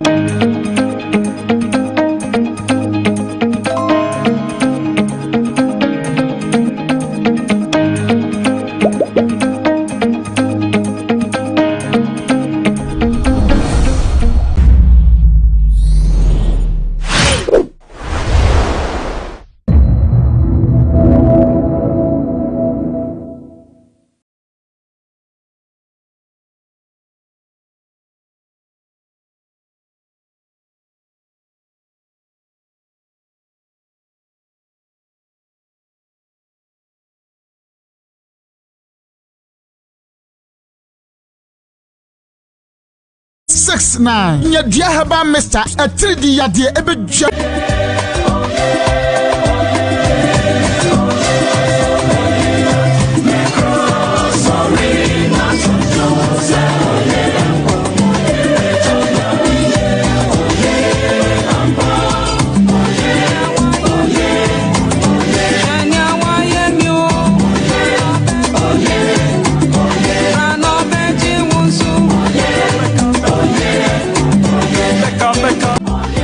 Our president of the Republic, Nana Addo Dankwa Akufo-Addo. Your Excellency, good morning. Yes, sir. Yes, sir. Nana, good to see you. Now also want to say, Adom, Bibia, bro. Bibia, your boko. Okay. You know what's a pa, and no bread, and no adaje. Yeah, that's it. Nana, I'll buy a test of what pro kakra. Now, me friend say, head of my personal security. All with the same name, Sanity. Yes, please. Also, for Captain Koda. Yes, please. Now, Captain, soldier for Captain, and now, now they are told one. Nana, be the any radio so Captain. You say, crowd there, almost one more pigeon. Sir, what a general. What share many munyam said, no ba, na mene wakasano. De me call Brigadier General. Yes, sir. What's a mini pan? I said, I'm a common name. Captain of the free army. I say, okay. It is a word addressing me, a Brigadier General. Mate. Nana, me that's it. Okay. That's it. Nana, and some the dorsum. Now, what by dear? Now,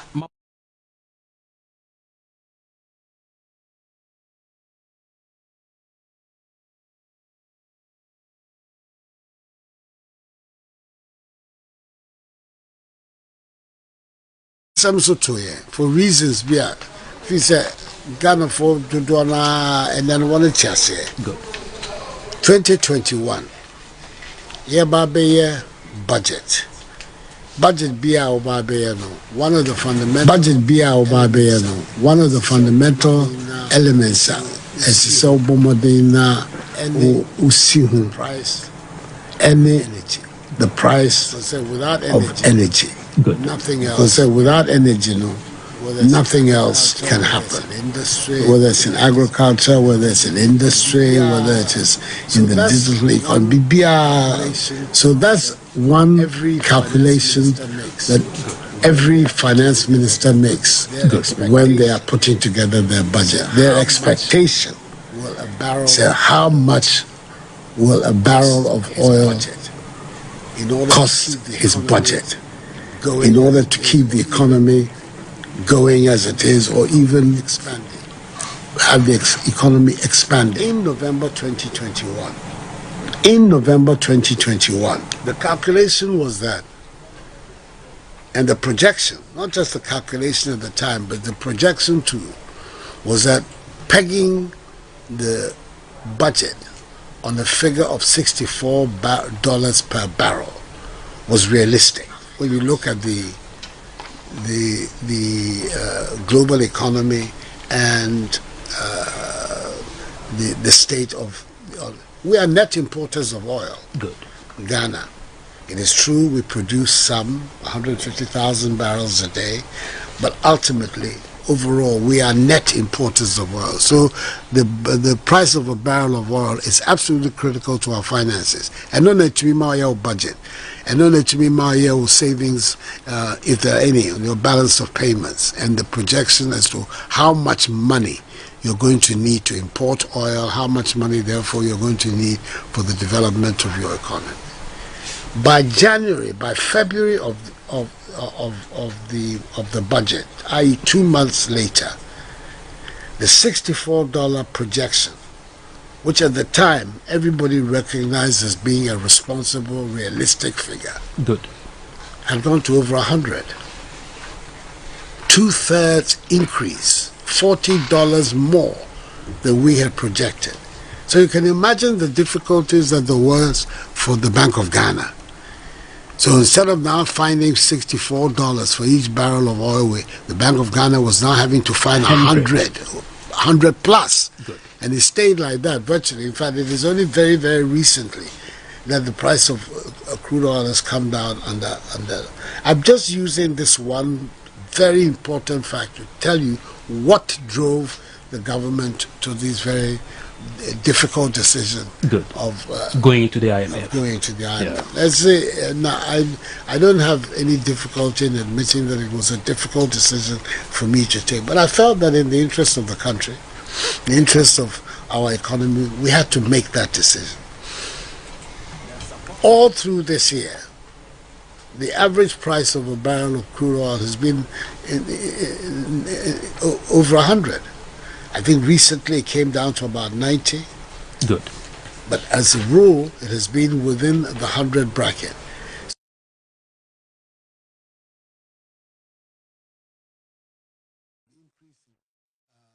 Petroleum prices on our budget, it's obvious. Good. Arithmetic will tell you that it is a major impact on our budget. You take that away and you look at other indices of what has happened in the world as a result of this unnecessary invasion of Ukraine. By Russia. We import fertilizers. Fortunately, we still have their plans. He's here, the agriculture minister. There are plans in the pipeline for establishing our own production of fertilizers in our country for our farmers. But up till today, we're still importers of fertilizer.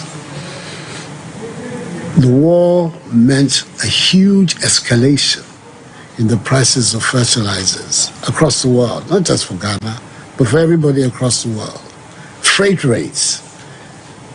You are talking about the cost of importing things. Good. Unfortunately, still, even though big efforts are being made to change the structure of our economy, we're still very much an import-driven economy. It's unfortunate, but that is the reality that we're dealing with in Ghana.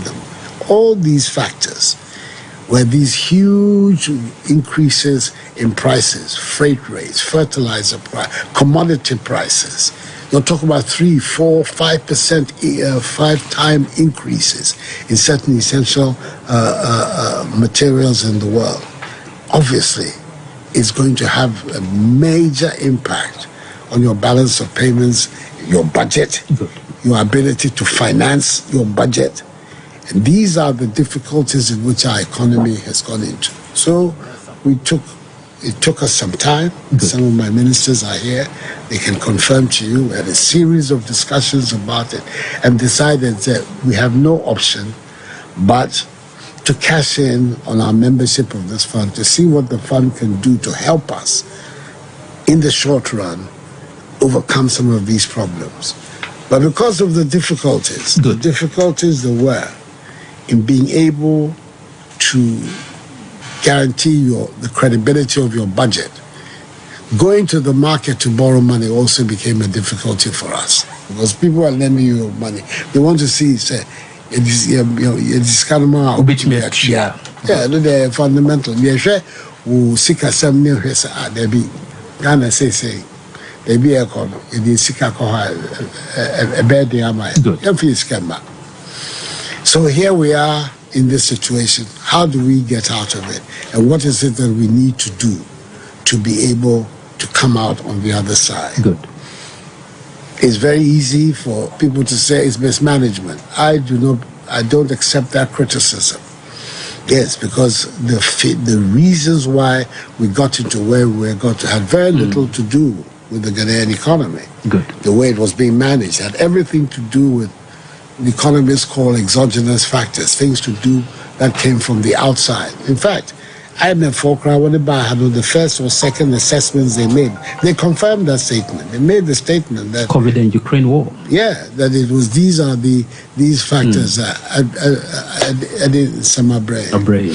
So that is it. It was a difficult decision to take, but I think that when you are in the chair, like I am now, you cannot just be wanting to take easy decisions which are going to compromise the welfare of your people down the line. You're required sometimes, in fact many times, to grit your teeth and say yes, Eddie, Nelson. You take a whole responsibility, sir. Yakupimo IMF. Of course I do. It's my government and I'm the head of the government. I take full responsibility for it. But I believe, Sekasa, the negotiations that are ongoing, which I'm hoping very strongly that by the middle of November, a month from now, those negotiations will be over. We're going to come to do a budget to the country in the middle of November. I'm hoping that the IMF negotiations will be over. At least substantially, so we'll have a clear idea of the elements of the agreement with the fund, which hopefully we'll be able to feed into the budget and have that drive our budgetary projections for the next year and the year. The ban will be a free HIPIC, no? Yeah, but if IMF, no. IMF. The ban will be a free IMF. Now, for that, Mayana, a DD coin, so cheap in more. Asante memu. The Ben are be free IMF. Be year free IMF. What the program? The Ben are be year free. Program no 1 year. They say Washington. Okay. Yeah, Finance Minister Nyampa Obeba Kwesiade. So last week here, IMF annual meetings are 1 year. Now this week, is to re-engage the fund on the Ghana negotiations. Yampa by Sunday no aba. Good. About so on Monday, Tuesday, mommy briefing. I know the exactly what is the program. Yeah, the IMF wire. But we're looking for a program which will give us significant relief as far as support for our balance of payments are concerned.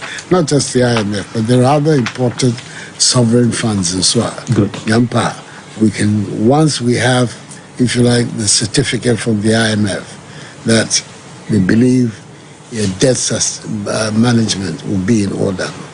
Now, and also, so the mark for so about the boy, Emma, HB. Well, Finance Minister. I can't say to you today when we'll get it. But clearly, for me, my hope would be that we would have a program of fiscal adjustment. Okay.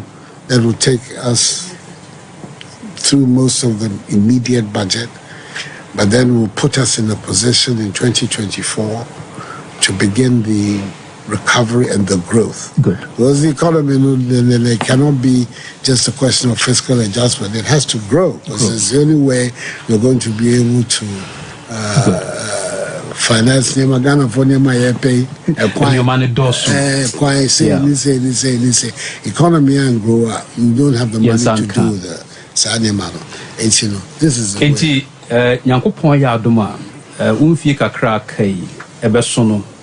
Would you be free IMF and Sana? That is my hope. That is my hope. That is my hope. This is my hope. But as I say, I don't want to make any commitments on it right now because I'm getting daily briefings from Washington on how the negotiations are, but it has not been concluded. I can't maybe answer Finance Minister Beba Tesabeke, Yampa Beba Kosiade, Oba Abnene also man so baby IMF program here Ghana says it's the most transparent process any government has done with an IMF program. I see. The most transparent. That transparent. First of all, the public engagement. Secondly, stakeholders. Widespread consultations with Parliament, with civil society, with all the stakeholders of the formal stakeholders of the Ghanaian population. And on top of it is also the public discussion. At the end of the day, democracy is about public opinion. You want to make sure the government is acting in response to public opinion. Not that because you've elected somebody, he can go on a trajectory all of his own. I'm focusing good. It's the air cost in Yana was out to form now the air cost, and also search me abwa. Now, the process I'm making, 2015. IMF program. What's it be? Yes, sorry, IMF program. This has not been the case this time. Good. It has been a lot of public involvement, input into the program. And I'm hoping, sir, as a result, what will come out finally with the fund, is something that the people of Ghana can get behind and support so that we can go ahead. Well, Finance Minister, what is so special about him? Oh, I came to office in 2017. Good. Under an IMF program, which Emmanuel Biden said,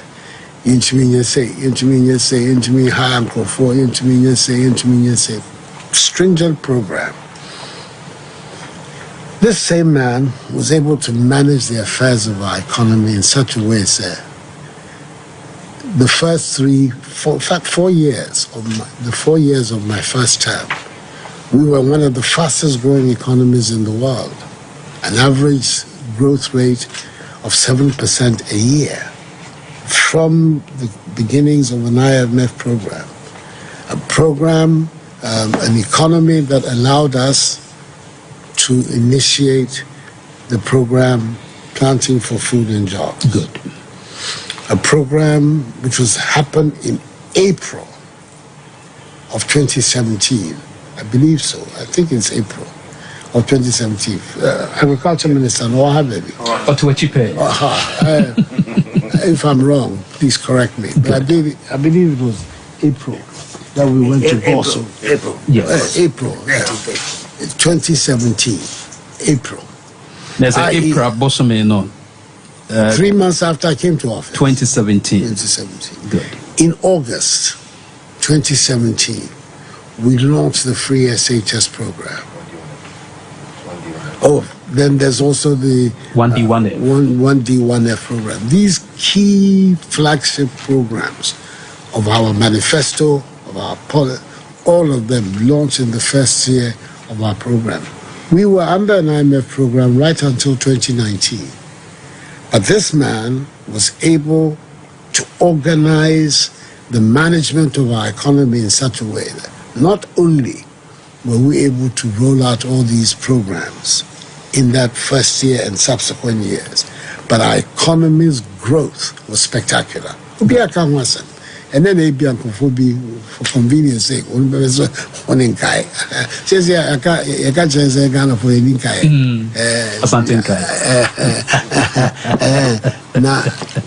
So, somebody who has been able to do that,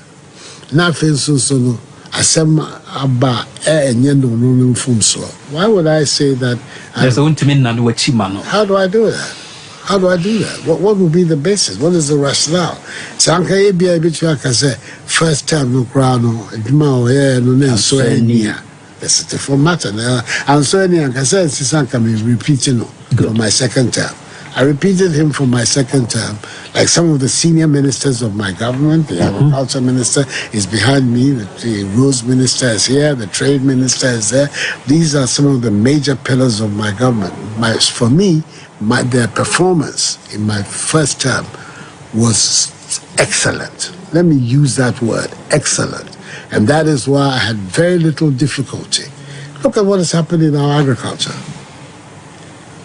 That through all of these, in semi-Ekobenginano, there is no shortage of food in Ghana.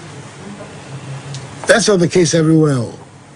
There are plenty of countries in our area, beyond the wider world, where food is a big problem. Yes, the prices of food stuffs have gone up a lot, but the supply, the availability.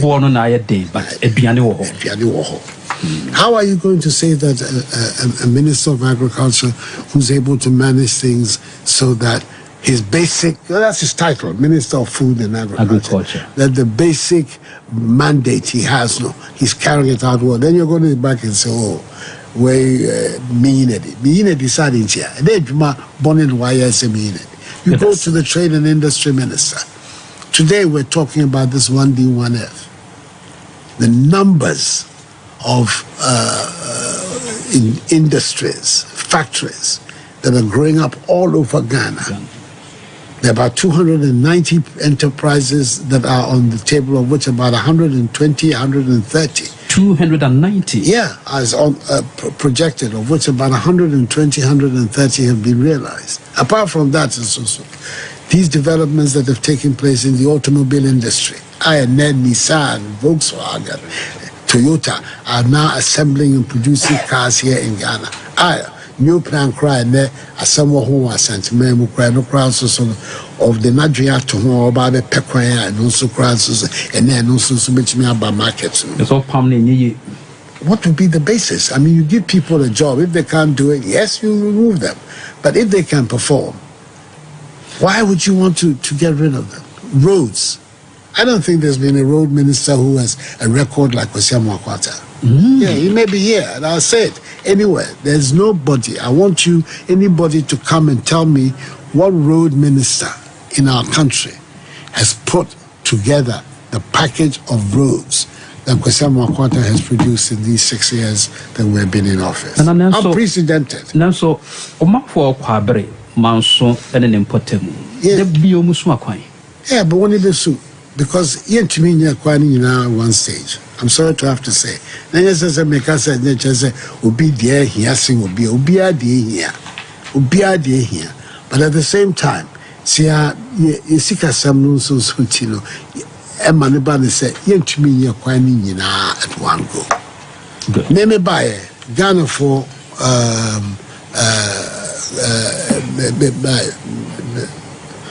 the Bibedina there, Hira Mahama. When you say expression, or say infrastructure development in his time was unprecedented. Unprecedented, yeah.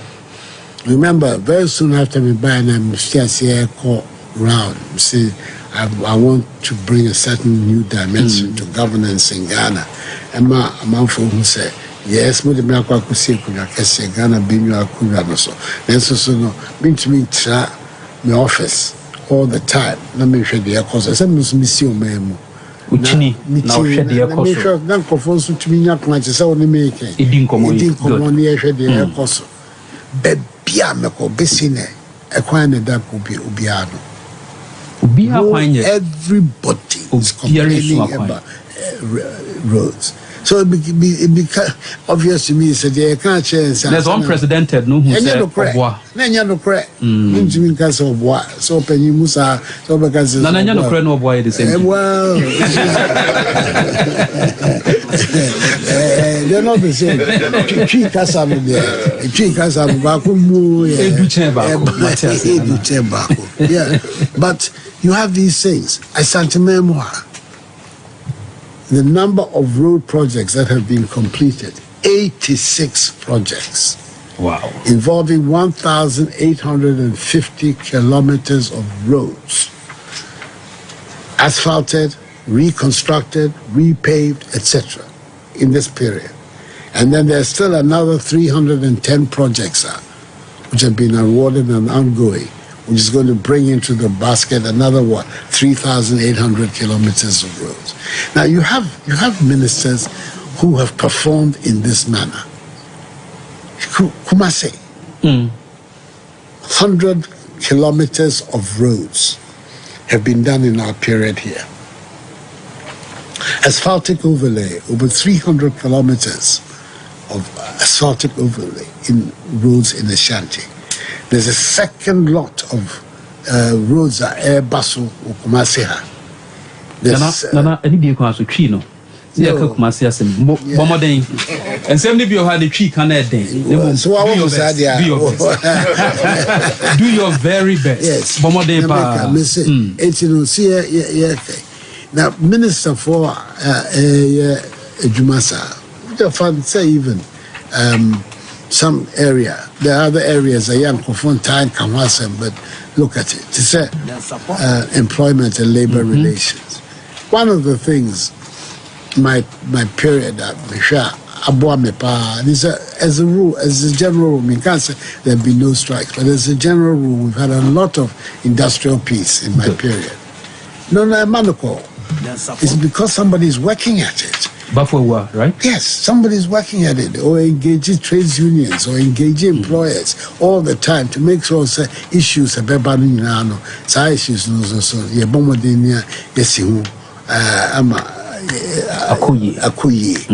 and then you get the industrial piece. So you have ministers in the government have been performing like this.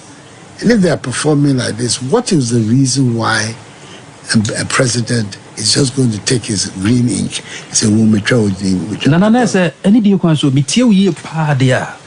from a Greek minister Netuachi to trade and industry to finance to Bafwa to Amokwata. There are others. There's a reshuffle there. Yes, said you are so winning there. Once someone names so much now. Send so many messages because there are several people who have left my government, which I removed from the government. There are people. My first term or no second term or that's all. But there are some of them. Some of the longest serving ones when the Jumano so many. Good. And that is the reason why. And I think there's good explanation. And yes, will be any it's not me. The Juma all year, the somewhere Juma all year. And then I'm because men are ultimately the responsibility. But the Juma shall sound to me, then once a bit, it ends on some person. And I am out of now to. Na me baby dimbone. We're together as a team. Good. Those who can pull up their laces and contribute to the effort of the team, those people, I have confidence in them. And it's a confidence. Who confidence will be more? So be to baby so we cry. Watch out, what you say?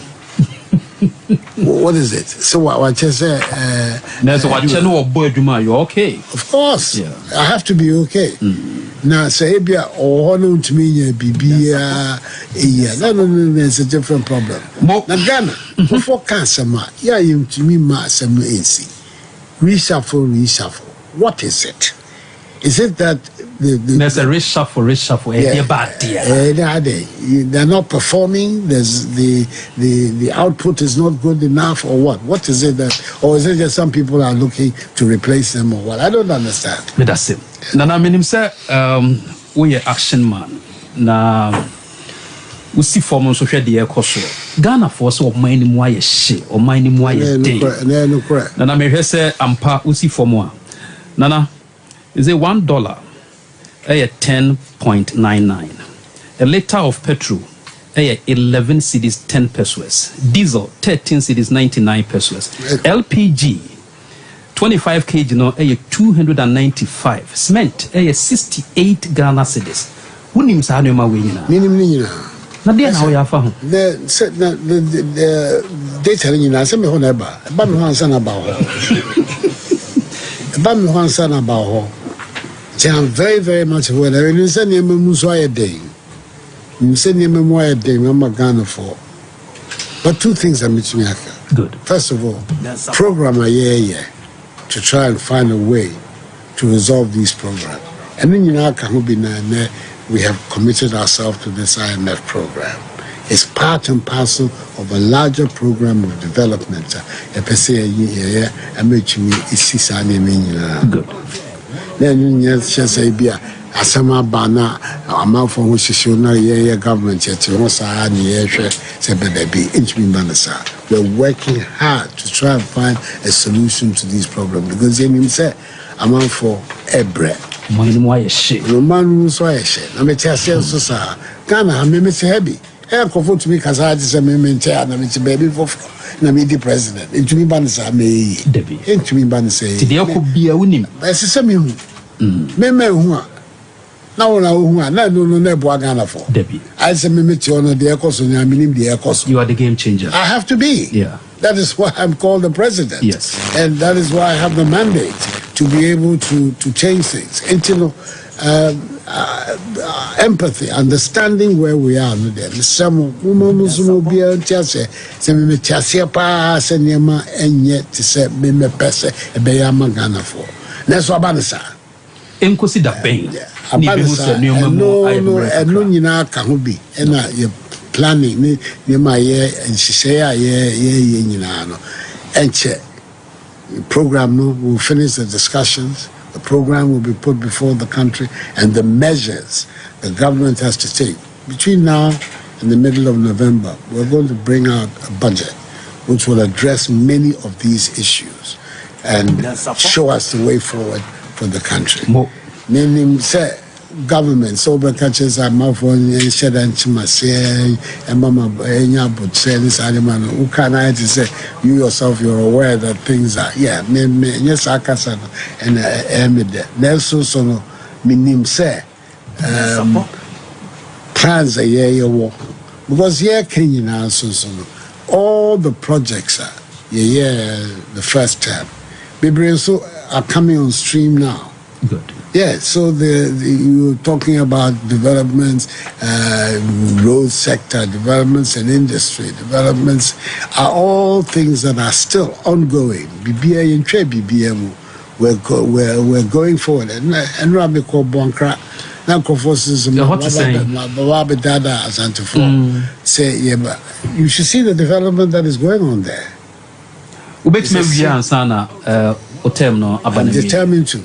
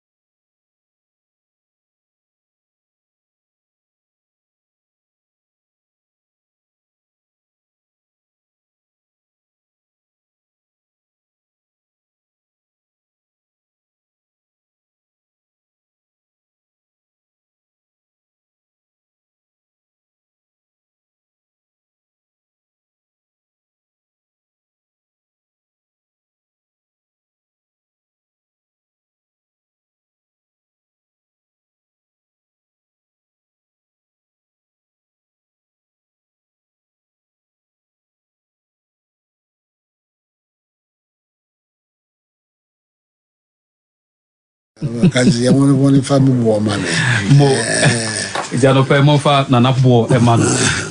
The big fight or conquer pa on Galamsey. What presidency at Toso? What no home? There means me no home because I didn't go and didn't go so. Me know me also. BBS is me.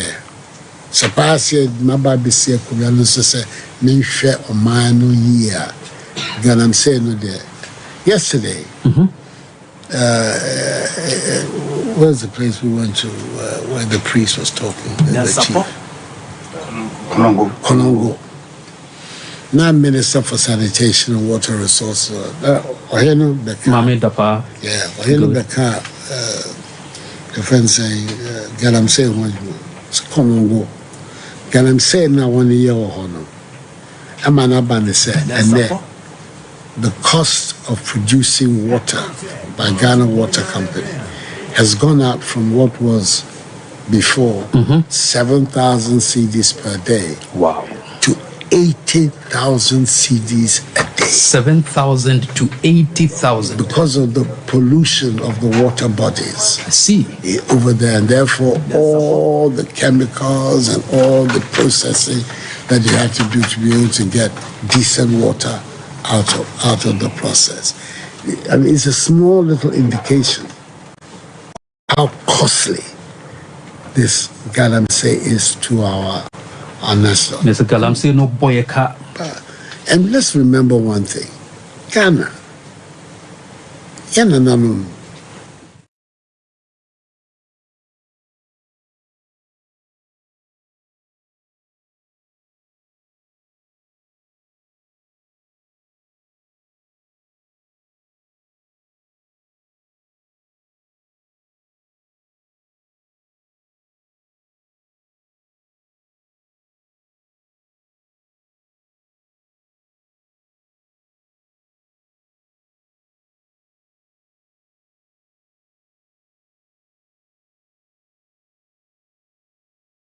gold the eye on for fair face out and the gold no free. If you assassin no ba. Neso so no only breast no. Tama no no.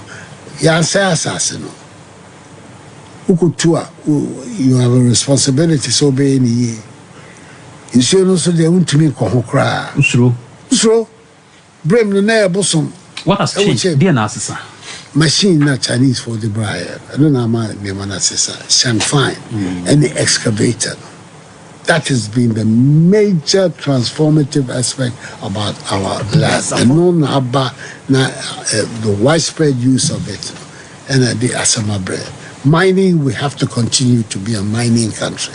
It's a major contributor to Ghana, foreign exchange earnings, to our balance of payments position, to our employment, to our economy. We're not going to change. But we can do something about the illegal mining. The Galamsey mining, I know the essay, as I say, essay insuno. And also the whatever. Even if it's going to cost your life. Well, so far so good. It has costed you deeply. It did. The last election. The mining areas across the country, they turned their back on me because of the fight in the Galamsey. But what I can say is the party that I lead, I'm saying, Chassia, party for it's a small price for us to pay. Good. For us to make sure that the country, the country is on a proper path.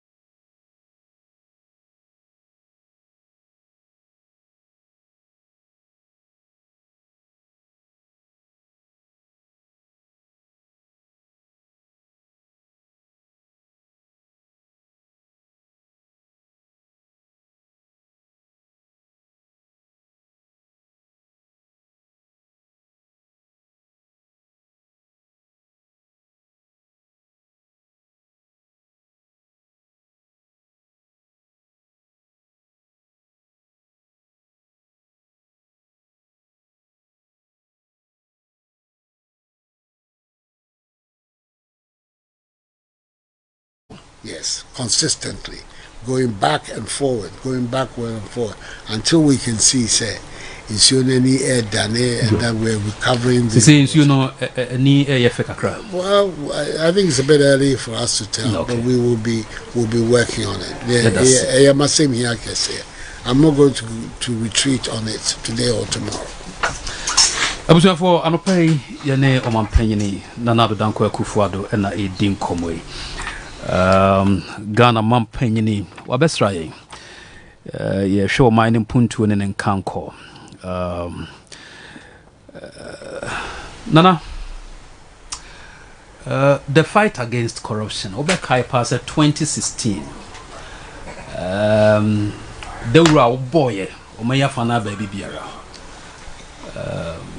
Was a proyeniketa as a shady when you just so. Okon say what the fight against corruption. There's a whole lot of prosecutions going on of people from the past government and even of this government. The head of the public procurement authority is on trial today for acts of corruption there in my time. A whole lot of legislation, laws are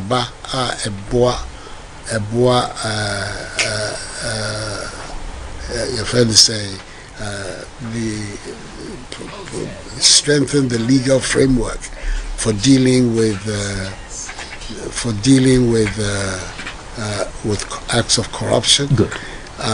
All the institutions I war or memoir to fight corruption, whether it's the police, the Shraj, judiciary, the parliament, EYOKO, all of them, the amounts of monies that have been provided in successive budgets of mine to strengthen their capacity, ABB is a matter of record.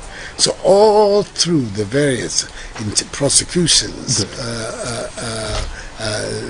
legislative enhancement, institutional strengthening, all these are the elements. It is not a one-issue matter. Good. You have to create a whole atmosphere and institutional environment which will make the fight against corruption happen. The laws, Right to Information Act, until I came, government after government had prevaricated. I passed it. Witness Protection Act, all kinds of legislation in my period to make sure that we strengthen the atmosphere for it. And on top of it, whenever anybody has gone foul of the law, where there's evidence that the Attorney General can prosecute, I have not hesitated. I'm giving you the example of the head of the Public Procurement Authority. I'm not saying he's guilty, but things were raised which suggested at the very least that he had a case to answer. He's before the courts today answering it. So as far as I'm concerned, the atmosphere and the instruments available to governments to prosecute this matter of corruption have been immeasurably strengthened in my time. That's what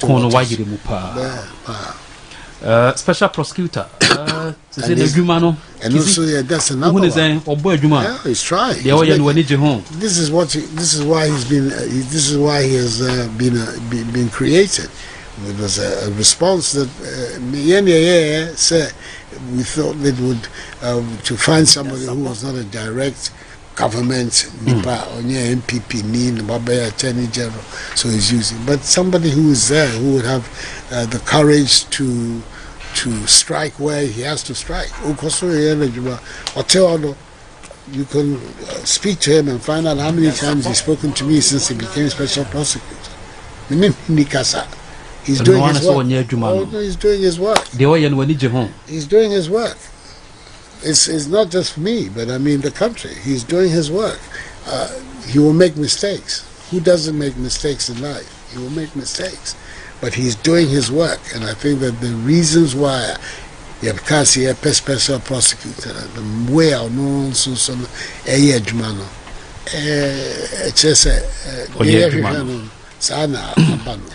Adia baako a Ghana for the bekai pa memfa nkofiri omampanyi dada je kufo adia baako a Ghana for the kai je kufo pa health insurance. Yes. Adia baako a Ghana for the bekai pa free senior high school IMF programming ibinum yam hwehwe wo mo se bia IMF and their conditionalities bia na free wo mo do mo se beka na afia ya mano so be enjoy free ni bi no si bia ye twem na se bia se de bia se de yentua kakra. It's a genuine fear. IMF any free senior high school betima she Ghana for boss nya de a omodo omon sabeka na wa crowd on sabeka. So far Kasa that has gone on any IMF phone, no suggestion has been made. Say free senior high school program is going to be compromised. In fact, IMF country director, they know Shatta Wale says it's a very positive policy. Now you cannot contemplate IMF because it's our policy in the interim. More importantly, people are forgetting. Say they buy a new IMF program. 2017. I said it earlier on. Said most of the key policies I had to buy in my first year of government, where all policies were brought up, your IMF program. And if under an IMF program we could find an accommodation that allowed these projects, free senior high school, planting for food and jobs, 1D, 1F, all these programs to go forward. Why would a new IMF program come to compromise them? We understand them to be medium to long-term solutions to some of the problems that we have in Ghana. And we're going to make sure that they're not compromised by whatever fiscal adjustments that have to be made in fiscal adjustment. What person what you're saying? And you bear review policy no. Review. No, I'm talking about what you're going to do about in terms of expenditures and revenues and how to make sure that they match in going forward. No, but I'm very confident that these critical policies are not going to be affected. Dear na kafa review no, so what is will be so review. Besides review no say review say a bad thing say so matese binu say binu bitimi atua ntua support nisa well programming it was meant for making sure say obia awogana has an opportunity so beko school. Wonderful. That was the idea.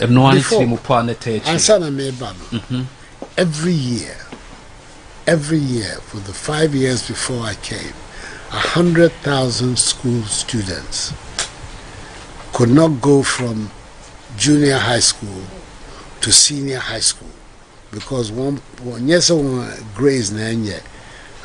one papa no one mammy in Isika secondary school education. 100,000. So in the course of 10 years, 1 million young people will be thrown into onto the streets. No education. Education at JHS level. Because one papa no woman no sebe. Ibini ho. Sari in a tram. Over 1.7 million young Ghanaians have had access to senior high school education in my time. Apart from that, in Kayaka review, the quality of education in this period has also seen a major increase. You compare the statistics of pass rates in mathematics, in English, in integrated science. At the time I came into what they are today, it's chalk and cheese. Yes, I improve significantly. I see. Significantly.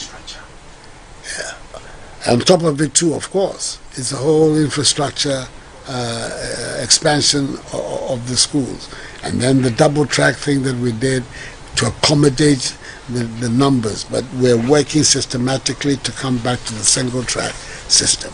It's been a major revolution in education access in our country. Good. If you say important, pass in can say a bibia as I said, Traho near Bohobay, ne Bois or Mano Puntu. Mo opasante mantemo ha mpanyimfo bebree aboa na meja kwan wonim two questions akamienu pe two nana two opasante mantemo ha mpanyimfo bebree eboa wa mamu no yehwe Inra Alantre Martin Jose Usu Dr. Matthew Poku Prempe Inro Sechi Mensa Bonsu Dr. Yao Osei Educhum Kandapa Cecilia Blandapa. Oh, long list. Long list. Sa gentleman. What do? Nana, Minister of Education, Ukohunu way. Because come here, sir. The modern more sector hono or bomode. What discovered different? Me call visit. I think 2015. I was invited to come and to go to California. To America. Called Los Angeles. I mean, what Los Angeles? Not Ghana for. BCM back what if you say I will be interested? Now Ghana need be war. California, Los Angeles area. He owns 2 or 3 schools. So really, Ghanaian owning schools here in America. And they made party. You were curious. I was curious. So they took me. They made arrangements and they took me. And I went. And I met this man. Tall fellow. 102.9 FM. Took me all the pride of Ashanti. Doing in the school and everything. I was so impressed. I have to be honest. I was so impressed. 2015, now 2016 election, but I'm catching so paying. Brefier. Well, the American is Sanyabi Unyakupo Yamadum. Now this third time I may call about to say ye mamma. The person be banner be boami. Ewo ya jisia hu shisha. I'm saying kind no cry no shame this as I cry.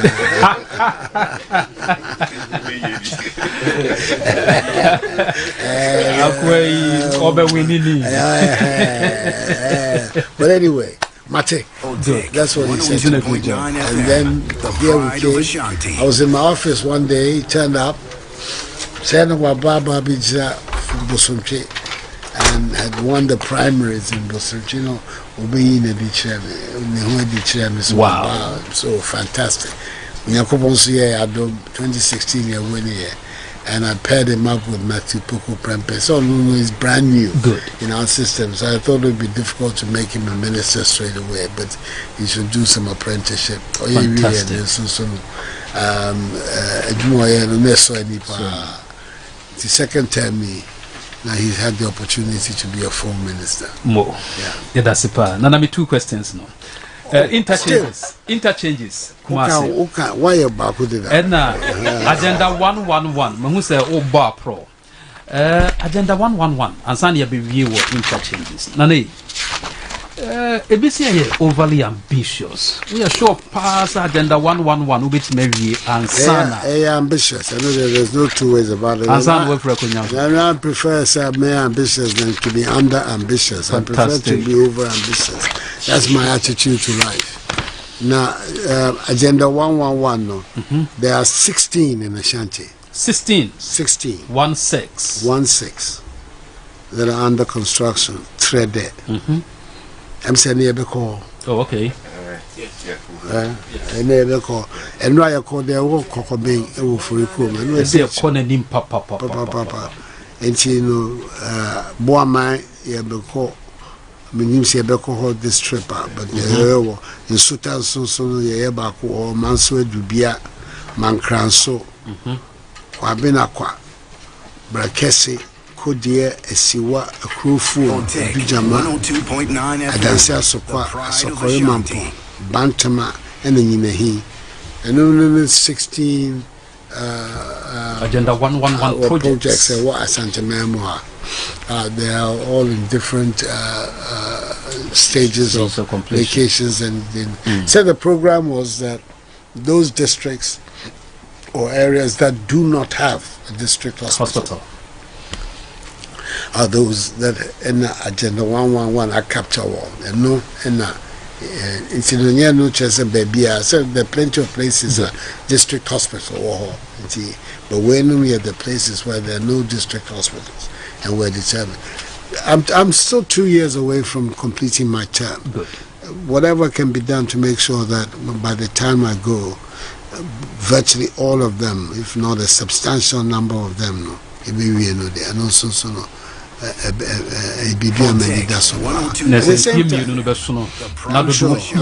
huge amount of work would have been done. Apart from that, there were other big hospital projects were sent to Memoir. Good. There's a regional hospital at Sevilla, 250 bed hospital, which God willing, the first quarter of next year, I'll commission it. First quarter next year? Yeah. The hospital basically is finished. I see. They're now looking to connect electricity and stuff to the first quarter next year. Yeah. So we are a ferry, military hospital. 500 bed hospital. Oh, I see. Yeah. And where you come there now? Where you come there now? Beautiful. Wow. Now a ferry so there no 500 bed military hospital. And also, I'm hoping that next year. Next year? Yeah. And you have Fomina Kumawu district hospitals in the area. So in Ashanti, there are 33 hospital projects. 33? Yeah, including. Biasami and Sam. Yeah, that's hospital projects.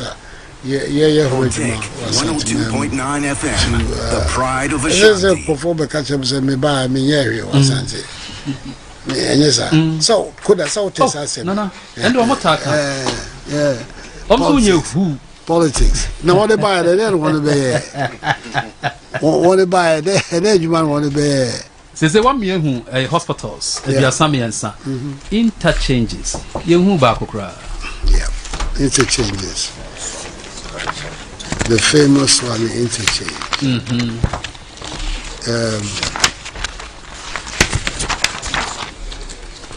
Yeah. Otek 102.9 FM, the pride of Ashanti. Ocha, we're going to cut the sword for Swami. Yes, sir. Good. To begin, a check. But at long last, all the elements are together. Financing is now being grown. We've had the episode to was a park country. Swami interchange, Swami interchange. Sikai the baby in a bob and wado. Contractor crowd or baby edgeman crowd so no. Rango. What's the name of the? Yeah. That's the name of the Rango Koto is the name of the contractor. Rango Koto. Yeah, is the name of the contractor. Obabe said, man. So and tomorrow I'm going to cut the sword for it, and I'm hoping. Now they are so buff. Well, I'm hoping say no the 2 years ahead of me now. But the Swami project is not just one project. Interchange. There are about 4 others. Into what now they are so buff for more. They are here to follow. Ochna Day. Otek 102.9 FM, the pride of Ashanti. I have. Otek 102.9 FM. Hold on just a second. Okay. No brepa me twem. Bishan for nkrata ne doso na 80. Obi nkrata. In terms of interchange, they started Swami. Then Minister, get closer. Ben Nana. Minister, no. Minister. Minister. Yes, you share any moves. Yes. Anya share Nana Bema interchanges. 4. Yes. Ochna they are so buff from Swami interchange. Or they are so buff from. Ye free Ochna near Kohi. Yes. So under President Akufo-Addo Mbrasun. There interchanges ahoro or omain. So we do check it to under NDC all the 8 years interchanges in the overpasses on year 5. 5 in 8 years. Yeah, 8 years. Okay. Under President Akufo-Addo's government, as we speak now, we are working on the 13th. For interchanges and overpasses. 13th, no. Now, by the time Unyameya Duma 2024, we have programmed to do at least minimum 20. Minister, Adarumo 13 or Asantema Yehuvio? No, since I'm a church was saying. In the second term, we're devoted to Ama Ashanti. I see. Second term, so all the interchanges, new overpasses, new underpasses, work throughout the country. Between now 2024, we're devoted to Ama Ashanti. Ashanti. Ashanti. Ochina Unyameya Duma or the shop Bofom or Swami. Ofori Chrome is being worked on. Ofori Chrome Yadu Echiripa and Ahojo. Edia na bakun so Santasi. Good. Ahojo Santasi. No na afi airport runabout. There no so and so ye hon adwuma. Minister Nsma what can say? Ma Renfio what can do? No, yes. Anytime catch say the program. Let me say the program now. Okay. If it's summary equals 2024. Say your far interchanges in the manema concentration in Ashanti. Wow. And now far to say road network now. Me to me I can actually say all the 16 regions in road network near Yayen or Ashanti, in terms of kilometerage in relation to Ashanti road network. Ashanti road network na ukikani na bomwa 12,900 kilometers. 12,900 kilometers. Okay. Okay. Second to Greater Accra. Greater Accra 13,500. No, but one on one, a Juma war Ashanti more than any other region, all the 16 regions. Baby a road network under President Akufo-Addo's government. Juma pa Ashanti. The only thing Ashanti can was any interchanges. Senya uka munya ehumbino. Na bibia wo nimre. Yen wo other places. Afena yaba Ashanti. Menka sembi enche any yadishia wo Ashanti. Ochna aswa president de bo for mo swami no. Enye ordinary interchange. And also a 4-tier interchange. It is a Pukwasi Diano. A 209. 4-tier. I see. No interchange. Now Pukwasi a dear 4-tier. And only the first one in West Africa. The first one, West Africa. There's no 4-tier interchange anywhere. I happen in Ghana under President Akufo-Addo. And second one in the whole of Africa. The only 4-tier interchange in Africa, Durban, South Africa. No, the second one, Pukwasi. Good. Or replicate the same 4-tier war. Swami. And Sana others, Abe Kika home. So you see where we are going. Tiabese Kumasi, Asante Mine. So a little time on board. Administrator Minister, Administrator de F. So dear Manana, and say, O man for Quabre, any man so. Ye nim say Quabre for, would they share voting pattern? Or more to a badudo pa de Manana. Almost a man country, yes, almost a man country president. So, my quine say president, Nyama or more. There's a bay omuya pa na 2024 on Betua Baletia NPP. No problem. You do it. I'm saying people make those kind of threats. Me, they don't frighten me. Okay. It's somebody votes for you, somebody supports you. It's because they want you to do things for them. I understand that. There's no need for people to go to my say. I don't want to watch them. But of course, mayor. But to decide over to a man this year. Watch them. I don't know myself. Will be a songs and in Timsu baby. And they are the important thing is that we have a responsibility. I understand the responsibility and we will deal with it. Fantastic. Right. Now, the last time I was back, now you're a candidate. And as president. That's right. Now, Mammy B. Opewasempa, no send a question way. Also, Baha as candidate. Oka say they will take aye. Sir, obey president, or ring feeder. It means Musa says, I'm bona was shared. What do so? And I feel now. Actions. Nana question what you said. David, what's it? Maybe to let you know, sir, you will feel. And if you are going to me,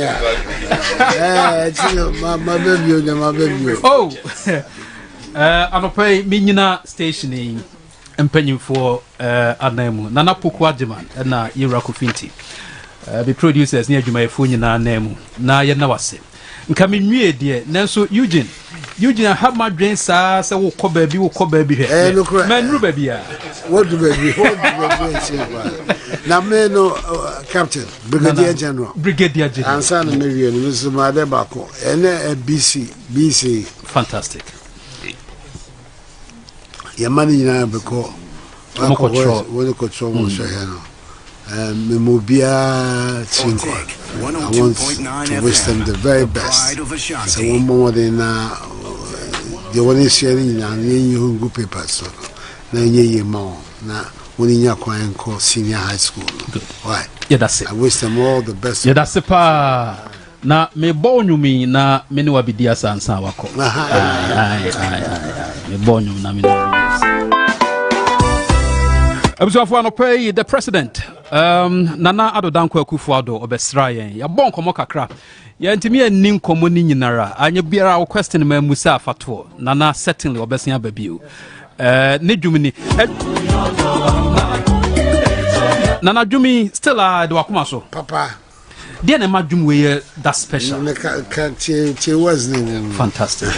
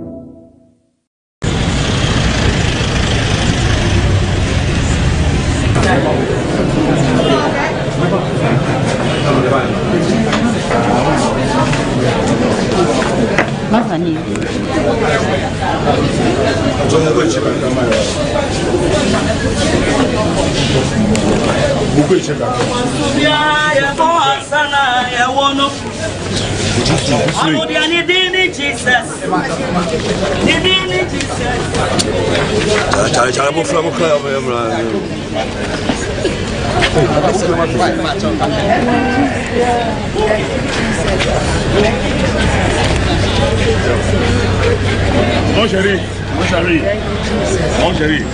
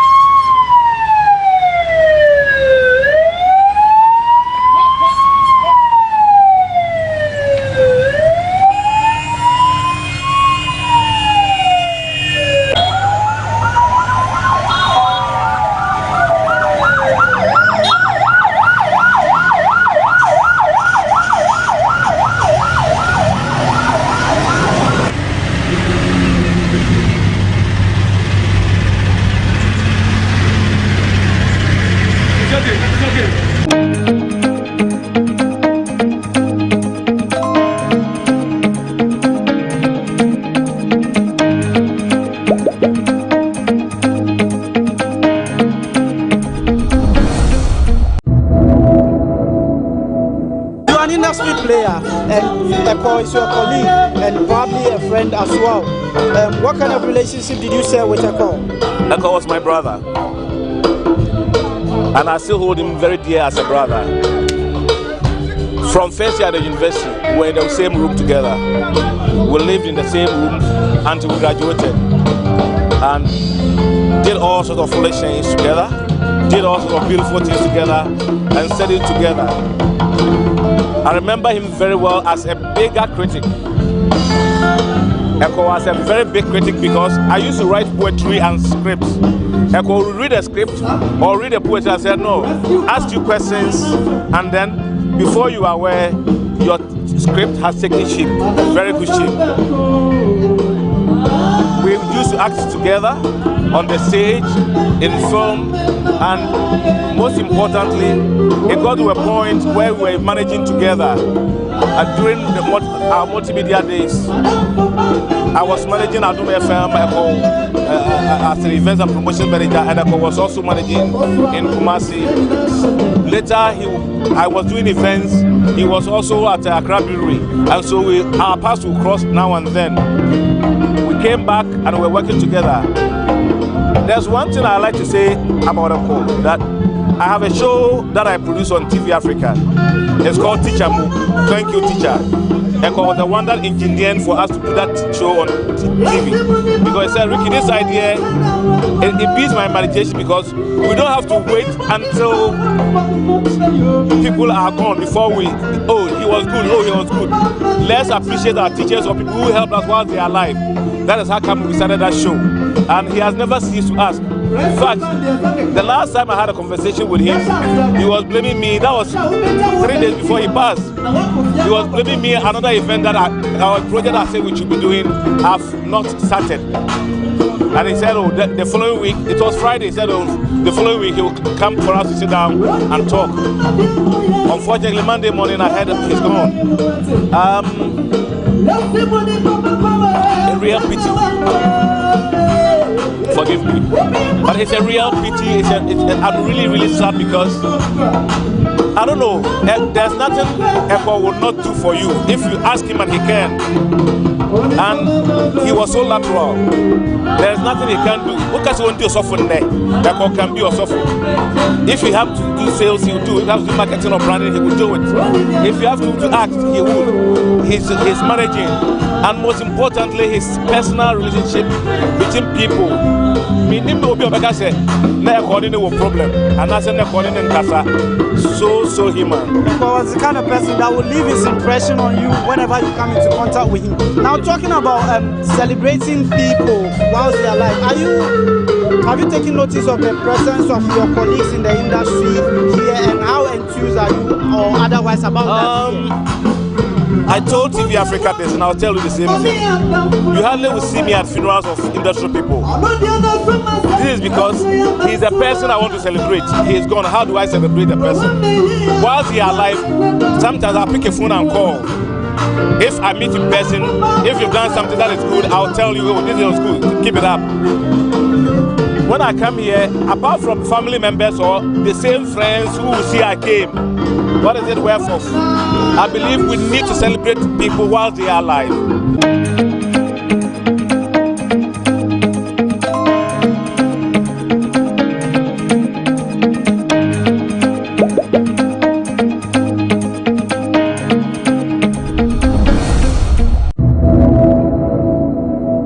You know, I got the notice very early in the morning. I phoned and his wife picked up and confirmed to me. At that point, even your office people didn't know.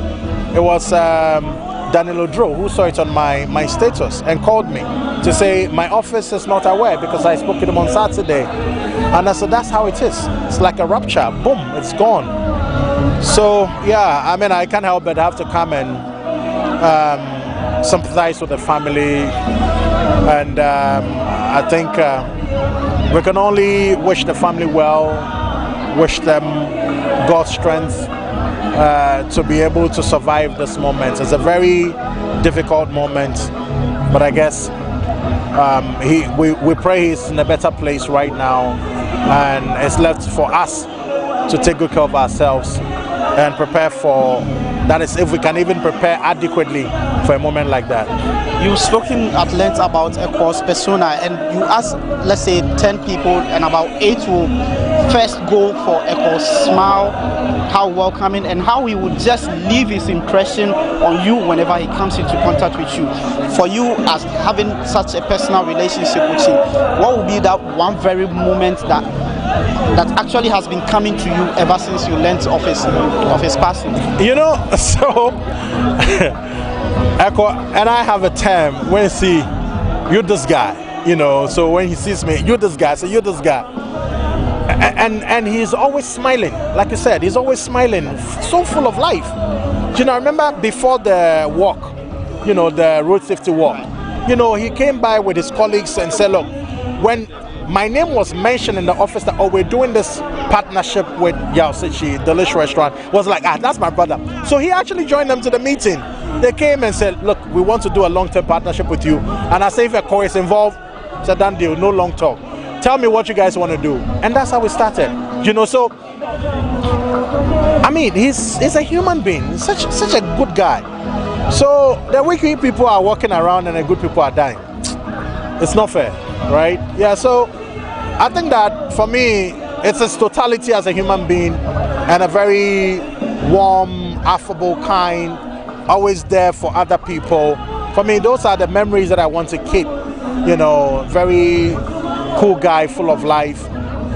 That's the memory we should all keep. And for me, like I said, it warns us that, you know, we're having an interview today, but what will be the story tomorrow? And so, why the hate?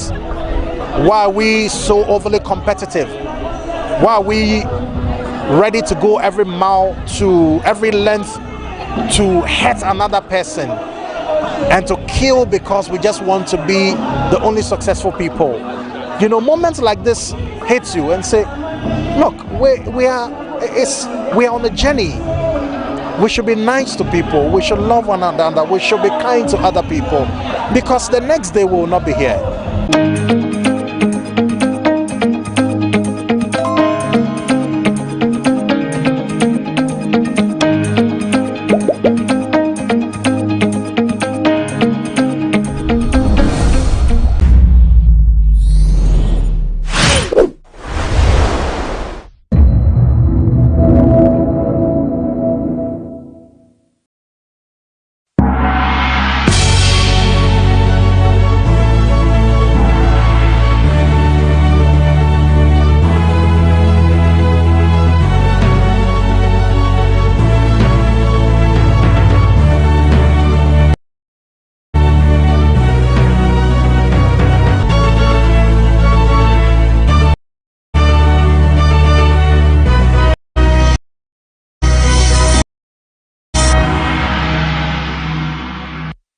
Hello and welcome to BizTech on GhanaWeb TV.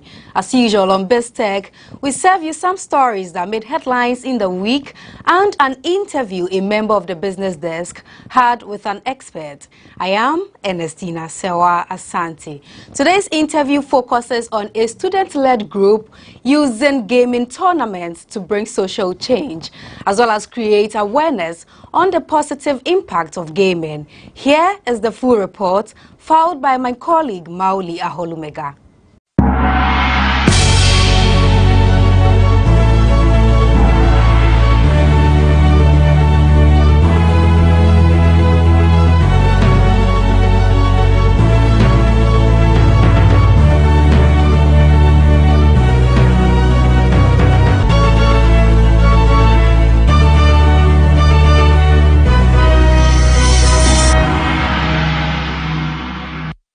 Welcome to yet another exciting edition of BizTech on GhanaWeb TV. Today my guest is a young computer science student from the Academic City University.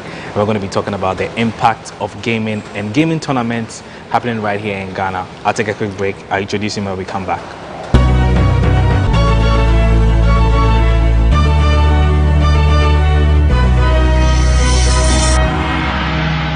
Welcome off on a break on BizTech. My guest is Papaya Obuache, and he's a student of the Academic City University studying computer science engineering. Papaya, welcome to BizTech. Thank you. How are you? I'm fine, thank you. Great. So you find yourself doing computer science. Yes. What have you got to do with gaming? I mean, games are basically created with coding, art and stuff, and those are all aspects of computer science. So, okay. Yeah. Before we come to the gaming aspects and the tournaments that some of you guys have been running here, what are some of the courses that you're studying here at the university? Okay, so there's software engineering, there's project management, object-oriented programming, and web technologies. Okay, all right. So these are the main courses that you are studying right now. So what happened to you having did you have some love for gaming before you started playing the video games and all of that? Yeah, it's something I do during my leisure hours. So yeah. Okay. So and how long have you been playing the video games that you play? It's been a while. It's been a while. Okay. Yeah, it's been a while. All right. So I understand you have a number of video game tournaments that you guys have been running. Just take us through how all that started and where it's at right now. Okay. It started in level 100 or 200. It was an on-campus Call of Duty mobile tournament. We organized it with the students on campus, and then we put, for So for that one, the prize pool was it was a crypto thing. Yeah. Okay. So the winner got 100 telos. Yeah. So 100 telos. Yeah. That's for the cryptocurrency. Yeah. Okay. Yeah. So I want to understand that for those who don't really know some of the technicalities you are mentioning and all of that, how impactful is gaming, especially for young people in the country? Games are actually important. It depends on the games you play and the reason for playing. So first, let me talk about the reason for playing. So outside Ghana, in the Western countries, yeah, people play for like money. They're actually hired to play, like they train them in years, play in tournaments and stuff. So for situations like that, you could say they're playing to earn income. That's their actual profession, and they depend on it with their lives. And then there are also some games that when you play, you learn a few things from them that would help you in your daily life. So, yeah. So would you say video gaming helps your brain, keeps your brain sharper? Or because sometimes you have to spend a lot more hours. I'm sure we'll come to the negative impact of gaming here sometimes. But would you say video games like have an impact on your psyche and how you think and all of that? Oh yeah, it does, because in some games you have to think before making actions, else you're going to lose. You understand? So when you are playing a game, there are lots of factors that are involved, like environmental factors, noise, sound. Knowing where the enemy is, knowing which gun to use. You have to think about all these things in a very short amount of time, so it makes you think faster.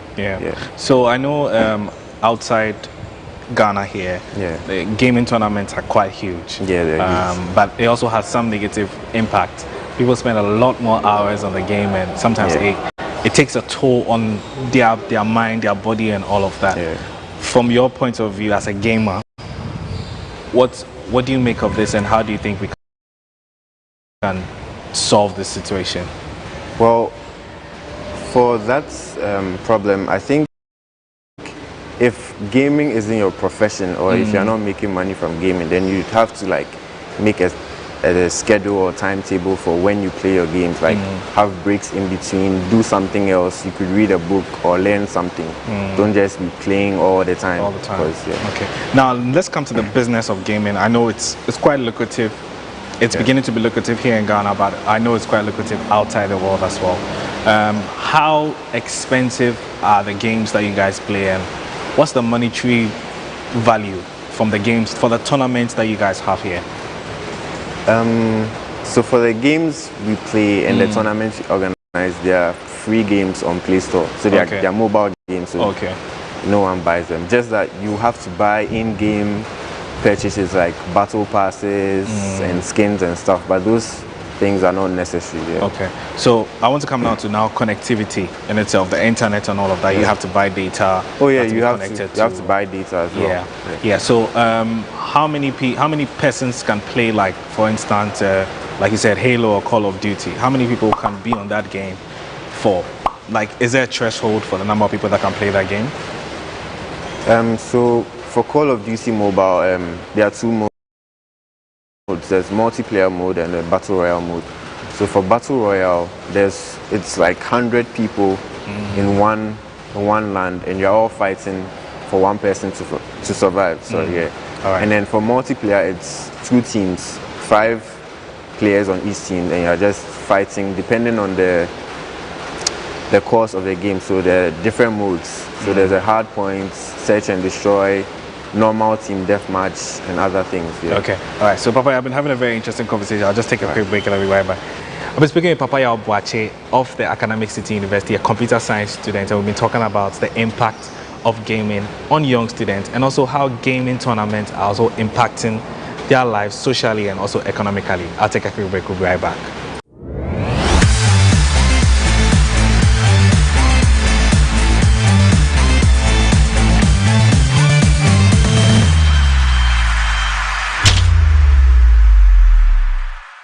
Papa Buache is my guest on this week's edition of This Step. We've been talking about the impact of gaming on young people and how it's impacting their social life and also economically as well. Papa, I've been having a very nice conversation with you.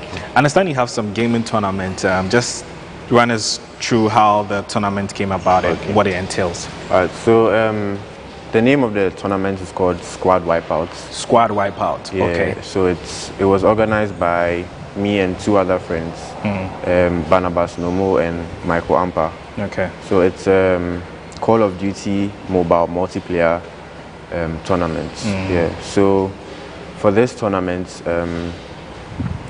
there are 3 modes: hard points, domination, and search and destroy. Those are technical terms. I have no idea what you're talking about. So should I explain? Yes, them? please. All right, please so, do. In hard points, you're on the map, and then you're just supposed to capture a specific point for a number of minutes or seconds or something. Okay. Yeah. And then the team to do that, who has the most time or captures the most wins. Okay. Yeah. So that's got to do with timing. Yeah, so you have to pace yourself in a very specific and also defending. Defending. You have to defend as well. Okay, so attacking and then offensive so offensive and then defense as well. Okay. And so what's the next one? There's search and destroy. Okay. So in search and destroy, one team has to. Okay, so in search and destroy, there's a bomb, and then one team starts with the bomb. You have the bomb, and you're supposed to plant the bomb. The other team is just supposed to either destroy the bomb or kill all the other teammates before they plant the bomb. Basically, that's what it is. Okay, all right. I think that's the final one, right? Domination. So domination is kind of like hard points, but then in this one there are 3 points which do not change, and you are supposed to capture them. That's all. Yeah. They're constant. Yeah. So back to the tournament and gaming in itself.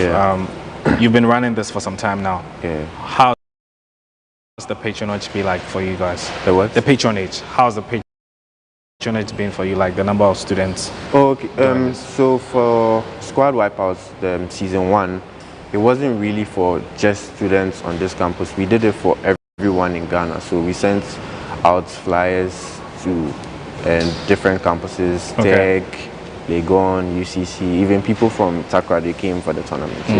Okay. And how is it looking like right now? Are we looking forward to other tournaments that are coming up? Yeah, we are going to have one this year, hopefully. Yeah. All right. So finally, from your point of view, you are a gamer, right? If I can say that. You love games. I like games.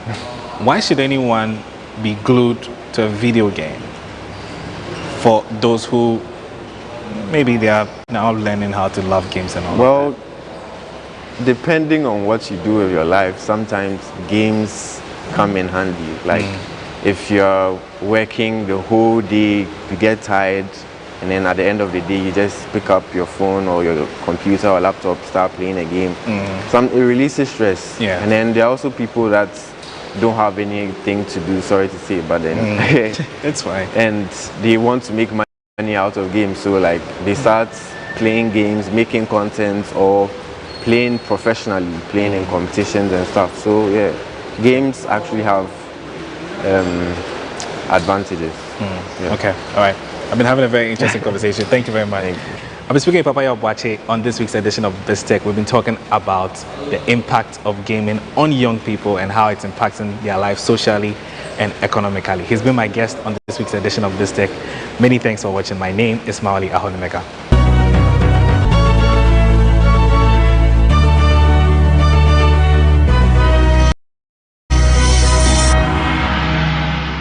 Thank you very much, Maoli Aholumega, for that report. Up next is Biz Headlines.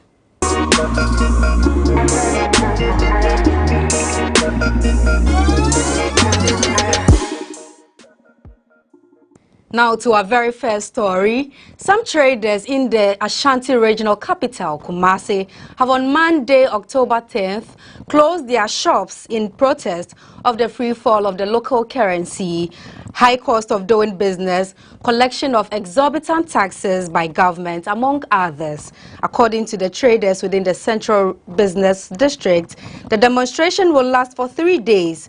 They explained that the protest also aims at kicking against the decision by the Ghana Revenue Authority to station their officers at each shop to record value-added tax on products they sell.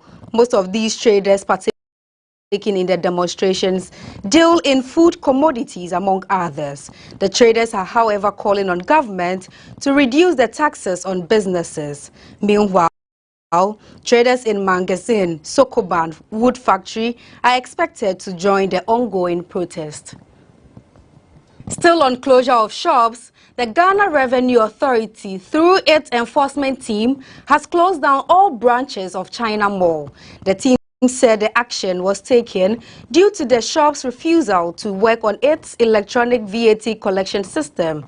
GRA in its recent times has locked up shops that have refused to comply with issuing VAT invoices and fixing e-VAT systems, which were launched on October 1st this year in a bid to reduce tax leakages. According to media reports, the Ghana Revenue Authority locked the Chinese retail shop, China Mall, and its warehouses on the Spintex Road and Ashaiman in the Greater Accra region, and stated that the exercise will extend to all its branches. The Accra Area Enforcement Manager of GRA, Joseph Annan, said this is just for them to fix their system for the electronic VAT. We have engaged them on several occasions to just get this simple system fixed. The place shall also be sealed and locked until they comply with the law. Media reports also suggest that before GRA's officials got to the premises, managers of the mall got a hint and closed the shop. However, GRA said all branches of the China Mall will be closed until its management takes the necessary actions. The Ghana Revenue Authority on Tuesday, October 11th, shut down 4 branches of Palace Mall in Accra. The Laboni, Spintex, Atomic Runabout and Wager branches were closed down for non-compliance with GRA's e-VAT invoicing system. According to GRA, some shops have failed to issue VAT invoices electronically when customers make a purchase. Speaking to the media, area manager of GRA's Accra Central Office, Joseph Annan, warned that the affected shop owners not to tamper with GRA's seal used to lock up their shops. Tampering of the seal, Mr. Annan said, would worsen their plight. Deputy Commissioner in charge of operations at the Domestic Tax Revenue Division urged businesses that were yet to subscribe to the new VAT policy to do so or face shutdown. Ghana's consumer price inflation for September this year currently stands at 37.2%, according to Ghana Statistical Service. This is an increase from the 33.9% rate recorded in August this year, an indication that prices of goods and services went up by 6.7% between August and September 2022. The Ghana Statistical Service noted that 5 groups recorded inflation rates higher than the national average in September.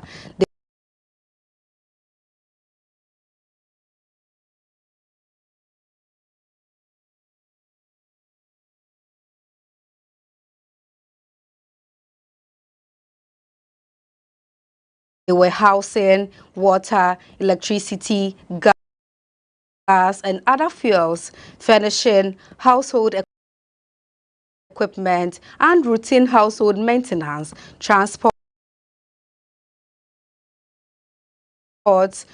personal care, social protection, and miscellaneous goods and services, as well as food and non-food, non-alcoholic beverages. However, the increase in water and electricity tariffs resulted in an increase in household expenditure. Reports have stated that 3.7 billion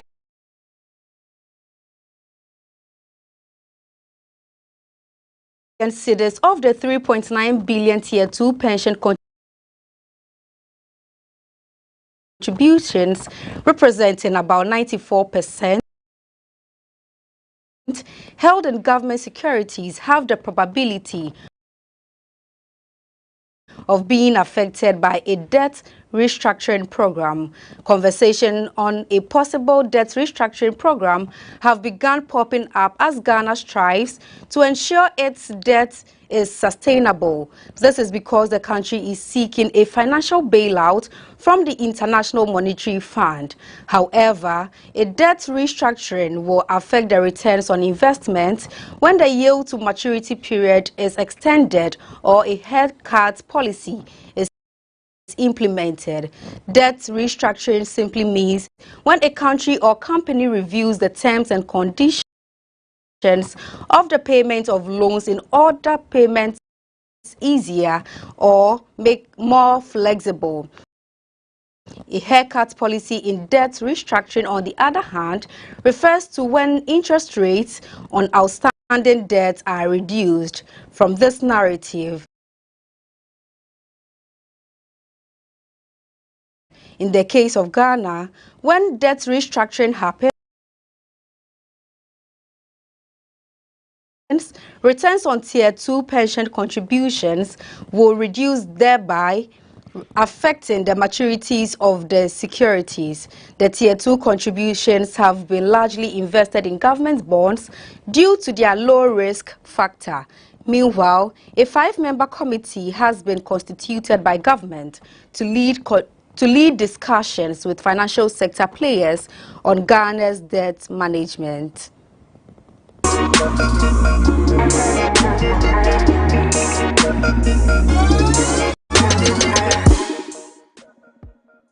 That's all for today. Thank you very much for joining us on today's edition of Best Tech on GhanaWeb TV. Remember, the show airs every Friday on the same platform. Before we go, do log on to www.ghanaweb.com for more stories. Do well to follow us on all social media platforms, on Facebook, Instagram and Twitter at the Ghana Web. On YouTube, GhanaWeb TV. I am Ernestina Sewa Asante. Do have a lovely weekend.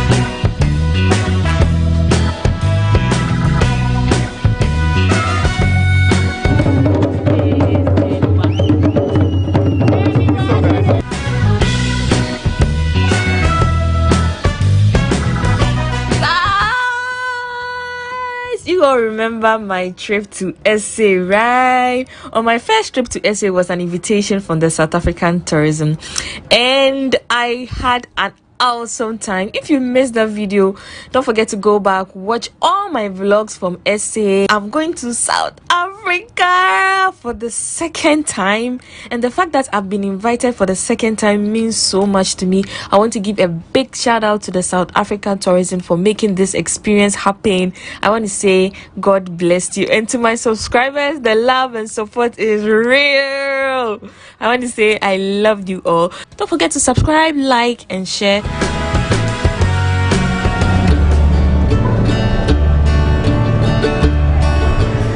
Guys, I'm currently at the airport and it seems as though a lot of people are traveling today. Where are you all going?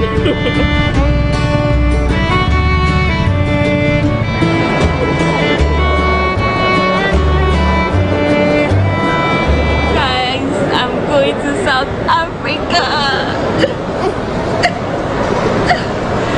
For the second time, fully sponsored by the travel to SA. I'm super excited because this time around I'm going for the DSTV Delicious Festival, and of course you all are coming along. You know how I get excited whenever it's travel, so I'm super excited, and of course I'm going to transfer the smile to you. So here you are.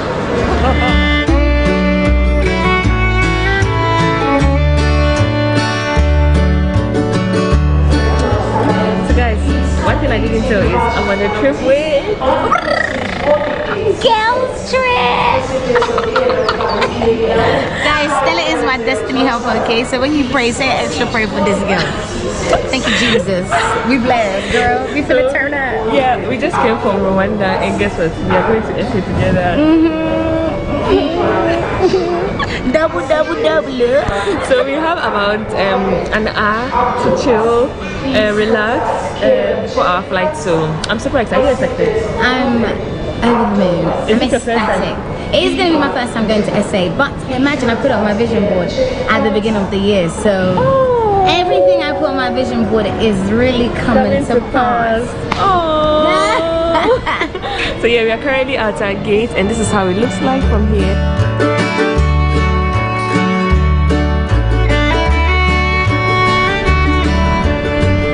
So guys, we are currently about to board, and I'm super excited. I got my hand luggage here, and yeah, come let's go.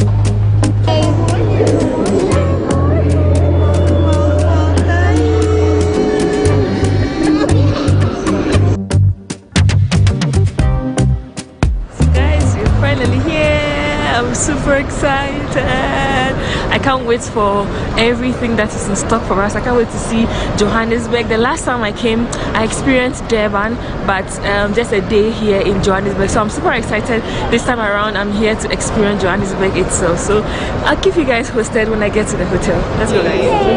I'm so happy to welcome you ladies to South Africa, and like you say it in your country, Akwaaba.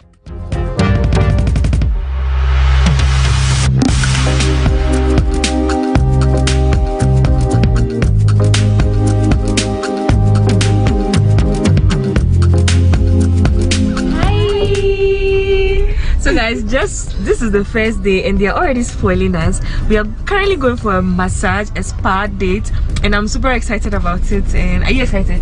Yes, of course. More than I can't wait to get my buddy rubbed. I wish we could just fly there. So yeah, we are going there, and of course you all are coming along. So let's I'm going to show you how Johannesburg looks like until we get there. So catch you guys when we get there.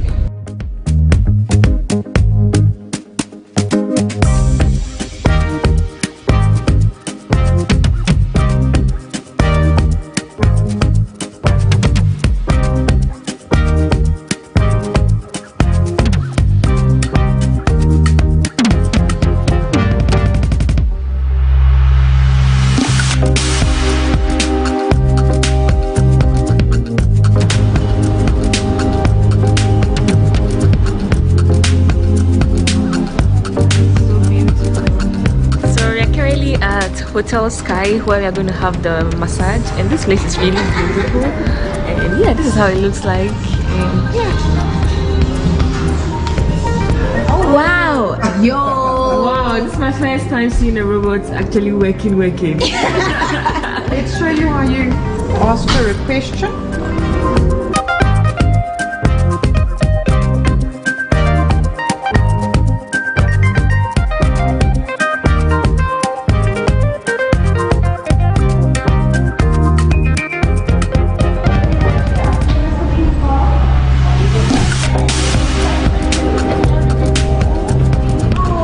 So this is another option if you decide to come to South Africa, if you decide to come to Sandton. It is called the Sky Hotel, and this place is really beautiful. Wow, I can't wait to have the spa.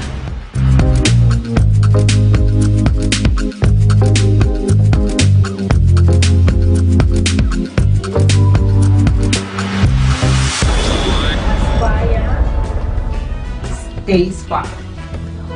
So we are here to treat you and give you nice treat. It's time for La La Land. La La. And the other one.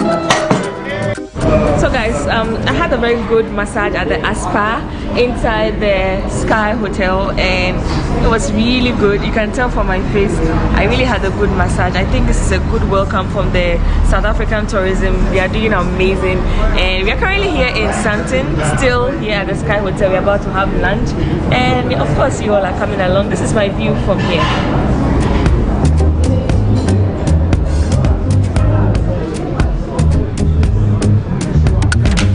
My plate is also pap. This is how it looks like, and it's made of maize.